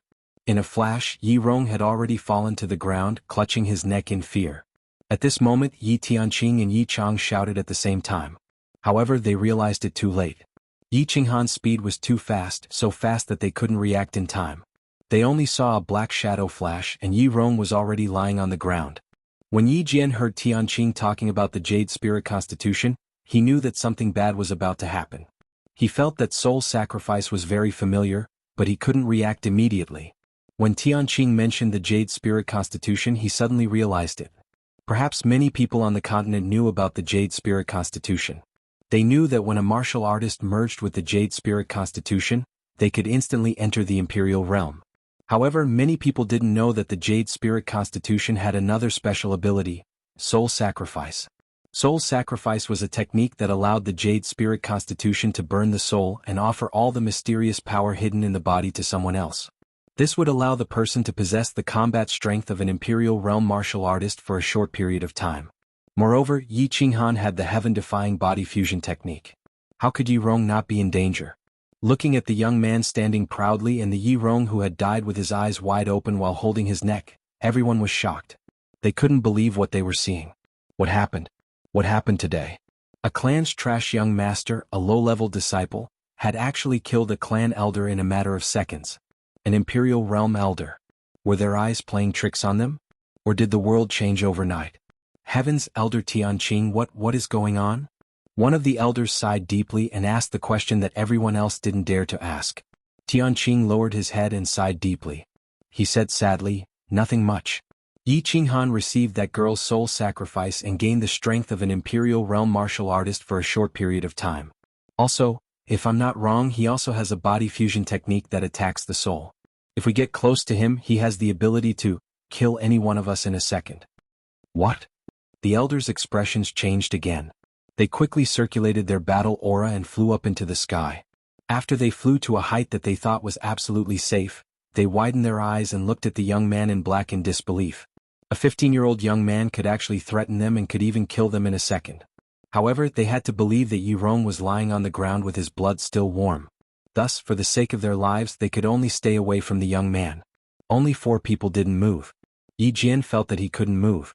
Whether it was because of his status, reputation, or hatred, he couldn't fly into the sky. Yi Chang didn't move either. He felt that Yi Qinghan wouldn't hurt him. Tianqing and Yi Tianqing didn't move either. They felt that the young man was the future hope of their family. They wanted to see if they could save him. Yi Qinghan didn't move either. Although he wanted to move and kill Yi Jian with his life, he really couldn't move. The mysterious power that his sister sacrificed was very strong. It gave him the combat power of an Imperial Realm martial artist and the ability to kill Yi Rong in a second. However, the mysterious power left as quickly as it came. It seemed as if he had used up all of his energy to instantly kill Yi Rong. At this moment, his battle force had been completely used up.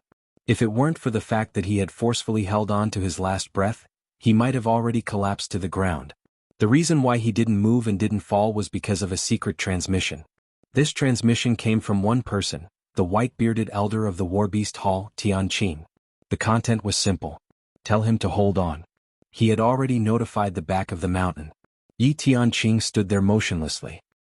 He lowered his head in silence as if he had fallen asleep.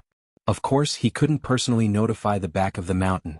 The only person who could notify the back of the mountain was a red figure standing not far away. It was Yi Qinggu. Yi Qinggu had actually arrived a long time ago. She had been silently observing the situation. However, Yi Jian had given a strict order not to come over. She could only watch from afar. She saw something that she would never forget for the rest of her life. That stubborn and arrogant figure, Yi Qingyu's holy halo, Yi Qinghan's two dazzling lights, and the shocking slash that killed Yi Rong. She had always admired Yi Dao. She believed that Yi Dao was a real man. Therefore she sympathized and took care of Yi Qinghan.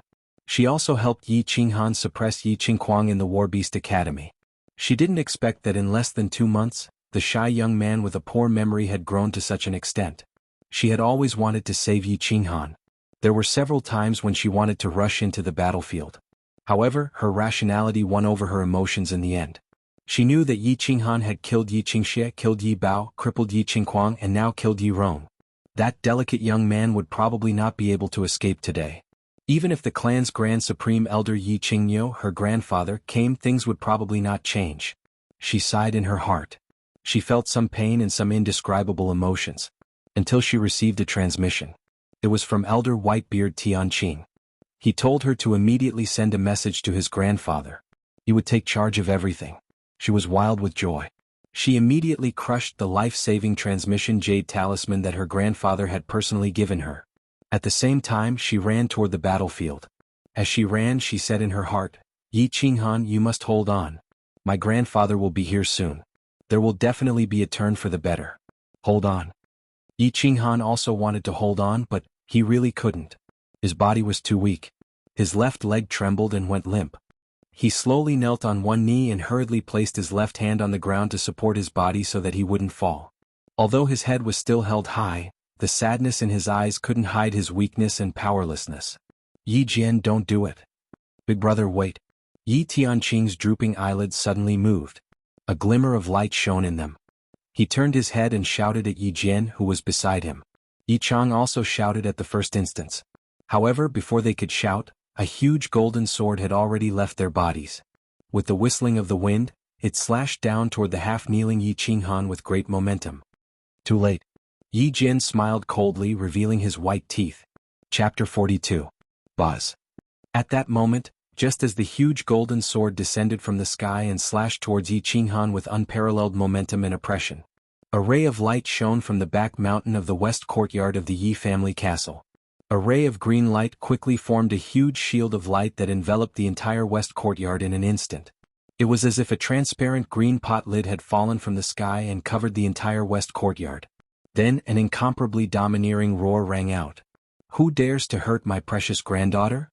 Hearing this voice, everyone in the Garden of Enchantment was shocked and looked towards the back mountain in fear. But what was even more frightening was that none of them could move, not even a finger or a neck. Time seemed to have frozen at that moment in the west courtyard. The sleeves of the elders who had flown into the sky had stopped moving. Elder Tianqing's white beard was still slightly raised. Yi Qinggu was still running. Yi Jian was still baring his white teeth. Yi Qinghan was still kneeling on one knee. The huge sword in the air was still carrying an incomparably ferocious momentum, but it had stopped right above Yi Qinghan's forehead. Everything seemed to have frozen along with the green light. Saint Domain. The same word came to the elders' minds at the same time. The unique, nature-defying ability of the Saint Realm, the Saint Domain. Although Yi Jian was still baring his white teeth and laughing coldly, he felt a wave of bitterness and regret in his heart. He had clearly sealed off the back mountain. As long as no one went to touch the restriction, no matter how many people died on the Yi family's side, no matter how fiercely they fought, the people in the back mountain would not know. But he had missed one point. He had missed out on Yi Qingyo's granddaughter, Yi Qinggu. Yi Qingyo doted on Yi Qinggu so much, how could he not have left something for her? Yi Chang and Yi Tianqing, but Yi Tianqing were delighted at the same time. Although he couldn't move his body, his brain was working quickly. Yi Chang was thinking about how to use this matter to deal a heavy blow to Yi Jian, while Tianqing and Yi Tianqing were thinking about how to plead with the clan leader to protect Yi Qinghan. Bang! Just as everyone was making their own plans, a green figure shot out from the back of the mountain like a meteor. At the same time, two figures, one yellow and one white, also rushed over. Umph. The green figure descended first. It was an old man in a green robe. The old man's face was ordinary, and his facial features were very regular. However, his eyes seemed to be a little bigger and bulging, which made him exude a brutal and domineering aura. The moment the green-robed old man landed on the ground, he let out a loud snort. He did not look at the crowd, but he nervously looked at Jianghu. It was as if he was checking to see if his precious granddaughter was missing a hair or injured. Bang! The black and white figures also landed slowly. They looked at the chaotic enchanted garden, at Yi Rong, who was clutching his neck and dying with his eyes wide open, and at the huge golden sword in the air. The black-robed old man frowned slightly. With a casual wave of his hand, he gently dispersed the huge golden sword that Yi Jian had formed with all of his battle chi.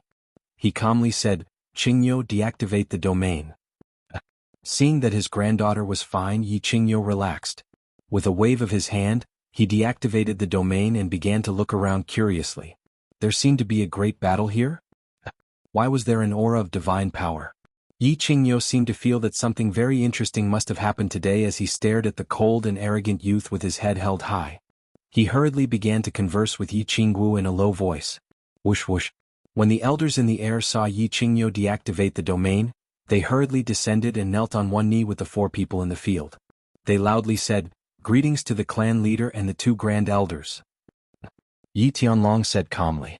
Although he just stood there quietly without releasing any battle chi or pressure, the others still felt that the black figure was as heavy as a mountain, which made them feel a bit depressed unconsciously. Yi Tianlong indifferently glanced at the crowd. He looked at Yi Rong who had died tragically, looked at Yi Qinghan who remained calm under the huge sword, and finally looked at Yi Qingyu who was dressed in white and had snow-white hair as if she was sleeping peacefully. Yi Tianlong's expression finally changed a little. He said with a little anger, "Who is that woman?" Everyone was silent. Ever since Yi Tianlong arrived, they had been thinking about how to explain what had just happened to the patriarch. They were all waiting to suffer the patriarch's anger, but they didn't expect that the first thing Yi Tianlong asked was who the woman was. For a moment they didn't know how to answer. "Her name is Yi Qingyu. She is my younger sister. She is already dead." Right when the elders were about to give a proper explanation, a cold voice resounded. When Yi Tianlong heard the answer, he slowly turned around. Looking at this black-clothed, bloodied and cold-looking young man, he felt that he looked quite familiar. He frowned and asked, "Who are you?" Yi Qinghan seemed to have heard a very funny joke. He wanted to laugh but he couldn't. The corner of his mouth twitched and he slowly stood up with trembling legs. "My name is Yi Qinghan, Yi Dao's son. I used to be your grandson but not anymore." Yi Dao's son? Hearing the name Yi Dao, Yi Tianlong frowned even more. He waved his hand, signaling the elders behind him to shut up. He continued to ask in a deep voice, "Why was he before but not now? Also, why did they want to kill you?" Looking at Yi Tianlong's vaguely familiar yet foreign face, Yi Qinghan laughed self-deprecatingly. "Why not? Because I don't want to be your grandson anymore because I don't want to be surnamed Yi. As for why they wanted to kill me, it's very simple. Today I killed a lot of people. I killed Yi Bao, killed a core disciple Yi Xianxia, crippled the clan's eldest young master Yi Qingquang who had cultivated for over 20 years and killed elder Yi Rong. I even wanted to kill Yi Jian." Wow! Yi Qingyo and the white-clothed Grand Supreme Elder Yi Baihu revealed expressions of disbelief as they looked at the young man, who was trembling even as he stood. Had Yi Dao's son become so fierce? Last year, when they came out of closed-door training, they heard that this young man was a cultivation trash who could even summon a beast? Yi Xianxia and Yi Qingquang were both juniors. Although it was a little strange that Yi Qinghan could kill and cripple them, it was still acceptable. However, Yi Rong was an Emperor realm expert. How could he kill him so easily? However, when they looked at the white-clothed, white-haired girl behind Yi Qinghan, they seemed to have guessed something. The two of them remained silent, waiting for the young man to reveal the mystery. "I didn't expect Yi Dao's son to be even fiercer than him. His temper is also the same." Yi Qingyo sighed inwardly, as if thinking of that peerless genius from more than 10 years ago. "Why did you kill them? Don't you know that the clan has rules, a punishment hall and an elder hall?"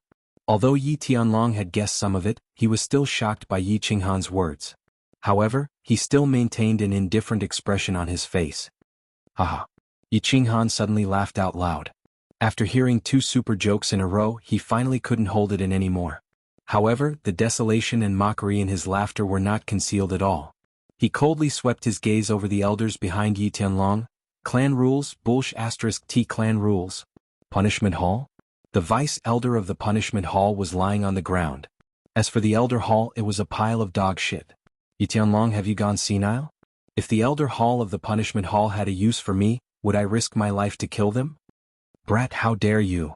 Yi Qinghan, how dare you be so rude to the clan leader? You deserve to die 10,000 times. Father, Yi Qinghan has gone crazy. Let me clean up this scum of the clan. Yi Qinghan's angry words were like a bolt from the blue, shocking everyone. In an instant, countless people trembled as they pointed at the arrogant young man and loudly cursed him. Yi Jian was even more agitated. He leaped into the air, his palm turned into a claw, and directly grabbed at Yi Qinghan's neck. Bang! Yi Tianlong waved his hand lightly, and an invisible force suddenly hit Yi Jian's chest, causing Yi Jian to fall back. Yi Tianlong turned around and coldly looked at Yi Jian, who was clutching his chest, and the countless elders who were cursing at Yi Qinghan. He said expressionlessly, Baihu, before this matter is clear, whoever makes a sound or tries anything funny, arrest them all. All of you shut up. If the clan leader doesn't ask, no one is allowed to speak. The eyes of the white-robed elder Yi Baihu flashed as he felt the complexity of the situation. Yi Tianlong nodded, turned around and looked at Yi Qinghan, who was standing quietly at the side, thinking about something. He said lightly, carry your sister and follow me to the punishment hall. I will give you an explanation. Of course, you need to give me an explanation as well. Chapter 43. Take your sister and follow me to the torture chamber. I'll give you an explanation. Of course, you need to give me one as well. Yi Tianlong's words had broken his image in front of the public. Yi Tianlong had always been serious, old-fashioned, and stubborn. Not to mention the Yi family's castle, it was also well known in the House of Aries. Yi Dao was a genius in the past. If it were any other family, they would definitely treat him like a treasure. In the past, Yi Dao had rebelled many times and disobeyed the orders of the family.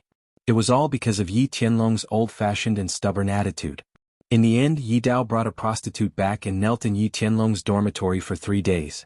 But Yi Tianlong didn't completely agree to it. He just tacitly agreed and refused to admit it.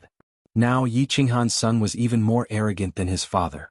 He had killed many members of the family and even scolded Yi Tianlong as an old fool. If it was Yi Tianlong's temper in the past, he would have slapped him to death or at least sent him flying. But now, not only did Yi Tianlong not get angry, but he even said that he would give him an explanation? Explanation? Yi Qinghan shook his head and looked at the ground. The white-haired woman in white was sleeping soundly and peacefully.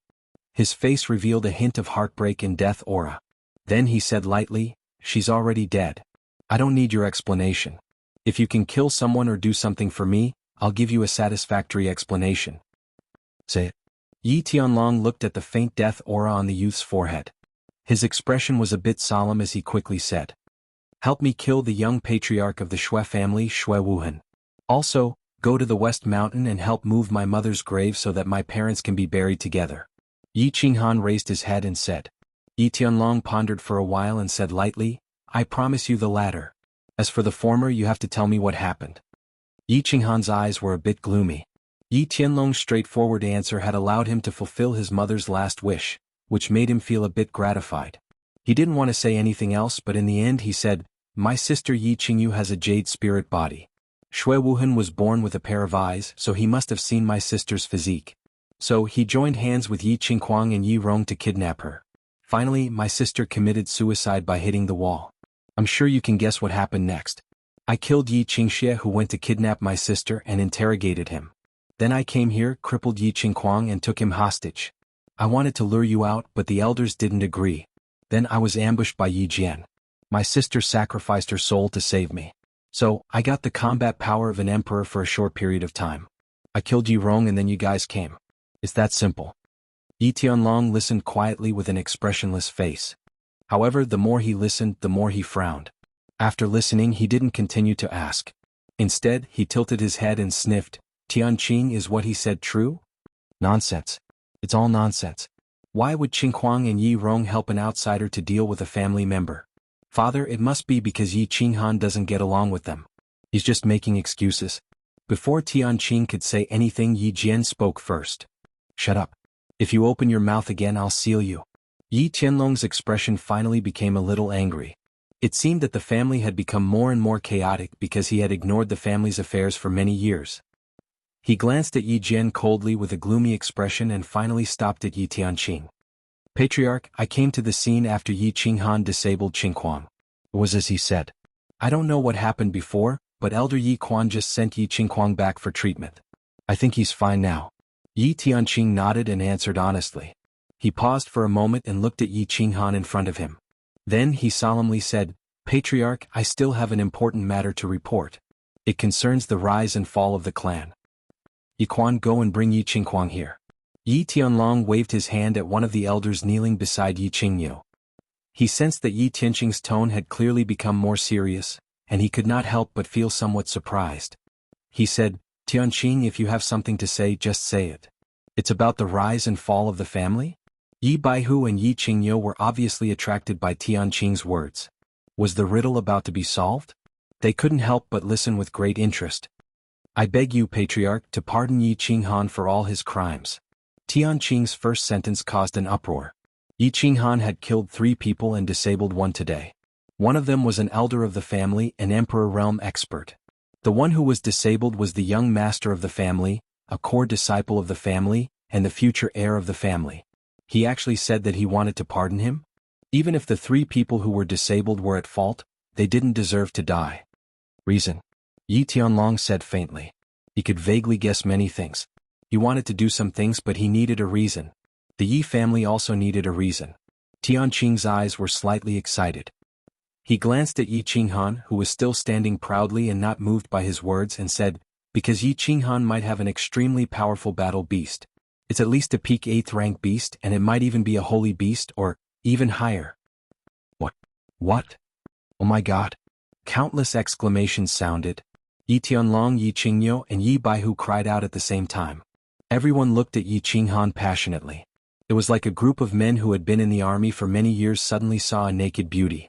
Moreover, according to my deduction, Yi Qinghan also obtained a heaven-defying combination combat technique that can instantly kill opponents of the same rank as him. Yi Rong died under this technique. Tianqing continued, throwing out a bomb that made everyone's soul tremble. Silence, dead silence. The entire place was silent, a deathly stillness. They silently pondered over the deep meaning contained within these 2 sentences. Holy beast. It was even higher than a holy beast. Combination combat technique, a heaven-defying technique that could instantly kill opponents of the same rank as him. Everything was like a bolt from the blue, exploding in everyone's heart, making them palpitate and tremble. Is what he said true? Yi Tianlong's tone was still calm, but his hands hidden in his sleeves were faintly trembling, betraying his inner thoughts. Whether it's true or not has nothing to do with you. From the moment my sister's soul was sacrificed, I told myself that I'm no longer a member of the Yi family, and even in death, I won't be a ghost of the Yi family. Yi family. I no longer have any attachment to them. Yi Qinghan lowered his gaze and looked at Yi Qingyu on the ground.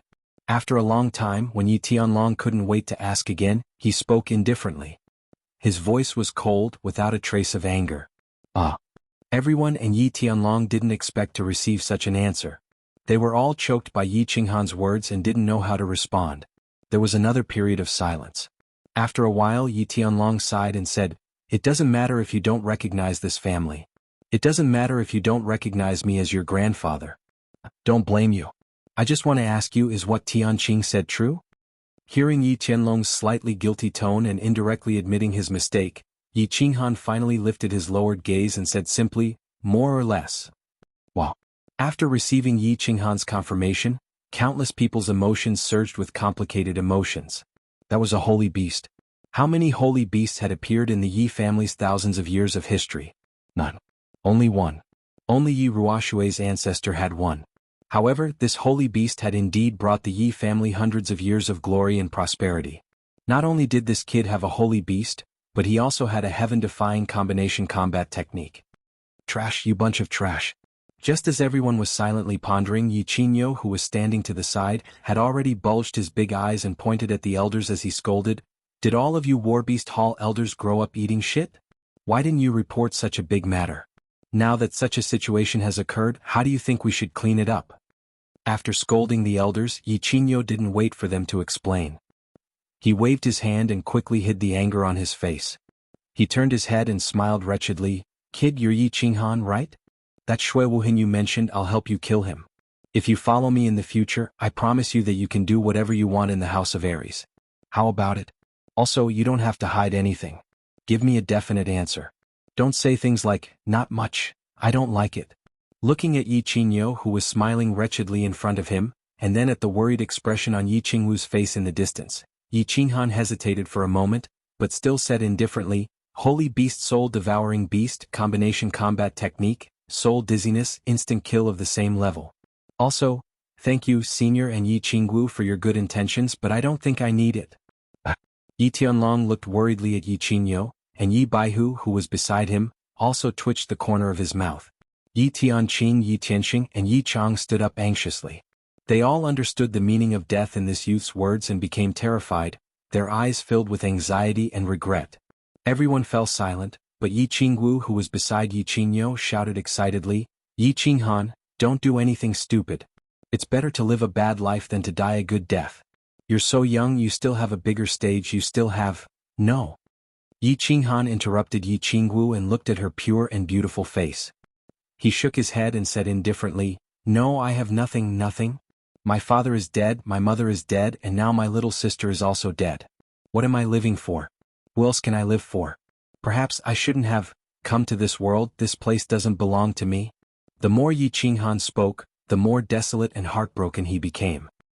He knelt weakly in front of Yi Qingyu and stared at his little sister's pale face, snow-white hair, and the bright red drops of blood at the edge of her white clothes. He stretched out his hands and caressed his little sister's face. He thought back to the words his little sister had said before she sacrificed herself and softly murmured, Qingyu, in my next life I will definitely marry you, I will definitely marry you. I said I would give you an explanation. Yi Qinghan took one last look at Yi Tianlong, then slowly pulled out the black dagger that was hanging from his calf. Everyone felt extremely complicated, but they did not stop him, nor did they have any way to stop him. If a person's heart was dead, who could save him?